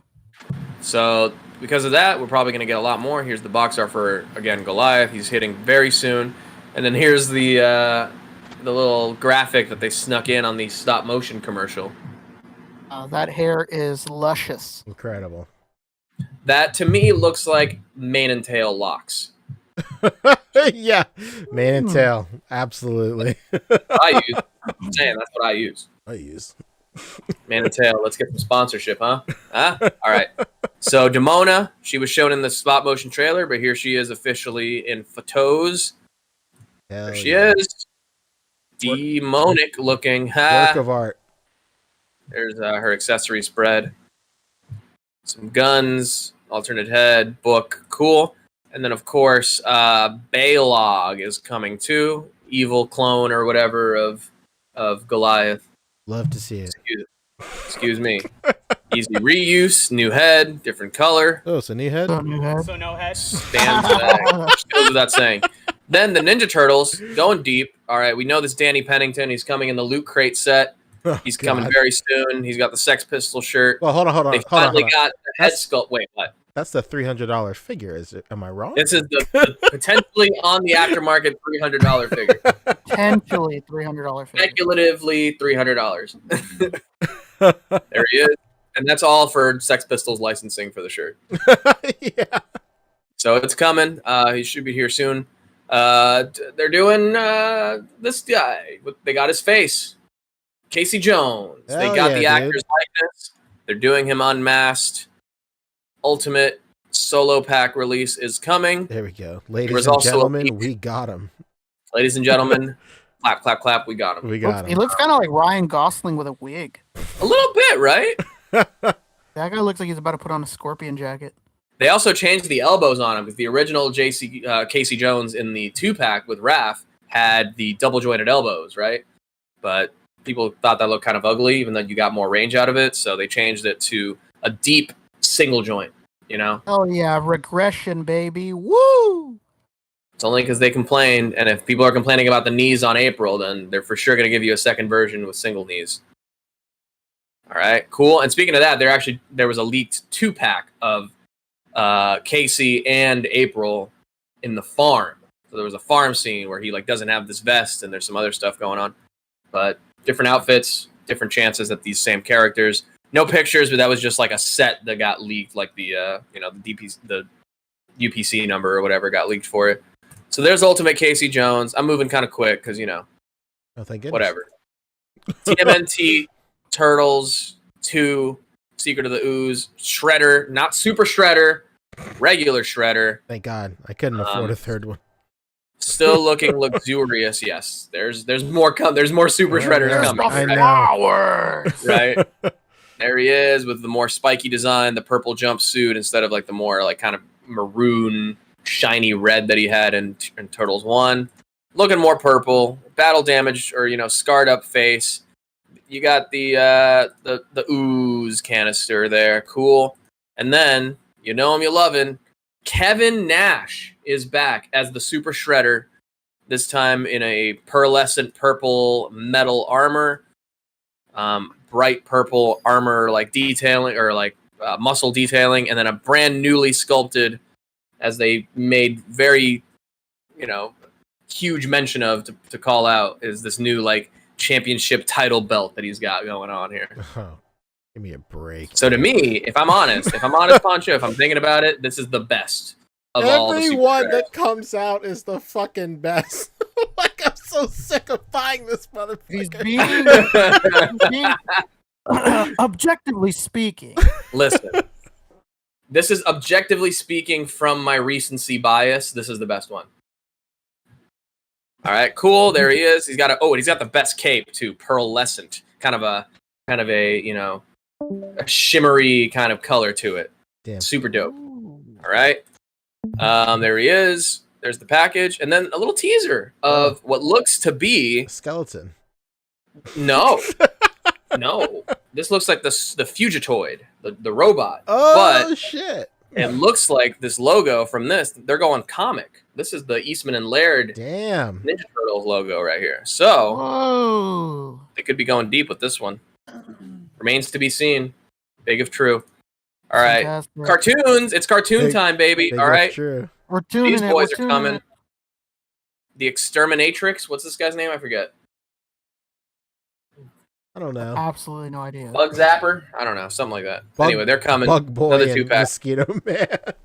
Obviously, we're the biggest number one turtles podcast right here. Yeah, this is Buggy Boy and Mosquito Man. Yeah. Right, so they're coming. That's another 2-pack. And then here's another newly revealed 2-pack. This one was super cool because the torso on this dude pops off, and then you can have him, like, coming out of a hole. Like Damn. this. Popping off. Oh man, Pop goes the Weasel, baby. Come on. Come on. That's actually a sick feature, and you That's would really think that cool. Hasbro, it would take them one release of Cannonball to nail something similar. Seems Yeah, like it's man, it's taking them two. It's first grade stuff, Hasbro. Come on. Yeah, all right. Well, there they are. Again, just going super deep with the Turtles cartoon line. Like, it's Yeah. crazy. This is, dude, like, if, I don't know. Like, I feel like I like the Turtles as much as the next guy, but, like, I wasn't, you know, I was going to say touched by an angel, but I wasn't touched like it. No, we're talking. Touched by a turtle, baby. I wasn't like, I think I missed that mark. Like, for me, Turtles was like, it was just the show. I wasn't like hypnotized. It didn't do its job. I wasn't hypnotized into buying the toys. So like, Yeah. I never I think we were too young, man. possibly. Yeah. Also, I was hella poor. So like, You know what? That'll do it. That'll do her. That'll do her, brother. so I never like got the toys. I got them secondhand years later to the point where like Then you got the toys. So, True. to the point of you being like a fan of the cartoon, this is the first time anyone's done cartoon accurate stuff. Absolutely. So if you Poncho are was- just a cartoon fan, this is the line to get. Poncho was 20 years old at the swap meet, and he was like, "Wait a minute, Hey, hold on. these are original Turtles." All right, cool. But yeah, I all that to say, I wish I was like, I wish I was fucking folded in, baby. Like, this seems like, this is basically, they're going like the SHF route for Dragon Ball. They're just fucking doing everybody, baby. Exactly. You love to see it. We're at gatekeeper levels of character. Yeah, selection. basically, yeah. Yeah, baby. So there they are. So 3 new 2-packs coming. We've seen one. These 2 are new. Holy fuck. Fuck, dude, right? Holy They're doing them. shit. There they are. Whoever they are, there they Oh, are. they're the Mothman of Planet Ape. The Heffalump and Weasel over here. Fucking- These Oh, are half really lump and weasel sculpts, for too, which sure. is nuts. And then Chrome Dome, the largest of all of the Ninja Turtles toys. Cannot wait for Chrome Dome. I remember him. And I mean, this is what's crazy. I love how they make the package look like an old VHS cover. Yeah, the best. Yeah, Hasbro. Lunchbox. Look at this. Come on. Yeah, that That's looks an like the old back of the VHS cover. VHS too. Yeah, that looks It's like the sick. back of the VHS. That's so sick. Cool. And then to finish off Cartoon Turtles, their Comic-Con, or what would be their Comic-Con exclusive, now an online con exclusive. It is the Channel 6 4-pack. Yeah, this is a nice Getting pack. you two new characters and 2 reissues, essentially. You're getting your Vernon, you're getting your Casey Jones, you're getting your girl, and you're getting your dude. Hell yeah, dude. Casey Jones? Or no, I'm sorry, Vernon. Vernon and April O'Neil. I'm sorry. April O'Neil is what I meant. But this April, unique because she does not come with a regular April head. So you can't make this a regular April. This is specifically like the cat April. Yeah, this time the head is the right size. Holy shit. This is Maureen Ponderosa April using the Dennis Reynolds alimony money to turn herself into a literal cat. And why should anyone have to pay alimony to a cat, Your Honor? That's incredible. All right. But This anyway, is- so this this is is a- and of course the cameras and the Yeah. lights. Like this is a sick set just for all these That's a dope props. set, Boom man. mic, come on. But it was We're booming it. it was crazy expensive, man. I couldn't justify it. Yeah. So there was 2 versions though. There was a $175 like swag bundle version that is online only, Mhm. and then coming exclusively to, I think, Target, as well as online pre-order right here. They're doing a like $150 or $140 for just this set right here. Well, I thought the Target one doesn't come with any of the cameras, or it doesn't come with any of the. No, other it doesn't come with the swag, which is Oh, like shit. the, Okay. like the new T-shirt, a fucking press badge, and a couple of other things. Well, you know why they're doing that? Channel 6 press badge. That's because all the Turtle Tour swag stuff is rotting at specifically my Target. There's like 10,000%. The swag bundle by itself, yes. yeah, there's like Dude, I was gonna there's say, like those- 30 of them. Those always sell out at my Target. That's It's so crazy because I was looking. I'm still on the lookout. A.P.B. by the way, for a set of those coming out of our shell turtles. Like I just want, Oh, okay. I want a set of that for real. It's a sick set. I'll help you. I'll put it out too. Hell yeah! I was looking at it for a reasonable price, but I would always see listings on eBay for that, like the swag set for like just as much, like going for a bill. And I was like, yo, coming to Charleston, South Carolina. These are on clearance. What the fuck are you talking about? They're all beat up, but I mean, whatever. Yeah, that's a shame. They kind of missed the gamble on that one, I would say. But anyway, here's the swag bundle. It's a shirt right here. Hope they got your size. You got an April press badge, not signed by Judith Hogue this time. Wow, well, throw it away. You get a Put it in Channel the bin. 6, a Channel 6 patch where you can put on a bomber jacket and look like you're a real member of the press. You know, you can go out there and do some man on the street interviews, like all gas, no brakes. True. And if you want to take a potion and make your head 2 times bigger than it is, you're really looking at fucking Channel 6. Yeah. And you get a enamel pin of the Channel 6 news van, which we all wish was a real news van. The figures, right? Of course. So that's the swag bundle. It comes with a backdrop too, and or a poster actually of like the exterior art, and then a little tease of things to come. Hell yeah. Taka and Razar. Let's go. From the cartoon, as seen in Ninja Turtles 2, but then in the cartoon. Very nice. They're babies. Boom, there they are. That's it. That is all NECA show. Oh yeah, wait, go back to that picture. Go back to that picture. Oh, the Back to Future one. Uh-huh. All right, there was this like big discussion. I just want to bring this up here because it was like hundreds of comments on the NECA group. There's a bunch of people complaining that they want George McFly. Let me break this to you bluntly. You're never gonna get a George McFly or any merchandise that involves the actor Crispin Glover. It's not gonna happen. That man is the reason why people get paid for their likeness. Like he literally changed the world of Hollywood as we know it. Things like that. Like he wants absolutely nothing to do with merchandise, with being linked to this. He hates the fact that he's involved in this. So like, you can't even hit Crispin Glover with a high enough number. He's the kind of guy that would never be bought out. Like, just not gonna happen. Like, it's just this huge discussion of like, why can't I get a George McFly? And yeah, it's just not gonna happen.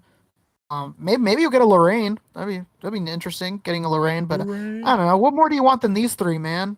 Come on, it's fucking, it's the villain, it's the two heroes. Come on. That's all I had to Well say. put, sir. Well put. So that's it for NECA. All right. Hey. Last but not least, baby. We saved the best for last, baby. Talk MAFEX. Let's go. MAFEX? Yeah, they blew literally everybody out of the water this weekend. MAFEX. Yeah, they did. Stupid. Thanks, Ponch. Yeah, like Rick said, MAFEX literally came to the con with a full clip and blew everybody away. It's fucking crazy. It's like and like that like this post right here that Fabio has. I don't think that's half of it. No. Yeah, hang on. I gotta look it up. Let's go. Specifically. Okay, here we go. Official picks for them. Wait, that's not even. This is old. What? What's going on, man? Toy Arc needs to step it up.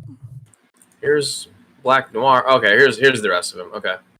Right. So there's that plus the other stuff that I had just pulled up. All right. Where do you want to start? You want to do some Cyborg Superman? Yeah, let's start here. Fantastic. It's up for order as we speak on AmiAmi. Oh yeah. So let me look up the wow. photos as well.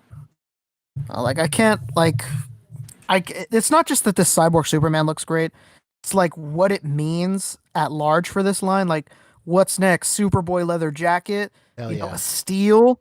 Like, you know, I'm Yes, ready that's for my whatever favorite this shit Superboy. is. If they're doing full reign of the Superman, Yeah. I love it. Damn it. It needs to Mezco, let's be get there. Let's do leather the soft jacket good. Superboy. Don't call me Leather. Superboy. I'm the Kryptonite Kid. Or fuck ever he said. I'm the- I'm the Metropolis Kid. I'm the fucking Metropolis man. Yeah, this shit is dope. Look at that Cyborg Superman, just Sick. unreal. Absolutely sick. MAFEX is just they're unfuckwithable right now. Absolutely. Not often we get to use that term, but unfuckwithable is quite possibly the most perfect way to explain. Yeah, The week I was they talking had. to my friend. This past weekend. This past week, and I put it very bluntly, and I said, "Hey, man, you know, just speaking objectively, even taking own personal bias out of it, that Catwoman figure that they made, quite possibly like the best 6-inch scaled female figure ever. Like, I don't think another figure has likeness, articulation, and accessories on the level of that figure. It's truly unreal. If that's like a preview of what's in store for the rest of the line at large, then every other toy line is fucked. Absolutely. Hell yeah. Look at that. They really showed out this week. So that's Cyborg Superman. Oh yeah, and then it has the cannon arm too, which is crazy. Boom. And effects. Get out of here. Get out of town. so good. And then there's the golden armor Wonder Woman. Yeah, they showed it off right as the SHF released. Just So great. The shade of it all, my friend. and this looks like this looks way better. It looks good. You know what? I will say the SHF is good too. Like something about Wonder Woman and SHF, it's like they really give a shit, man. With SHF and Wonder Woman. The Wonder Woman SHF is not bad, but this is objectively better than the SHF for sure. Yeah, it's like I said with Krillin. It's like sometimes you can feel like whoever is behind the scenes really loves the character. Yes. It's like somebody at Bondi like must really love Wonder Woman or like have a crush on that actress or something because they do really well on it. Hell yeah. JRA Nightmare hit us with 5. He said that that Cyborg Soups. Hell yeah, man. And JRA Nightmare, fucking shout out to one of the most OG of OG people Absolutely. in this community. The realest. JRA Nightmare, shout out to Super Sunday. Family Man JRA. He's the fucking best. Forever family. That guy's the best. Hell yeah. Captain McKay hit us with 3. No message. Thank you. Thanks, Hey, Ryan. Big McKay. Hell yeah. Mike. Yeah. So yeah, they showed off the publication for these two. Then they showed off some. Here we go. Perfect segue. Officially, I'm saying it now. If this Nightwing doesn't dethrone Wonder Woman 84 with having the best Aztec in the industry, they can keep him. To be quite honest. Aztec or no? We're not seeing any butt here. Well, they're working on it, Fabio. Damn, I wish we had that picture. I sent it in the chat. I wish we had that picture of somebody like took the time to Photoshop it in color, and it looks breathtaking. I'll find it. Thing looks incredible. Had a little back and forth with David Walton. Shout out to David Walton. Shut up, David Walton. He was saying that Icons is the best Nightwing ever. I said used to be. There's no way that a $20 figure like 6 years ago is on the level of this. There's just there's no way. There's no way. And that's coming from a person who religiously collected Icons, like everything Icons, well, almost everything. And yeah, I just don't think that it's going to be able to compare to this. And it would be really disappointing if Icons were to be able to compare to this. It's just a different level. You know, it's a different market. Wow, this thing looks fantastic. Yeah, it looks great. I just sent it in the chat, Fabio, if you want to pull it up real quick while we're still on it. Excuse me. Good guy, Poncho. With the Twitter fingers, I like it. Boom, look at that. There we go. Damn, that looks good. Just unreal. Very good, dude. I can't wait. Jokes aside, ass jokes aside, this is something that we've needed for a very long time. So very excited to go ahead and get it. Speaking of shit we needed for a long time, hell yeah! Look at that, man. Ben Riley Spider-Man. I know everybody loves the hoodie version, so do I. That's my favorite version. But damn, this is good. This is so 90s. Yeah, this is so good. Love it. You know what this specific version tells me? They're gonna put this guy out because they know that if they don't put him out before the hoodie version, he won't sell as well. So like, there's absolutely no question we're gonna get the hoodie version. They're just putting this guy out first, right? Like, Yeah, I have to agree. And you know, like on the tone of Dragon Ball stuff and how everything's getting made, I honestly think like all your most favorite Spider-Mans, like all the most popular Spider-Man, I think MAFEX is just gonna make. true. I think 2099 hoodie Ben Riley, Superior, like I think these are all just gonna get made. Yeah, I dude. don't even think it's a question anymore. I think especially like any iconic designs from like the 90s, like the late 80s, early 90s, like even up to like the mid 2000s, like that shit for sure. Like you can definitely tell that the folks over at MAFEX like have a very distinct affinity for like just like pure 90s nostalgia, like especially with like all their like death and return of Superman love that they're showing, and especially like X-Men the Hush stuff. Yes, and like Hush is also a great example of stuff that's like a little bit more modern, but like but they're just diving so deep into specifically 90s stuff that like it's incredible. And it's almost like That's crisp. it's almost like we're at the age now, specifically like us and the panel and stuff like that, where people our age are finally getting into these positions of power at these at like these big companies and stuff. So like our interests are finally coming full circle. Like we see that basically everywhere, and it's just really cool to see the people at MAFEX, where they're just really diving super deep into 90s stuff, because that's all the stuff that we grew up on. So it's really cool stuff, seeing that stuff get a lot of shine for sure. Yeah, you can tell the people in charge love this shit. Sure. And you can always tell in the product when they love what they're doing. And yeah, man, this is incredible. I gotta buy it. Hell yeah. BXR Works hit us with 10. He said Nightwing looks dope. Hell yeah, dude. For sure. Yeah, man, those butterfly joints, man, they look pretty fantastic. Pack Photos hit us with 5. He said Kuya Nightwing, pave the road for this MAFEX one. Exactly. The bastard. Speaking of Kuya Nightwing, I got my Kuya Nightwing today, baby. Walmart had it on sale. It was on sale for like My God, like $8, right, or something. There was like some crazy sale. Kuya Nightwing crawled so MAFEX Nightwing could run. Thank you.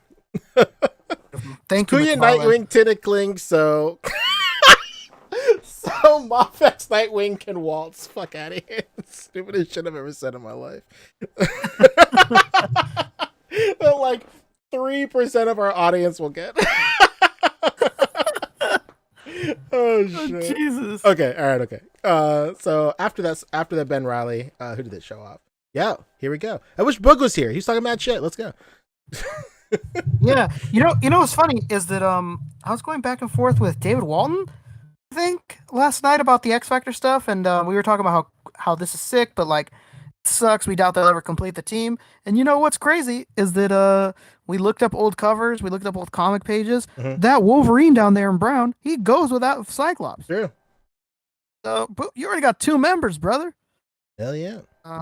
Yeah, it's such a sick looking Cyclops. I just hope they really do that team. I don't know. So True. Ebony Leopard in chat is saying X Factor Cyclops. You can't start that off without the whole team. yeah, I hope they do. Obviously this is an easy repaint. I mean, Legends I did. understand. Fabio with the harsh reality. I mean, Legends did so. Legends did the exact same thing, right? We only have this Cyclops from, and I guess a brown Wolverine from X Factor. The difference though is that they're $20 and they can pick up whenever, and these are like $80. So I think it's like hard to justify dropping the price tag on it when you don't know what's gonna come. With Legends, it's like, oh man, 2 years from now they're gonna do like a box set or something sick. Like oh, the next wave is like gonna be X Factor heavy, dope. Like that's just not the case with something like Yeah, this. that's true. I think that also ties back to First. what Rick was saying just a moment ago. Like, you can really tell that these guys like really love what they do, and they take a lot of time with all these figures and stuff. It doesn't seem like there's speed to start off a team like this, without having the intentions of completing it. Like, yes, it's a repaint Yeah. and whatnot, but like, it just doesn't jive with like their whole philosophy, right? So Yeah, no, I don't think they've started anything for this line that didn't have other things to go with it, or plans at least for other things to go with it. Like, Sure. I can't think of like a standalone where they're like, "Yep, you're not going to get anything else but this." yes, as far as I can tell, at least they've had like some sort of pairing or somewhat. Yeah. Crunchy Cheetos Creations, great name. It is so 5. He said that X Factor Cyclops is the best version of him so far. Hope they complete all of the original X Factor team. Hell yeah! And hell yeah, Triple C. All right, what's the next one, Fabio? Oh shit! I didn't even see Oh. this. Baby. Soup baby. Is that baby that big in the show? It's a big baby. God damn. I don't think it is. Right, Fabio, it's a little bit smaller than that. This is a big ass baby. All right, sick. That's all. That's all. Alright. Oh, I was gonna say, I feel like just because it's on a separate stand, like kind of hovering forward, he looks bigger. Okay. But Yeah, he's definitely closer than the dude. we got to see if the hands can wrap around the head. Then you'll know. So you can like aim it, All right, that's Bill Butch. There's Black Noir. This is a Black Noir weekend, huh? Whoa, with That's right. with a pretty normal looking cod piece. Yeah, significantly less endowed. Mr. Williams says that's a toddler. Sure, okay. That's not a baby, that's a toddler. Black Noir. Hell yeah. So Superman, we saw this And I guy. think it's the next post now. Oh wait, no, you skipped. Oh no, never mind. You did it right. You did it right. I'm tripping. Homelander. Here we go. Tight. Yo. Boog said it. I'll fill in for Boog. I don't know why you need this. If you have the Marvel Legends, it's $20 and it's just as good. Sick. Here's my counter. Psych. Stupid. I think the most important thing about this Iron Man for sure is the message it sends. Just like you were saying earlier, Rick. I think it's about the statement. Like, this to me tells me that they're about to lean in, dude. They're about to do like all of like these iconic Iron Man armors from the comics and stuff. They're just starting here. This is their jumping off point. Like, this is just their take on the classic armor. Of course, Marvel Legends has one out now. It's really great, and it's $20. Like, of course, the value is like way better. Just like fiscally alone. But I personally think that this is like a statement saying that they're going to make more Iron Man figures, and it's just the first one we're going to do, basically. And it looks tight. Yeah, I mean, they're lucky. They're lucky that MAFEX didn't put their foot on the gas with this, because like, how sick would it have been? Like, I'm sure everybody here knows MAFEX has done many suited bodies. How sick would it have been if there was like a Tony Stark in a suited body next to it? Like, boom, 2-pack. Would have been unreal. I also think that this sets like another crazy precedent. Like, what if this isn't an introduction to Hall of Armors, but an introduction to classic Avengers? I was thinking the same thing too. It'd be insane. That's even crazier. And I'm just, like, I don't know. Obviously, the option of the $20 Iron Man is still there. It's at every Target, I'm sure, right now, every Walmart. But hey, you want to go fancy with it?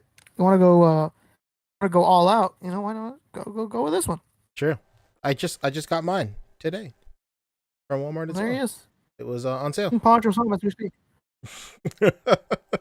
Yeah, but that chest reactor is not accurate. That's so absolutely you gotta true. buy This one's one. blue. It's not orange. So sorry, you dropped the ball.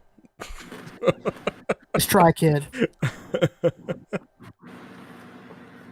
I think this is a good indicator of putting your money where your mouth is. Like, if you're really an Iron Man fan, yeah, I guess you could get the 80th anniversary or the Build-A-Figure Wave one that you're holding. But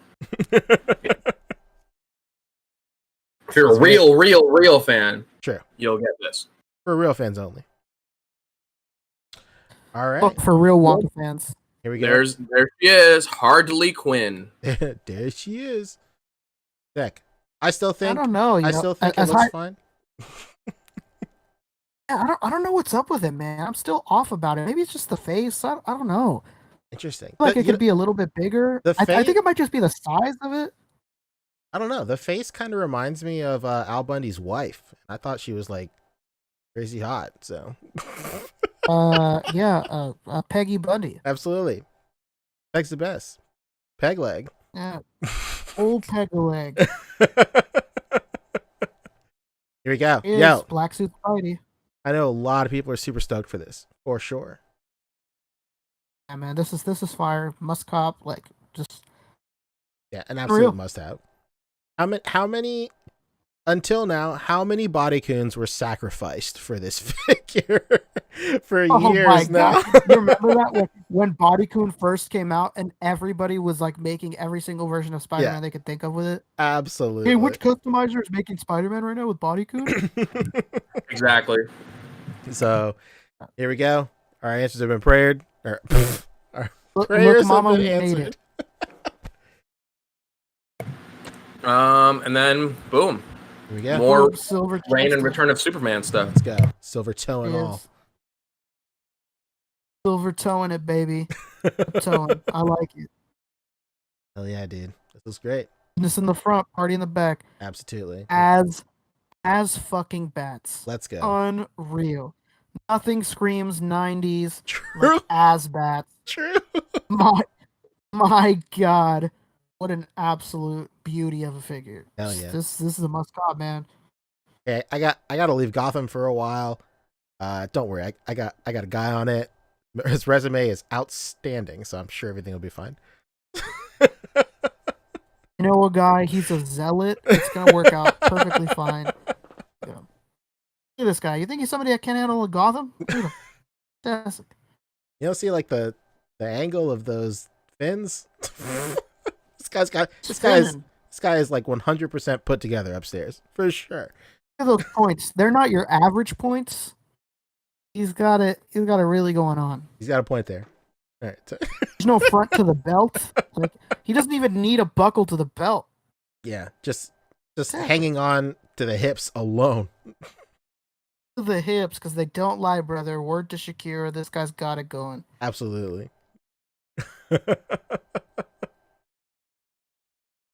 All right, yeah, this looks like somebody put Brandon Deichler on life alert right now. Yeah, but every time I see these, like I cannot wait for him to get them. Like Another line? I literally can't wait to see the photos that he's gonna put out with these. Like these look great.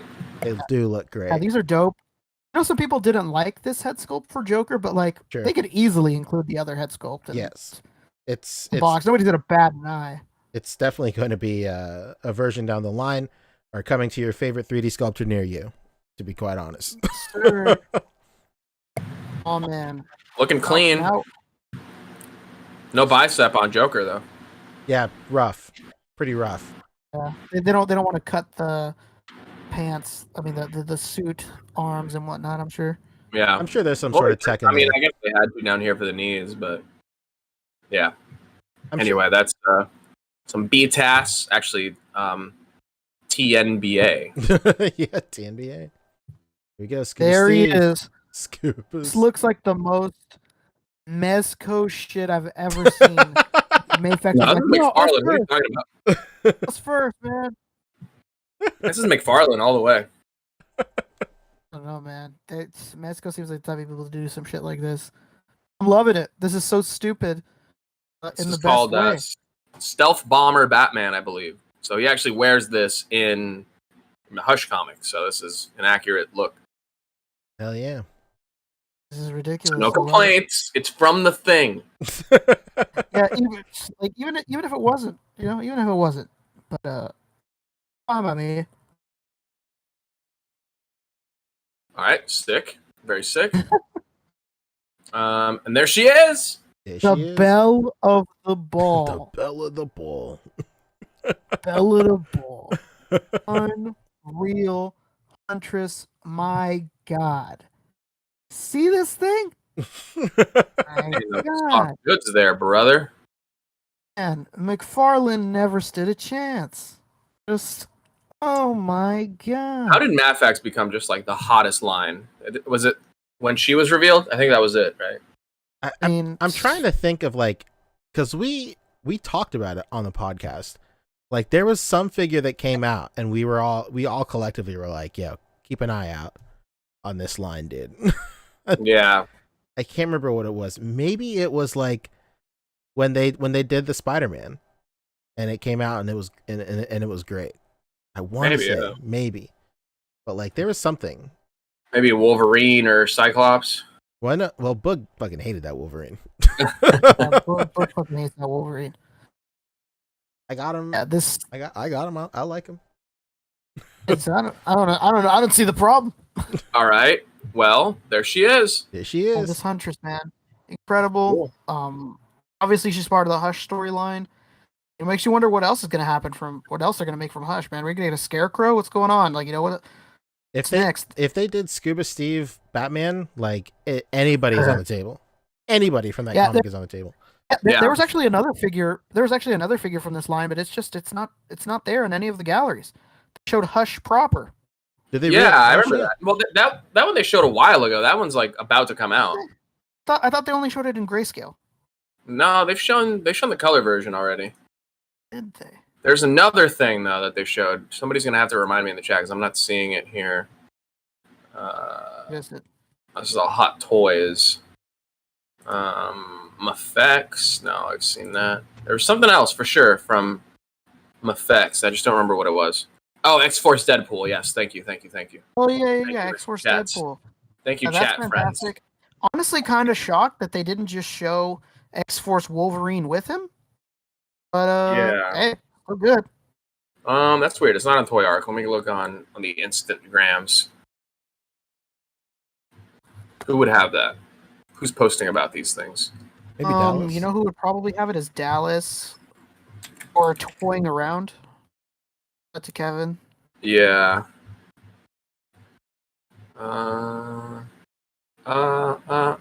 Dallas does not appear to have it. Oh my God, My man. Dallas. The loss. Come on, man. Could you? But yeah. Anything else we want to get to before while I'm backtracking to this? I think. The only thing I wanted to talk about in miscellaneous was Boss Fight Studios finally showed off their Umbrella Academy figures. Oh yeah. They're 4 inches. They also sucks. They also showed the rest of their Popeye line, but yes, also 4 inches. The Popeye stuff I don't mind being that small, but like, I kind of wanted to pair up these Umbrella Academy dudes with somebody else, Oh well. Oh well is right. I'm sorry to see it. I'll live. Olive? Olive oil? My God, I can't believe you've done that. All right, well, I found a picture. I just don't know where the rest of the post is. Do people just like not talk about MAFEX on social media? All right, I'm gonna go with the one picture I found just to say we had it. All right, no complaints. I'm getting to it. Boom. There he is. That's fantastic. There he is. MAFEX X-Force Deadpool. Honestly, feel like there's something else we're missing, but we'll get to it some other day. Oh, okay. Our friends at the Toy Migos have the other pictures. Let's check them out. I love those guys. I think that's really it, right? Toy Amigos. So they're like friends of toys. What's an interesting thing that I'll bring up while he's doing this? I don't want to get into it just because it's going to take too long. But funnily enough, Mattel is making wrestling figures based on wrestlers and movies. Oh my god, yes. Absolutely stupid. I just saw you scroll past it on Toy Migos right now. Oh, hang I on. was like, oh my god, the dumbest thing I've ever heard. It's just so stupid. I actually think it's higher up. Oh, okay. On the right. There they are. Look at that. No, is that it? No, that's a different. No, that's not it. That's not it. That's not it. You're right. There is another whole post of that. Here, I'll try and find it. But yes, I'll get that going for us real quick. Anything else that I should pull up while we're looking for MISC? Is there any super chats? Is there anybody saying anything in the comments that we should address? Nope. I know exactly what you're talking about, though, because I was actually looking at this because I saw the comparison between this Rowdy Roddy Piper from They Live and the NECA version. This is weird. Which There was it like is. 8-inch retro cloth style. And look at that. That's John Cena from Fast. That's Dwayne Johnson from some movie. And then they also did a Scorpion King figure. No, they didn't. What? Yeah, they did. Oh By my god. Mattel. It's literally they're literally making figures of their wrestlers in different films that have nothing to do with them. Yeah. It's just This most one says ridiculous thing. it's Rowdy Roddy Piper as John Nada in They Live, right? And then you have The Rock as Luke Hobbs in Hobbs and Shaw. More specifically in like the third act outfit where they do like the big like Samoan like haka dance and like fucking fight Jason Statham. No, they fight Idris Elba's army. It's crazy. And then you got John Cena as Jacob Toretto, the long lost brother of Dominic Toretto, who for someone who I goes thought you were- on about family, it's weird we're only finding out about his brother 9 sequels in. I thought you were dead. Stupid. But yeah, good stuff. I actually kind of want this John Cena just because it's just straight up John Cena. I wish there was a picture of the Scorpion King one because it's absolutely horrific. And I like have to find it. 20 years later, they still couldn't do a Scorpion King figure well. It looks horrible. Like it looks just atrocious. I'll believe it when I see it, young man. But yeah, You know what? Right. I mean it's an interesting concept for sure. I wonder who else they could do. They can give us John Cena as the Marine, you know? God. You They were could Stone give Cold us- Steve Austin in Condemned. They can give us Kane from See No Evil. Ooh. What about the Miz as the Marine 3 through 6? Oh, they could give us Triple H from that one episode he was in Star Trek. No, No, that was The Rock. That was The Rock. We need Triple H from the Chaperone. Oh my god, please no. I had to watch that one time with my friends because we were having like a terrible movie night and it was just the worst movie I've ever seen. It's pretty terrible. That's it. There's no more wrestlers who have done movies. How about that dude? There's the short guy that did Leprechaun. Hornswoggle? Hornswoggle was the Leprechaun? Was he the Leprechaun? He was in some movie where he was like a short monster. No, Chupacabra. Was it Chupacabra? No way. I think you're blowing smoke up my There up my was some butt. horror Okay. WWE movie. Oh my god. We're forgetting about the best one. I'll get there though. Okay, we can get first of all, the Chad, thank you for this. We could do Haunter Dreams. He's saying Cena from Bumblebee. John Cena from Bumblebee. Okay, we could get Captain McKay Random, a man after my own heart. We need The Rock from Doom. Hell yeah. Oh my god. And you press a Doom button on his Rock. back and he says, Semper Fi, motherfucker. Oh my god. Pock Photos, the bastard. He says Triple H from Blade 3. Oh my. That's what I was thinking of. Boo Cat, Hulk Hogan as either Mr. Nanny or Suburban Commando. Oh man, we need Hulk Hogan from the Three Ninjas. Or Rocky 3. Oh, there you go. What about Hulk Hogan as Thunderlips from Rocky? Yeah. He's literally Right? just Hulk Hogan wearing a Thunderlip shirt. Exactly. Hey, what's going on, guys? I'm Thunderlips. We could have The Rock from the game plan, yes, fine, but how about the Tooth Fairy in like a Tooth Fairy outfit? Okay, what about Andre the Giant from Princess Bride? Anybody want the peanut? Oh my God, Cerebral Deep. You guys are killing it. What about Kevin Nash as the Russian in The Punisher? Tom Jane with the striped shirt and then an alternate, like, horrifically burned face, alternate head sculpt. Jesus, there's also Kevin Nash is in a scene in the movie Grandma's Boy. Of course, where he's moving out his stuff. the moving guy, yeah.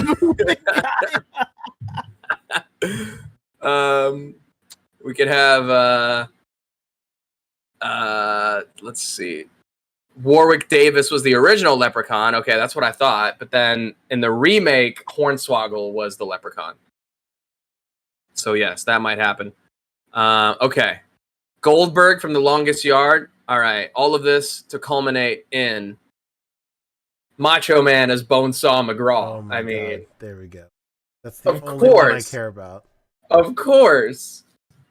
He even comes with like the one dude with the sign in the audience is like a giant cardboard saw and he's just like sawing his arm. It's the Found fucking the picture. Come on. I found the picture of disgusting looking Scorpion King. Okay, I need to see this.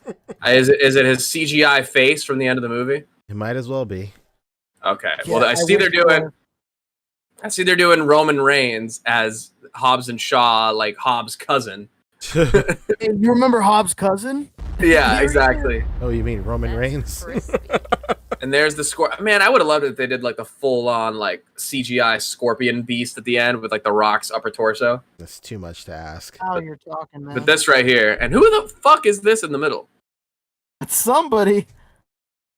That's like the Big Show in like It's a Stink TV, Ape, baby. TV movie. Is that Giant Gonzalez? Who the hell is this? I'm telling you, man, that's got to be like the Big Show in some like terrible TV movie or something. Oh my God. Okay. Mr. William, the actual man who will be receiving a rose here. Andre the Giant as Bigfoot apparently at one point. Oh my God. That's crazy. Okay. Now, from $6 Million Man, apparently. But of course it is. Who can forget that classic episode? Who can forget that timeless classic? All right, Mr. William, though. Mr. William has won. He has slash thread. I need, in this line, Rowdy Roddy Piper as the Maniac from The Gang Wrestles for the Troops, Always Sunny in Philadelphia. Oh my God. Oh my God. A man who keeps a bucket of chestnuts in the back of his station wagon. A man who, when you ask him, "Oh, you got kids, Maniac?" he says, "Nah, not anymore." Oh my God. But yeah, this is a fun little line. I'm actually kind of into this. At first, I thought they were like kind of rebranding the what would have been WrestleMania Hollywood like program for this year because it was supposed to be at the new stadium, the new SoFi Stadium here in. I mean, really, it's not Hollywood. It's in Southern California near LA, but it really should be called WrestleMania Inglewood. I was about to say everybody calls it Everybody just knows it's Inglewood. It's literally Inglewood. So like to call it WrestleMania Hollywood is a little bit of a stretch for sure. So like I thought in the that they middle were of the worst part of Inglewood. exactly. It's only getting more expensive, no matter how bad it is. Yeah. Oh my God, Cerebral. We got to keep going. Okay.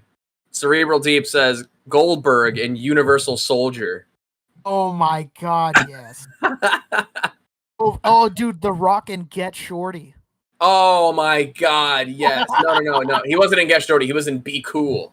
Be cool. Be cool, man. Yes, we need that. We need that. Okay, then we might. This could be a whole line of The Rock figures. Then we could do The Rock, the Rundown. We could do The Rock, Skyscraper. Standing tall. Walking tall. Oh my God. CM Brock is, of course, reminding me. John Morrison. Okay, John Morrison starred in his own self-produced indie action film called Boone the Bounty Hunter. So I want John Morrison as Boone the Bounty Hunter, please. How you talking, please? Okay. John Cena in 12 rounds, of course. I mean, we could go with this forever. This is just so much. Oh, John Cena from Trainwreck. He could be looking for the closest guy on Grindr. Oh my God, yes. Peacemaker. I mean, he's doing it all now. Can we do John Cena as the voiceover in BMW commercials? the car. Mattel owns Hot Wheels. It's not out of the That's realm true. of possibilities. Oh, of course. Why am I? Batista, of course. Thank you, Cap Lives. We could do Batista from Spectre, right? As Mr. Hinks or Mr. Jinx or whatever his name was. He's like the big henchman dude. We could do Batista as God, what's his name? In Blade Runner, whatever he was there. This might sound stupid, but Mattel owns the rights to making Disney figures. What if they did a Maui? Maui? John Cena or The Rock as Maui? That's amazing.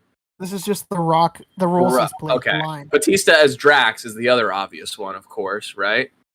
But then the Wrestling Hound coming in with a recent one because that trailer was sick. What about Batista from Dune? Ooh, Dune. Have you seen the Dune trailer? Looks good. Yeah, look good. John Cena from Blockers, right? Complete with a butt chug funnel. You're talking. Oh, The Rock from Ballers. What are we thinking? Oh, of course, Ballers. Yeah. He's just literally The Rock in a suit. Can we do The Rock in? Well, Doom is like actually my favorite, so that's the one I would want to see the most. But Taken. I mean, we could go on forever here. We need to stop. Andre the Giant alone. I mean, yes, of course. Going obscure, so anything's fucking possible. This is Yeah. Andre the Giant as Bigfoot from one episode of the $6 Million Man. So yeah, they're all on the table, huh? And I bet there was no likeness rights that they needed to get for that, or like from the studio or anything like that. So sure that was good stuff. Cool. That is a little dive into the WWE section, huh? Huh? You know what's interesting, Fabio, is that I'm sure it's the other way around. I'm sure that they gave the studios the license rights to these people. So now they're like, oh, we gave you the license, we're calling it back. You want we want to make figures of these movies. Wait, can we do Paige and Wrestling with My Family? Can we do The Rock and Wrestling with My Family? The Rock and Wrestling with My Family. Now you're Yes. Yes, we can. Okay. Oh, okay. Here's a good one. We can do Jesse Ventura from Predator. oh my god, that's genius. The body. Wish that, That's a good one. that man would give the WWE his contract because he wants nothing to do with him. Can we do Paige, Xavier Woods, and Brad the Maddox Maddox in a 3-pack with a couch? Oh no. Oh my god. All right, I'm done. Okay, The Rock from Jumanji, of course. Oh yeah, 100%. Jungle Cruise. Jungle Cruise, okay. All right. We can probably move on from this before I suffer repercussions from that little bit of a reach I had there. Extra 30 minutes on this. It was worth it. Cool. The Rock from Rampage, that's all good too. All right.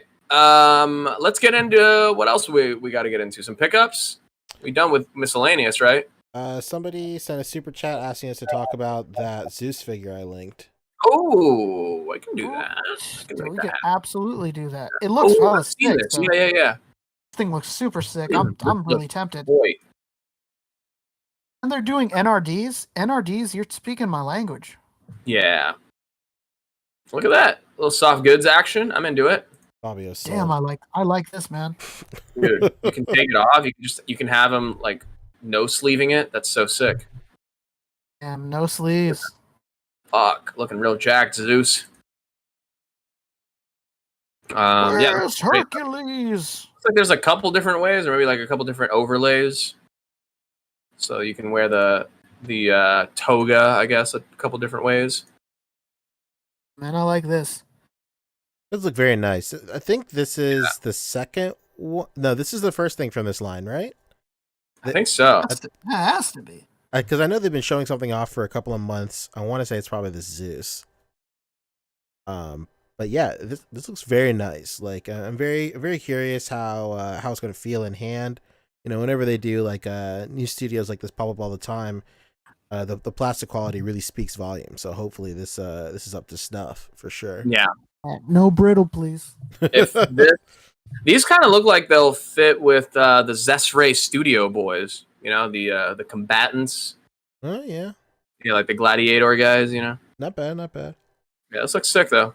I dig it. Hopefully they give us like a Poseidon and a Hades and a Hermes and all those guys. That'd be sick to get a whole line of like Greek figures like that. That'd be the best thing ever. Yeah. I mean, they're the original superheroes. They're the original Justice League. Absolutely. You know, the original pantheon of mythological heroes. So yeah, definitely would be sick to have them. So there was that, and there was also JADA Toys, Count Chocula, Frankenberry. That's right. Not Booberry? No Booberry, unfortunately. Why did you say Count Chocula? Is because I love Count Chocula. Do you? I'm just not a Count Choculist, you know? You wrote Count Choculitis. Why'd you say that, Jim? What? Because I love Count Chocula. And they told you it was coming. Look at that. With a tease like that, you had to know. Yeah, of course. Who would have thought in a million fucking years? Oh my god. Mama, father, stretch out my hands. Look at that. Look at this. Yeah, never in a million years would I ever thought. This is better than a Smash Brothers roster reveal. Right now. Let me tell you something. If they don't do the wolf. Oh, shit. And fucking Frankenberry. Well, this is General Mills, so we're talking. This is like the B-list mascots. This ain't Kellogg's roster, you know. But Frankenberry and the Tutti Frutti Wolf. Well, Frankenberry's here. You're talking about Booberry, huh? Booberry. Oh, yeah, I'm talking about Booberry. Sorry, Booberry. Talking Booberry with his little hat, and I'm talking the okay. Wolf. What about the Wizard? Yeah, but they're no Snap Crackle Pop. They're not Toucan Sam. Well, first of all, Tony Snap the Crackle and Pop Tiger. are dead to me because they took fucking Rice Krispie treat. God, why did I turn into a Southern biker? They took Rice Krispie treats off the shelf, Rice Krispie treat cereal. So Snap Crackle and Pop are dead to me. A few years They ago. did? Yeah, they did. Fucking sucks. Purple box is dead, man. Okay. You always know that you're in for a good time when you see Rice Krispie with a purple box. Who do I make this letter in progress out to? Mr. Kellogg. Once he's done Mr. Kellogg. Once he's done finding your Sentinel son. Mr. Mills. Hey, is Coachy Chris General Mills? Is Coachy Chris General Mills? Mr. General Mills? Hello. He's a high-ranking official in the cereal army. That's crispy. Hell yeah. All right, well there they are. JADA Toys, known for their little like mini metal guys, you know, and their vehicles. Now bringing you deluxe 6-inch action figure goodness. General Mills. Shout out to that. It's criminal if they don't include these inside of a box of cereal. Love the whoosh. I love the whoosh in the comments. Like, this is incredible. Well, the Fawoosh, I mean, they're curators of taste. The only thing that would make this thing better would be if it had an ab crunch and it came with fists. Yes. Oh my god. Honestly, soft goods cape on this Count Chocula, and I'm sold. Andrew Gladwell hit us with 5.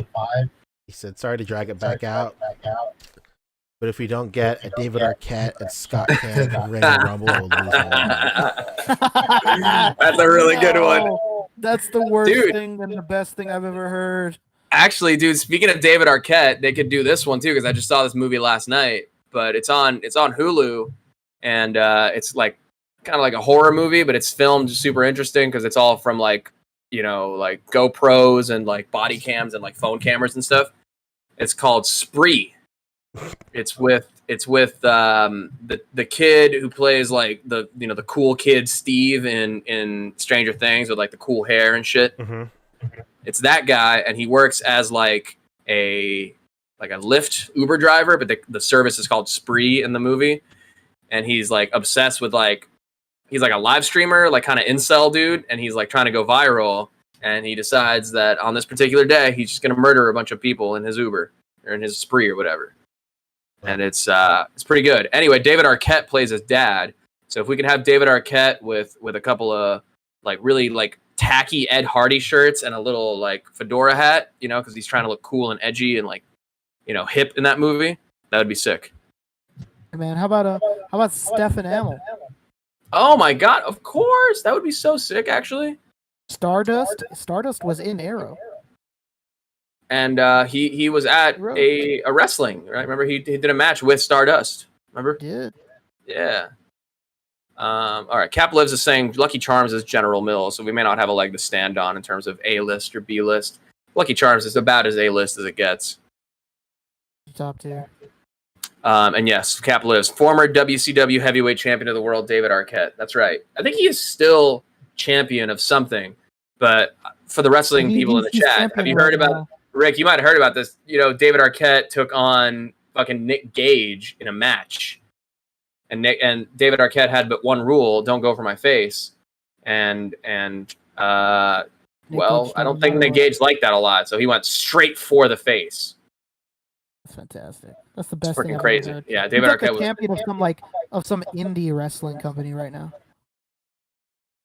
Yeah, he is, because he just did an episode of Family Feud with a few other like AEW wrestlers and a couple other indie guys, and including Luke Perry's son, Jungle Boy. And he came in there with a big gold belt, some kind of championship belt. So David Arquette is, you know, still at the top of the wrestling food chain, thank goodness. Yeah, put some respect on his name. Still in the conversation. But yeah, if I had one comic book movie related recommendation to make to the audience tonight, check out Spree. Quick hour and a half, you'll get in and out, you'll have a good time. It's a good movie. Anyway, General Mills, man, killing it in the figure game. That's a GM, baby. All right. Should we get into some pickups? Sure. I didn't get anything. You didn't get anything. I did get some. I'm gonna echo from you real quick. I picked up Kuya Nightwing, super tight. I picked up Walmart was having a sale, so I got Iron Man for like I think $9, and I got US Agent and Baron Zemo for like $9 too. So I got into that. That was pretty tight. Then that's that. I kind of want to save Q&A for when Boog's here, so we might just double down next week for Q&A. You think? Well, I guess that's a good point. Just because sometimes people have things they specifically want to ask him, right? And all. Yeah, that's a good call. We should have done it at the top of the show anyway. Probably. Yeah. So that's our bad. So yeah, this post will stay up all week. If you have questions, go ahead and ask them in the Q&A. We can take I guess one. Let's take Super Saiyan's question real quick. He says this question for all four of you. What's your favorite anime of all time? Very interested to see what Boogs is. Well, you know what? Never mind. Yeah, we'll save that one. Just wait one more week. In particular. Incredible. We'll save that one in particular. Shout out to Super Saiyan. He's a good dude. You know what? He messaged me on Discord because he was trying to get some help, trying to get this Casino La Cucaracha Gomez. Nice. Because he is, familiar with my success rate, so he was hoping I could get one for him. But if you're listening, dude, I mean, I didn't even need to help you because they made it a super easy pre-order. So I hope you got it if you wanted it. Very nice. Super Saiyan 63. I'll give you a little teaser, just so you're not waiting an entire week. Mine is Berserk. 97. All right. I guess if I'm going like from when I actually used to watch anime, the one that I was the most into ever was Naruto. Hell yeah. But I don't really watch it anymore. He was running down the classroom with his arms behind him. We all were, dude. We looked like a sick squad, all running side by side, arms behind our back. That's fantastic. Okay. As far as pickups, though, real quick, I got literally one thing. It's dumb. I kind of showed it at the beginning of the show because I was trying to test the fit, see how it looks on camera. But I got this coat for this Nick Fury that I've had forever. There he is. Nicky Fur. There he is. Nicky Fiorito. This is from GPS Lot on eBay. So very nice. The quality's pretty good. It's not like leather. It's almost like almost like a satin. Interesting. Oh, very nice. Yeah, but it looks good. It definitely looks kind of feels like leather, but when you get up close, you can kind of see the satin to it. But I like that they even had the detailing on the collar. Right? I mean, for third-party goods on eBay, it's cool that they had this little included detail. It really sells it as a Nick Fury coat, That sells it to me, man. looking good. This is on a Commander Rogers body with a couple of Punisher parts, but Very nice. he's looking a little full, looking pretty jacked, but that to me looks like Nick Fury. Oh, a little yoked. You guys got a disease. It's called Looking a little jacked there, brother. scoliosis. And that's it. All they did was get pre-orders for Mezco, but that's not stuff that I'll have in hand until months from now. Dang. What about you, Rick? What'd you get? I got. I think. The only figure I got this week was that Goku, Super Saiyan Goku, that new one.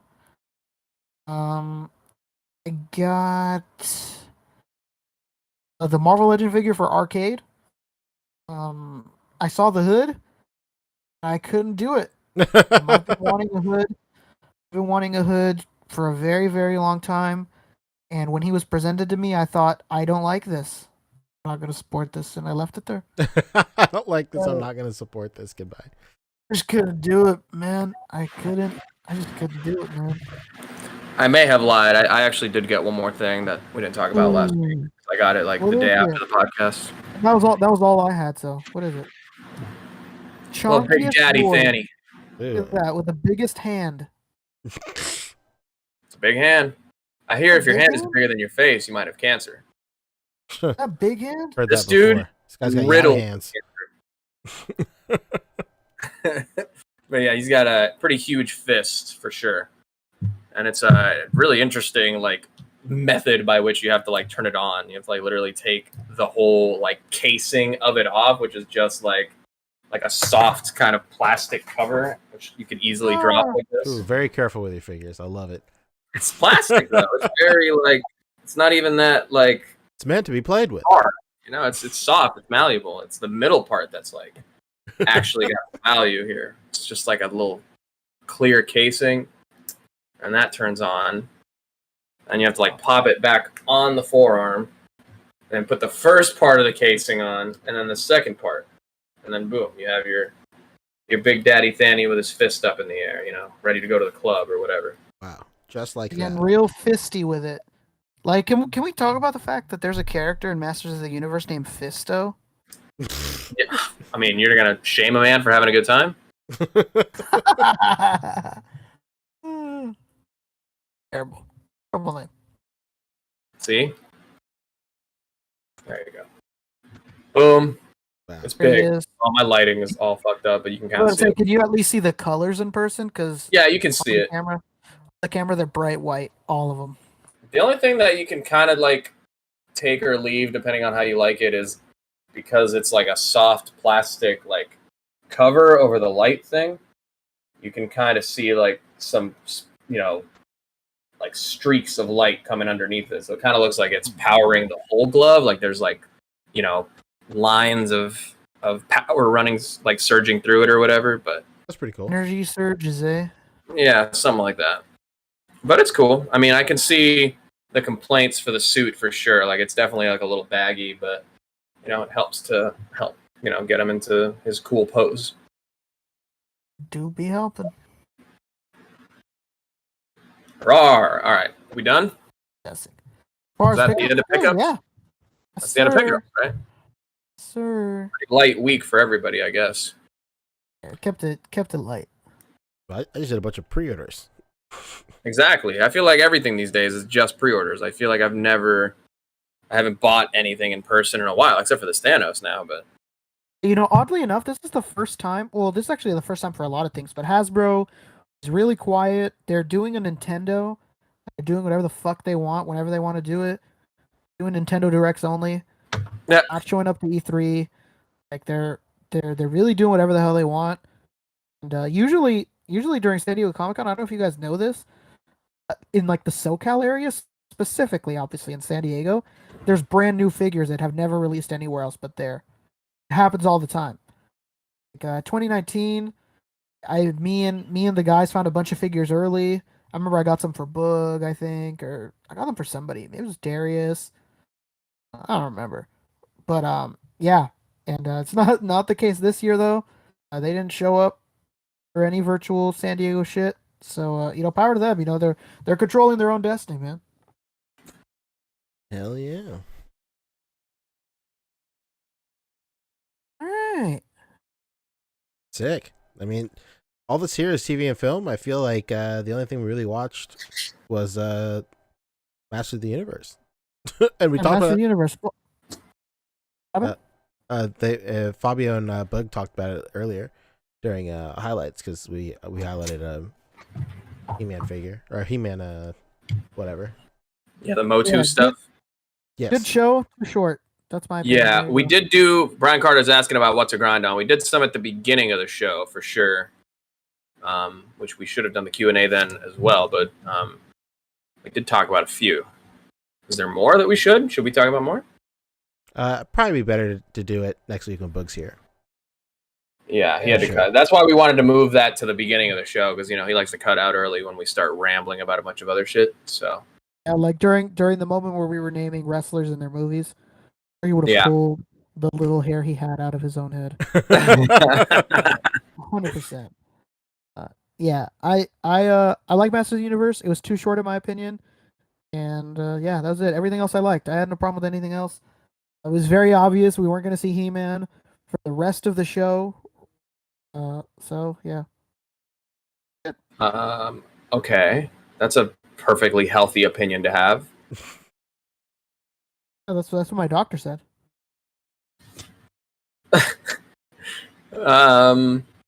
That's about it. There was no other animation or anything that dropped recently, right? Or any other thing in our purview. Dropped, but I haven't watched it yet. What dropped? Snake Eyes? Snake Eyes. Movie? You guys? Movie? Is it out already? I didn't realize. Came out. That just came out. Oh, it's not on streaming yet, though, right? It's in theaters only? Yeah, theaters only. Yeah, theaters only. All right, I'll see it in a few months then.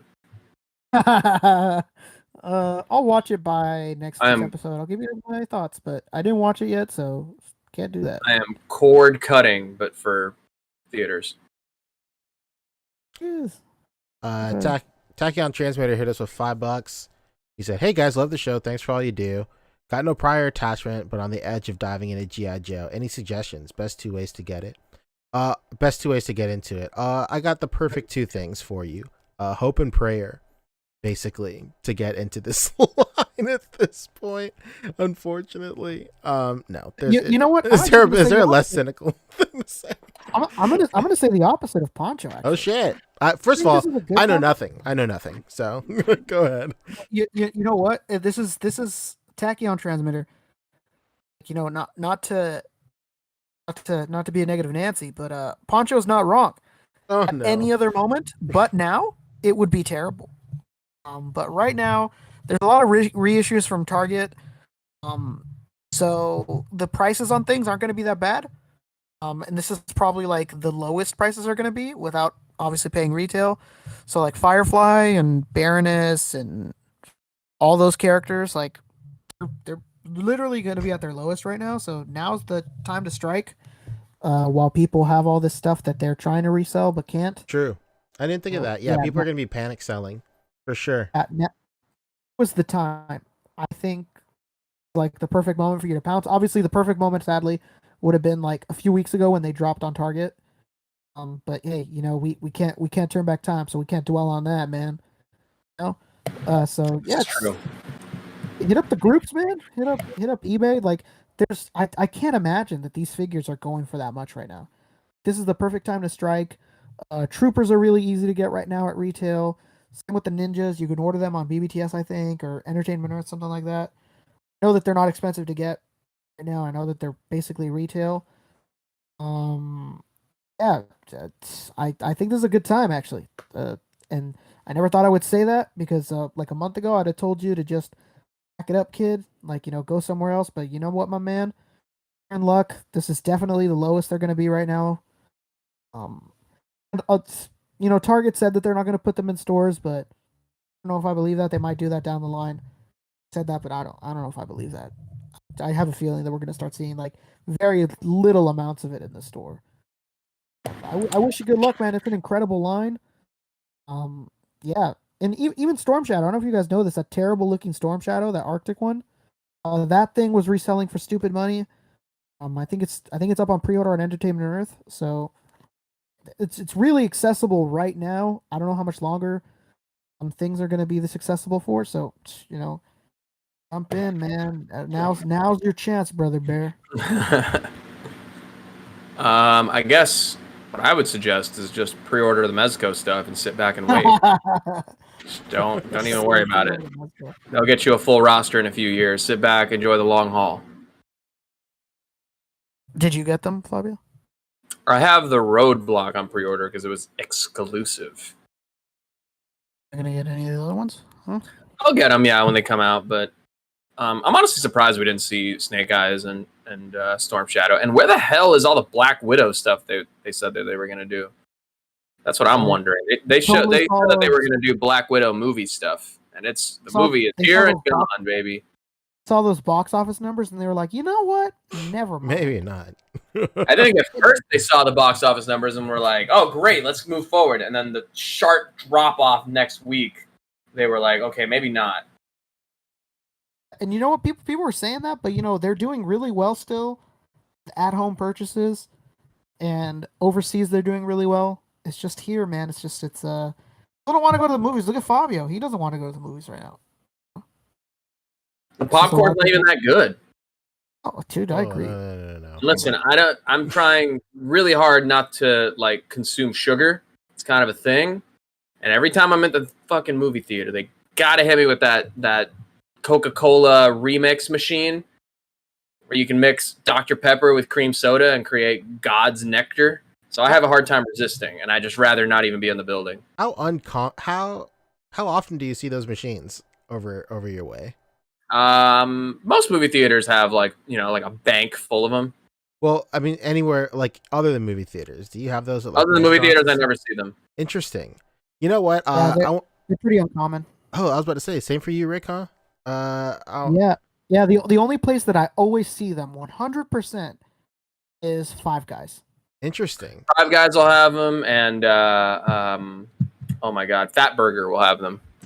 You know who else has them but doesn't like to advertise it because they don't want to do the extra work of going around the counter, the drive-through, and filling it up for you? Because they've told me before, it's Jack in the Box. Do they really? Those sneaky fucks. Okay. Yeah, they don't want to do it. Like one time, I was like, "Hey, can I get this kind of combination?" Because my brother wanted it. They're like hesitant, and they're like, "No, the machine isn't working right now." Like, yeah, right. You don't want to go around from the desk and go to the front where the kitchen. No, so funny. Those assholes want to hoard all that delicious flavor syrup for themselves. Yeah, man, they want to be the only ones to drink grape Coca-Cola. I'm telling you, some Barks cream soda with a little bit of Dr. Pepper. Lordy, oh Lord, you'll be dead. You'll be actually dead. I only bring that up because somebody was saying that shout out to Plastic Thunder. He was posted up at a PT. I forgot what restaurant he was posted up at, but he said he was posted up there because they specifically had a fountain like that. He's like, tight. I'm gonna sit here and bum Wi-Fi all day because they got this drink machine. And I was like, what? Like those places are everywhere here in Charleston. Like it's damn. It's pretty weird. That's why I was like so thrown off. I was like, what? Like but weirdly enough, McDonald's actually has the best fountain drinks. Oh, true. Yeah, they put extra shit in their fountain drinks for sure. Yeah, they have like a higher carbonation to syrup ratio. They sure do. For their Coke or their, like any of their drinks, and then the straw that they give you is slightly wider too. Absolutely. Yeah, Plastic Thunder's in chat. He said it was Jack in the Box. Hell yeah. J and the B, man. They know how to do it. Yeah, that Munchie Mail, man. They have it. Yeah, like they have it here at Five Guys, of course. They have it here at Zaxby's. They have it here at Moe's. They have it here at a bunch of other places. I see it more often than not. Burger King has it. Burger King's a great restaurant. It's a wonderful restaurant. It's a wonderful restaurant. But yeah, I just see it everywhere. So it was funny to hear that like somebody was that was like a highlight of It's eating at a such a restaurant. treat. You don't understand. It's such a treat. I'm probably just conditioned. You know, Yeah. sorry. And I gotta get off I'm my high horse terrible, for a too. little bit. I'm so sorry. Right. Like I'm the kind of idiot that's like, well, we're here. We might as well just do this thing, right? It's like, listen, I'm already spending $50 on the tickets and the snacks. Okay, I'll get like a week's worth of sugar in one large beverage. Thank you. What's your go-to? We're clearly in the after show right now. What's your go-to like movie theater itinerary? Like your snack? What's on the menu?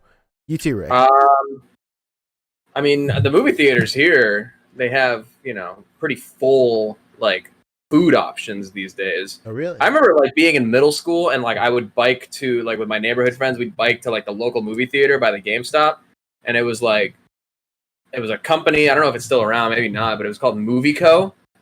And they would have like all of their multiplex cinema like buildings were like themed. It was almost like Fry's Electronics, you know what I mean? Holy shit. They were all Rest in themed. peace, Fry's Electronic. Yeah, exactly. Rest in peace. And my movie co was like Egyptian themed, so it just looked like a giant like opulent Egyptian palace with hieroglyphics and like You see the art movie and there? everything. I never saw the Mummy there. I Damn. saw Ghost Rider. You. I remember specifically seeing the first Ghost Rider with Nicolas Cage Holy fuck. at the theater. But Oh, that one place, last their ride snack in bar was me. crazy because they had popcorn shrimp, and you were like, "What?" Oh, fuck did you just say? They had popcorn shrimp at the movie theater. Oh shit. But so that set the precedent for like, whoa, these movie theaters just have crazy shit. But in general, I think I'm a nachos kind of person with an extra cheese, of course. You got to get an extra nacho cheese on the side, right? And then if I'm feeling real crazy, maybe a hot dog. Oh shit. But You run that's the whole like gamut. that's if I'm like having a meal at the theater with my movie, right? This guy's talking If I'm big just bite. snacking, it's maybe a bunch of crunch. Whoa. You know, one bunch of crunch, please, is what I tell the man. And then he says, "Thank you, enjoy your movie." And then I say, "Thanks, you too." And then I walk away embarrassed. Oh, This is embarrassing because the only thing I'll eat at a movie theater at any point in time for like the past 10 years, literally only Bunch of Crunch. Don't need anything else. Not interested in any other candy. I don't want to try your fruit roll up. Don't want to try your sour straws. Not interested in your Coke. I don't want any of your popcorn. You know what? I'm lying. Maybe I'd try a nacho. Maybe I would. But yeah, it's Bunch of Crunch only. I think I ended up not getting Bunch of Crunch at the theater anymore because I went to like the 99-cent store and it's just like an course. aisle And full of they're $1 there, yeah. it's literally 99-cent store candy. So Of I was course. like, I'm never paying. I thought I was getting a deal at $7 for a small box of Bunch of Crunch. But Well, you know I what think it I've been is, taken Fabio? for a ride for a few years here.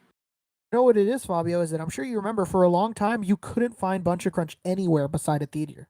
Yeah, exactly. That's You what I couldn't thought. see it anywhere. It was really weird. You go to the dollar store, you go to like your local supermarket or a Target, and there wouldn't be Bunch Yeah. of Crunch. And No. And you know it I makes like sense because Whoppers too. Whoppers are good. and it makes sense because you know they're shaped like popcorn. Like a Exactly. very movie thing, so it does make sense. Right. But you know Now, what if- used to be my number one movie theater candy? It doesn't exist anymore. Was Butterfinger BBs. Let's go. Oh, you know what? I'll get some Reese's Pieces there too. I'll fuck with some Reese's Pieces. They come in that same box as the Bunch of Crunch. Exactly. Or I mean, it's a movie. You know, at the end of the day, all the snacks are done by the time the previews are over, and then you just sit on a full stomach for the rest of the movie, and pass out. Incredible. It's great. I'll do like I'm very like classic, like classically trained. No, I'm Oh my. fully red pilled. Like the subconscious and subliminal messages worked on me. Popcorn and Coke. That's like Nice. like You know what? Popcorn and Coker. absolutely. It's those roller coaster adverts. It you know, really where it looks is like the they're roller riding coasters. a roller coaster of refreshment. Yes. You know. And the popcorn popping at you and shit. Yeah. Like, forget about Yeah, it if you're watching a Poncho's- 3D movie. Just sitting Listen, in the theater and he's thinking that whether he's filling up his cup, Absolutely. Or eating my favorite deli. It's always Coca-Cola. Right. a local sandwich at my local deli. Now my girlfriend is more the popcorn person, so she'll get like the single serving or like the small size popcorn, and she'll do it classic with just like a little bit of salt and the butter oil or whatever that they put on top in the dispenser. But if I go to like an especially like they just closed them down around here, but we had the ArcLight Theater, and the ArcLight upgraded seats and like just super fancy experience. Like they serve at the snack bar. If you want to get a bottle of water, no. We're not getting Dasani. We're not getting Aquafina. Okay, you're getting Aquapana, the Italian like imported water. Wow. Aquapana. Yeah, I'm not even kidding. It's not in the glass bottle, but still. That's My incredible. sister and her husband are fairly well-off people, and they only drink like Fiji and Aquapana.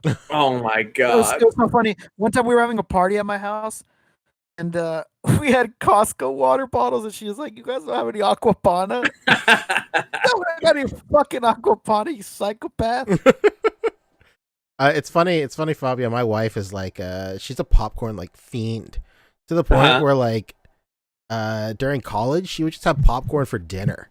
So it's like fucking crazy. Yeah. So like, we'll go to the movies, and like, that's like our like comfort zone. Like sometimes we'll just go to movies just to like watch like just shit films sometimes, especially like, horror films. Like any horror movie that's out in theaters, we'll probably go and watch just for the experience of like going out in a theater and then like getting popcorn and a drink.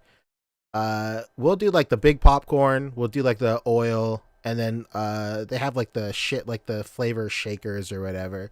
Then we'll just murder it with kettle corn. Yep. And then if I ever buy candy, it's always cookie dough bites, and I put them in the popcorn. There's an idea. So like that's it. I used to do like food back when like I had a better job and I had like expendable income. I would get like food, and I think I stopped when I bought like a little pizza. And it was just like the shittiest pizza I've ever eaten. And I was like, yeah, I struggled with this pizza during Age of Ultron for fucking nothing. And it cost me a lot. I'm cool. I don't want to do this anymore. Yeah, if they have, that's what I was going to get to with ArcLight. ArcLight, they have like the regular popcorn with like all like, the delicious, like exclusive branded flavorings. And then they have like a pre-made like tub of kettle corn. Or like caramel corn, actually. So I'll fuck with some caramel corn. But if they have like a spicy, like a jalapeno cheddar, like powder or whatever, I will buy 2 of those and empty them on the popcorn. That's how you get me to eat popcorn.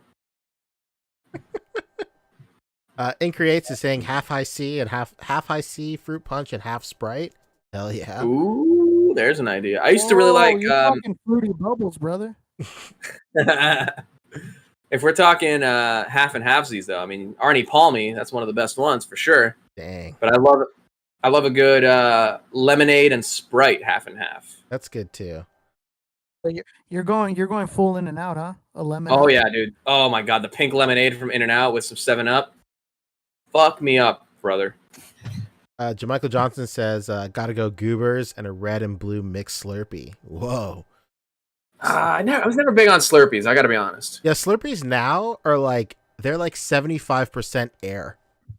It's like you're not even consuming a liquid anymore. It's literally just air. Like you can just tell like how much air is in between the ice particles in your Slurpee. Like it feels like you're like chomping down on like a packing peanut, like the cheapest packing peanut you could possibly find. It's the worst shit ever. Classic Thunder says Skittles. Classic. Cap lives with quite possibly the strangest combination I've ever seen: candy and water. Saying it out candy loud. And water. Saying it out loud fucks me up. Candy and water. There's nothing like a Snickers bar and an Aquafina. Just some Sour Patch Kids and a nice liter of Aquafina. Yeah, it's so funny. Well, coincidentally, we were talking about this maybe like a month back, and we were roasting our other friend, Fig Simp as well, because he doesn't put like salt on his popcorn. Was he a psychopath? What the hell? He doesn't They've put been- salt on his popcorn. He doesn't put butter on his popcorn. Have they been tested for an extra X chromosome?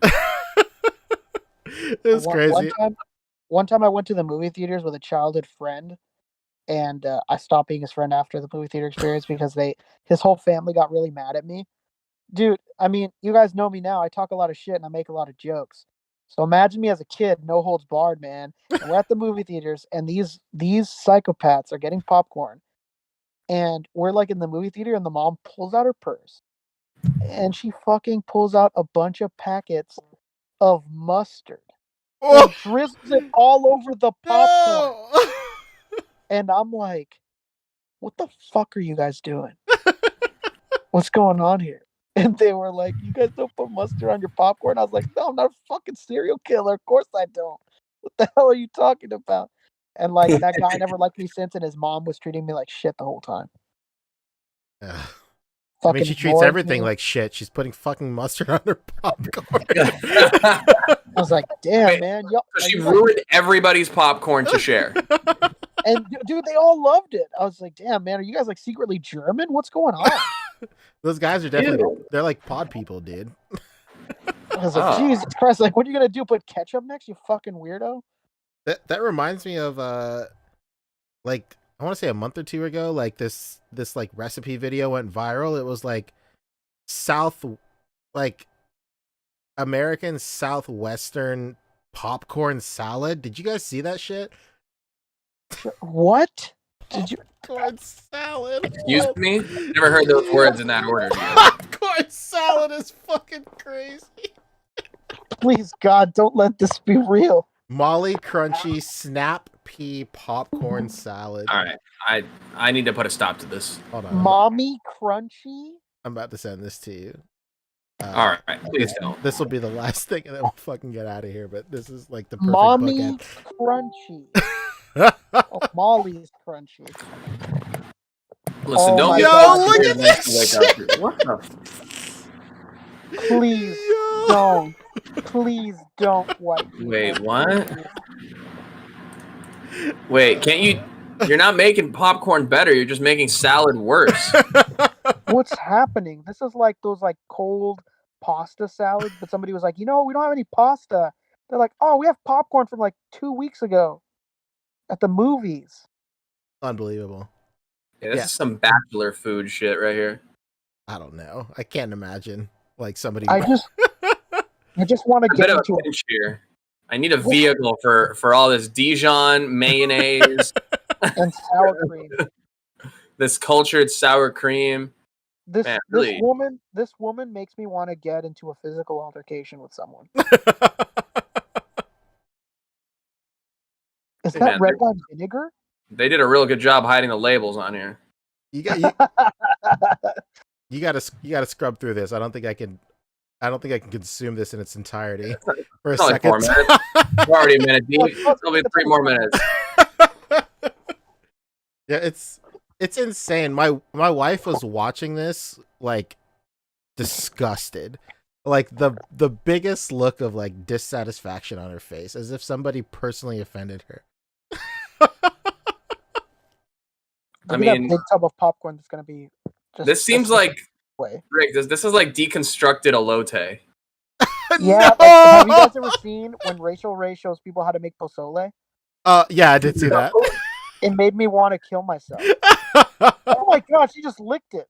It's a bunch of mayo, you sick weirdo. Is this how it ends? Like, Oh, like this. it gets much worse. She adds popcorn to it, Fabio. Wait. The popcorn still hasn't been introduced. What? Well, here's the thing. Like, I would love to like start this recipe blind and be like, okay, I like where she's going with this. This is sick. It's true. So, dude, like, imagine not knowing this. You're like, oh, she's making like a cold salad. Yeah, this looks like a great like kind of base for like a chicken salad or a potato salad or maybe like a mackerel salad or tuna salad or some kind of. I can't think of any other salads. So Egg salad, almond salad. one of those options has to be it. Yeah, this is some kind of like it's like a savory ambrosia. Okay. Ebony Leopard says I would have gone to bed already, but this train wreck is too horrible not to see. Wow, That's what I'm talking about. Are you talking about this recipe or our commentary? Because It's got to be both. I mean, Some sort I'd of be all right. combination. I think you might be all right with either one there. These people heard little mixed mustard and accent. popcorn, and they thought that they'd heard the worst of it. But boy, were they and I wrong. Wait, bitch, put those back. Oh, what? You stop. That's enough. It's crazy. Like we need some butter for the rest of it. Oh, At least half of that pot is still edible. Jesus. what's happening? White people need to be stopped. I'm sorry for anybody that's Caucasian in the comments, but like, come on. Look, you see what we're seeing right now? You see it? And you know it's gonna be really spicy too, because she put some salt in there. oh, true. A little bit of mustard too. Yeah. Jeremy's art is saying Vice actually did an article about this. Apparently, it's a thing in the Midwest. Yeah, that she starts this video saying like, "I'm from the Midwest. This is like big shit in the Midwest." Show me you're from the Midwest without showing me you're from the Midwest. If Ohio and Chicago don't get the fuck out of here with this recipe, like, oh my god, Detroit, what do you have to say for yourself? Listen, if nobody put a stop to them after putting pizza in a deep dish, I don't think anybody's gonna come after this. You don't like deep dish pizza? Yeah, David Walton with the best comment of the night. Podcast After Dark isn't discussing the type of tossed salads I thought y'all would. Fucking David Walton. What a guy. This is the grossest thing I think I've ever seen. I'd rather have another movie date with that family that put mustard on the popcorn. Oh yeah, she's about to feed it to her friends too. She's Look at all making the other food people there. eat this? Come on. Oh no. Well, hey, thanks for joining the #1 popcorn salad podcast on the internet.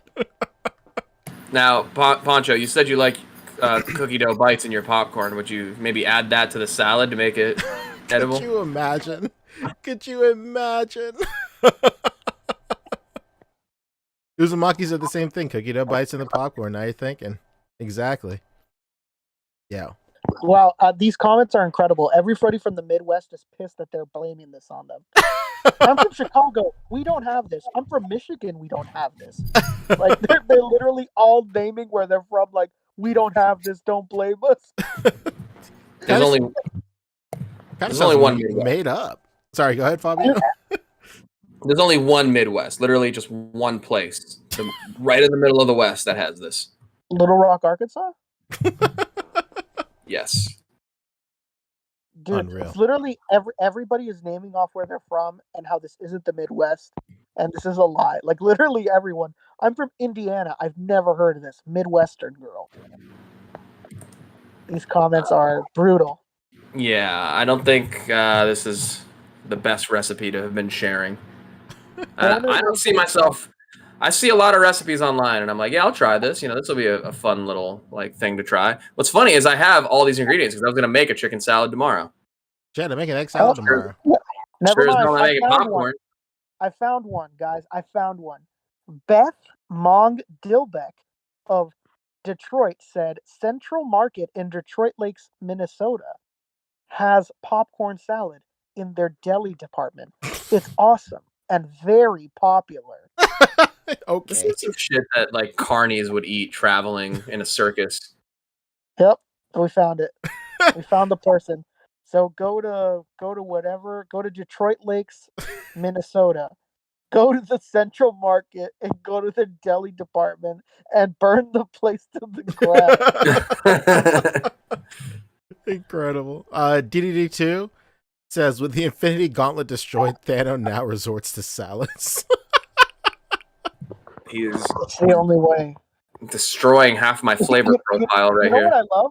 You know what I love is that when she takes a big spoonful of it and puts it in her mouth, she makes the most disgusted face I think I've ever seen. Like, you're here to see it right now. Look at she can't even fake it. She can't even fake it. You're gonna see right now. Look at the disdain.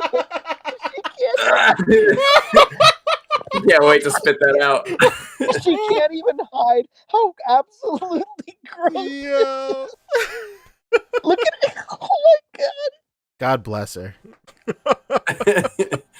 Ebony Leopard saying, you all know her potato salad has raisins in it and probably pineapple. Oh my god. Yeah. Look at that. She has to make other people suffer with her. Look at the guy at the top left. This guy is having a fucking out-of-body experience. He wants to leave so bad. Oh my god, he's rethinking everything he's ever done. Just so good. Unbelievable. All right, well, I don't think we could top that. No, there's no way we're topping this. I mean, usually the best episodes end somewhere along these lines. Popcorn salad, that's the best episode. True. It just reminds me of that. I forget what video it was, but it was like somebody like brought like a potato salad or like a coleslaw or something for Thanksgiving, and like the grandma was having none of it because they'd put raisins in whatever it was. And your grandma was going off like, no, but that's not, we make this every year and you don't go changing the recipe. Okay. It's the one where the guy brings his girlfriend for the first time and his girlfriend brings that salad. Yeah. He gets fucking pissed. Yeah. No. I remember we had an office party, I want to say 2 years ago. We used to have this woman that worked reception. Imagine the most stereotypical like Midwest like glam woman possible, just like very like hi, my name's Casey or some shit like that. Did she have denim in any part of her outfit? Well, maybe not denim, but like she definitely shops at like Macy's, and like her hair has a lot of volume. She has like a very apparent layer of makeup on. I'm trying not to be rude, but that's just like how she is. Anyway, okay. We were having a I don't know, some sort of like low-key racial overtone party, like a luau party or whatever. It's the worst story ever. I got Did they just keep repeating the scene of Roman Reigns doing the haka? You care to explain yourself that much? They were doing some like, first of all, I had nothing to do with this party. I just showed up, dog. So like I showed up, best part of it, to give you a little slice of life of what this place I used to work at was like. It was I showed up and everybody's like, of course, this literally felt like an episode of The Office. Everybody's wearing like coconut bras and like grass skirts. I just show up, I'm not dressed or anything, and they're all like, "Wow, you don't even need a costume. You basically look the part." I was like, "Shut the hell up! What the fuck is going on here? What is happening?" It happened at the very beginning. I couldn't. I thought it couldn't get any worse. Wait, were you wearing that shirt? Is that why they said that? No. Oh, so it was definitely for the racism. Okay, gotcha. Were they going like full Dog the Bounty Hunter on you? Where they would just speak normally and then at random start talking like this, brother. Yeah, like, brother. What? Yeah, sorry. No, I don't want a cigarette. No, thank you. Did they ask you to go with Christ, bro? Go with Christ. You got to go with God before you go. You can't be doing this no more, brother. Look at what it's doing to your family. So, like, I thought that was the worst thing that could possibly happen at this party. But then, like, we start, like, going... It was like a potluck type of, like, office party or whatever. The Midwestern lady created some sort of Midwestern witch's brew. I don't even know what to say. Like, it was like the craziest salad I've ever eaten in my life. She called it a salad. She said, "I made Hawaiian salad." And I was like, tight. What is that? She basically just crushed up like Tostitos and like basically made a coleslaw through pineapples and like carrots and Tostitos and like pulled pork and like marshmallows in there, and she just like mixed it all up. I don't know. What the it was crazy. Yeah, the reason I bring this up is because it's completely on brand. If the same place that birthed the popcorn salad, it makes sense that they also created, you know, the woman who created whatever that was. I was like, you know, my politeness is like my downfall in like in a corporate situation. So she's like, "Hey, have you tried so and so's like a Hawaiian salad? It's pretty good. We'd love your opinion on it." Like, you know why? Authenticity, of course. They want to make sure it's authentic. Yeah. You being the only ethnic man here. Listen, why don't you go take a spoonful of Ivan Ooze's batch over there? Yeah. And I was like, all right, Title, I'll try it. And I eat it, and I'm like, it's certainly unique. I said some shit like that, some very like morally gray thing, and yeah, I called it the next day because I was like fucked up from whatever that thing was. It was crazy. It's unbelievable. I was gonna call Becca. You remember the salad diarrhea storm of 2018? She's like, oh yeah, I remember that.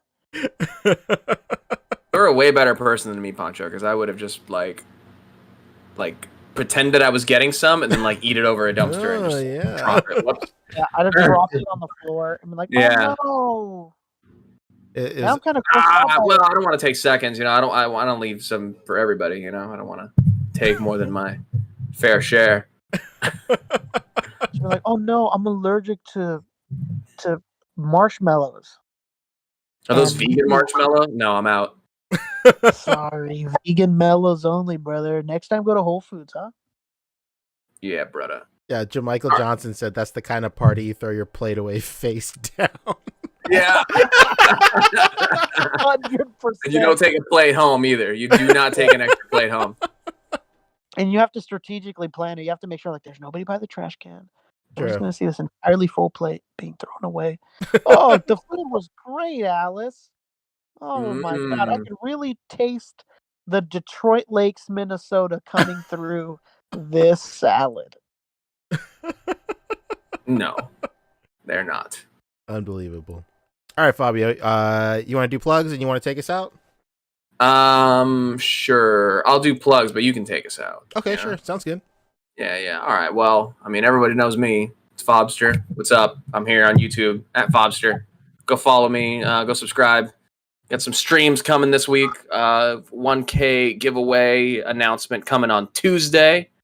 My next stream will be on Tuesday. Definitely go check, like my channel and go check out the last interview that I did. It wasn't really an interview. It was more like a hangout chat with Mr. Cornboy Maze of the Four Horsemen toy design, Mythic Legions, Super 7 Ultimates, Masters of the Universe Classics. Huge pedigree in the toy industry. Also a massive Mezco collector.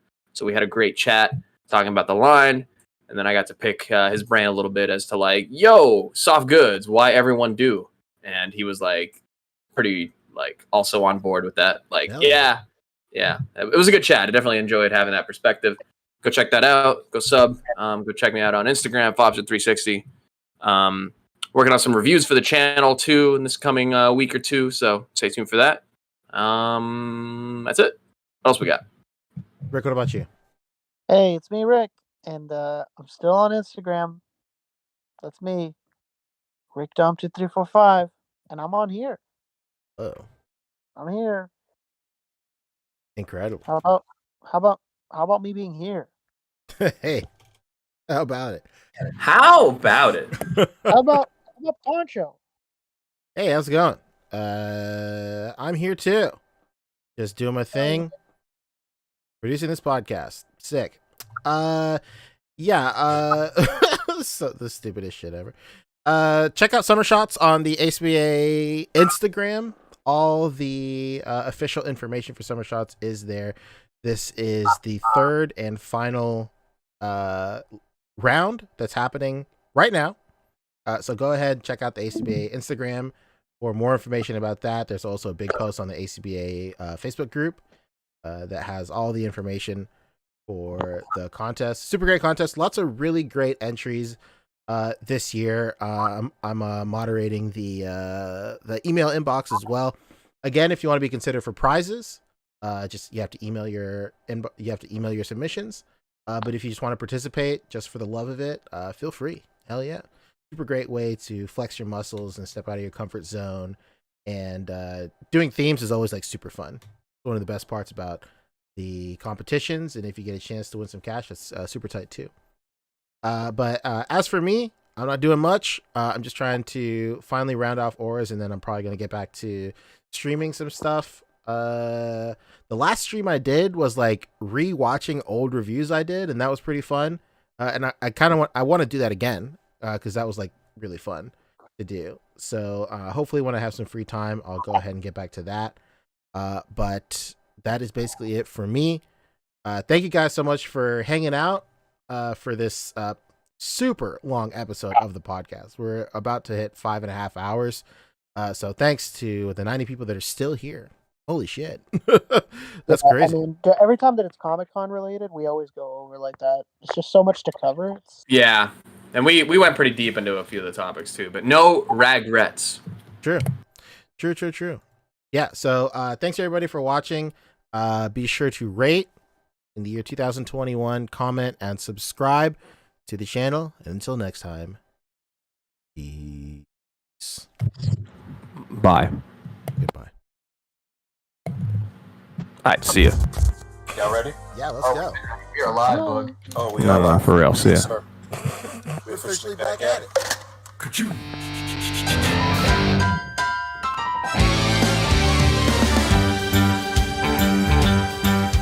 It's a rare condition this day and age to read any good news on the newspaper page.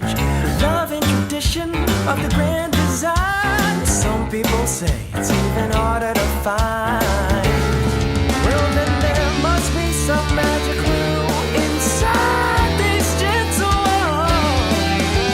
'Cause all I see is a tower of dreams. Real love bursting out of every scene. Days go by. It's the bigger love of the family.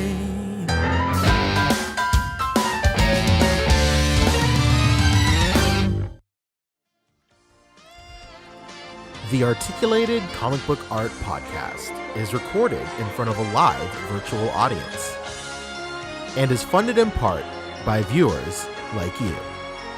Thank you.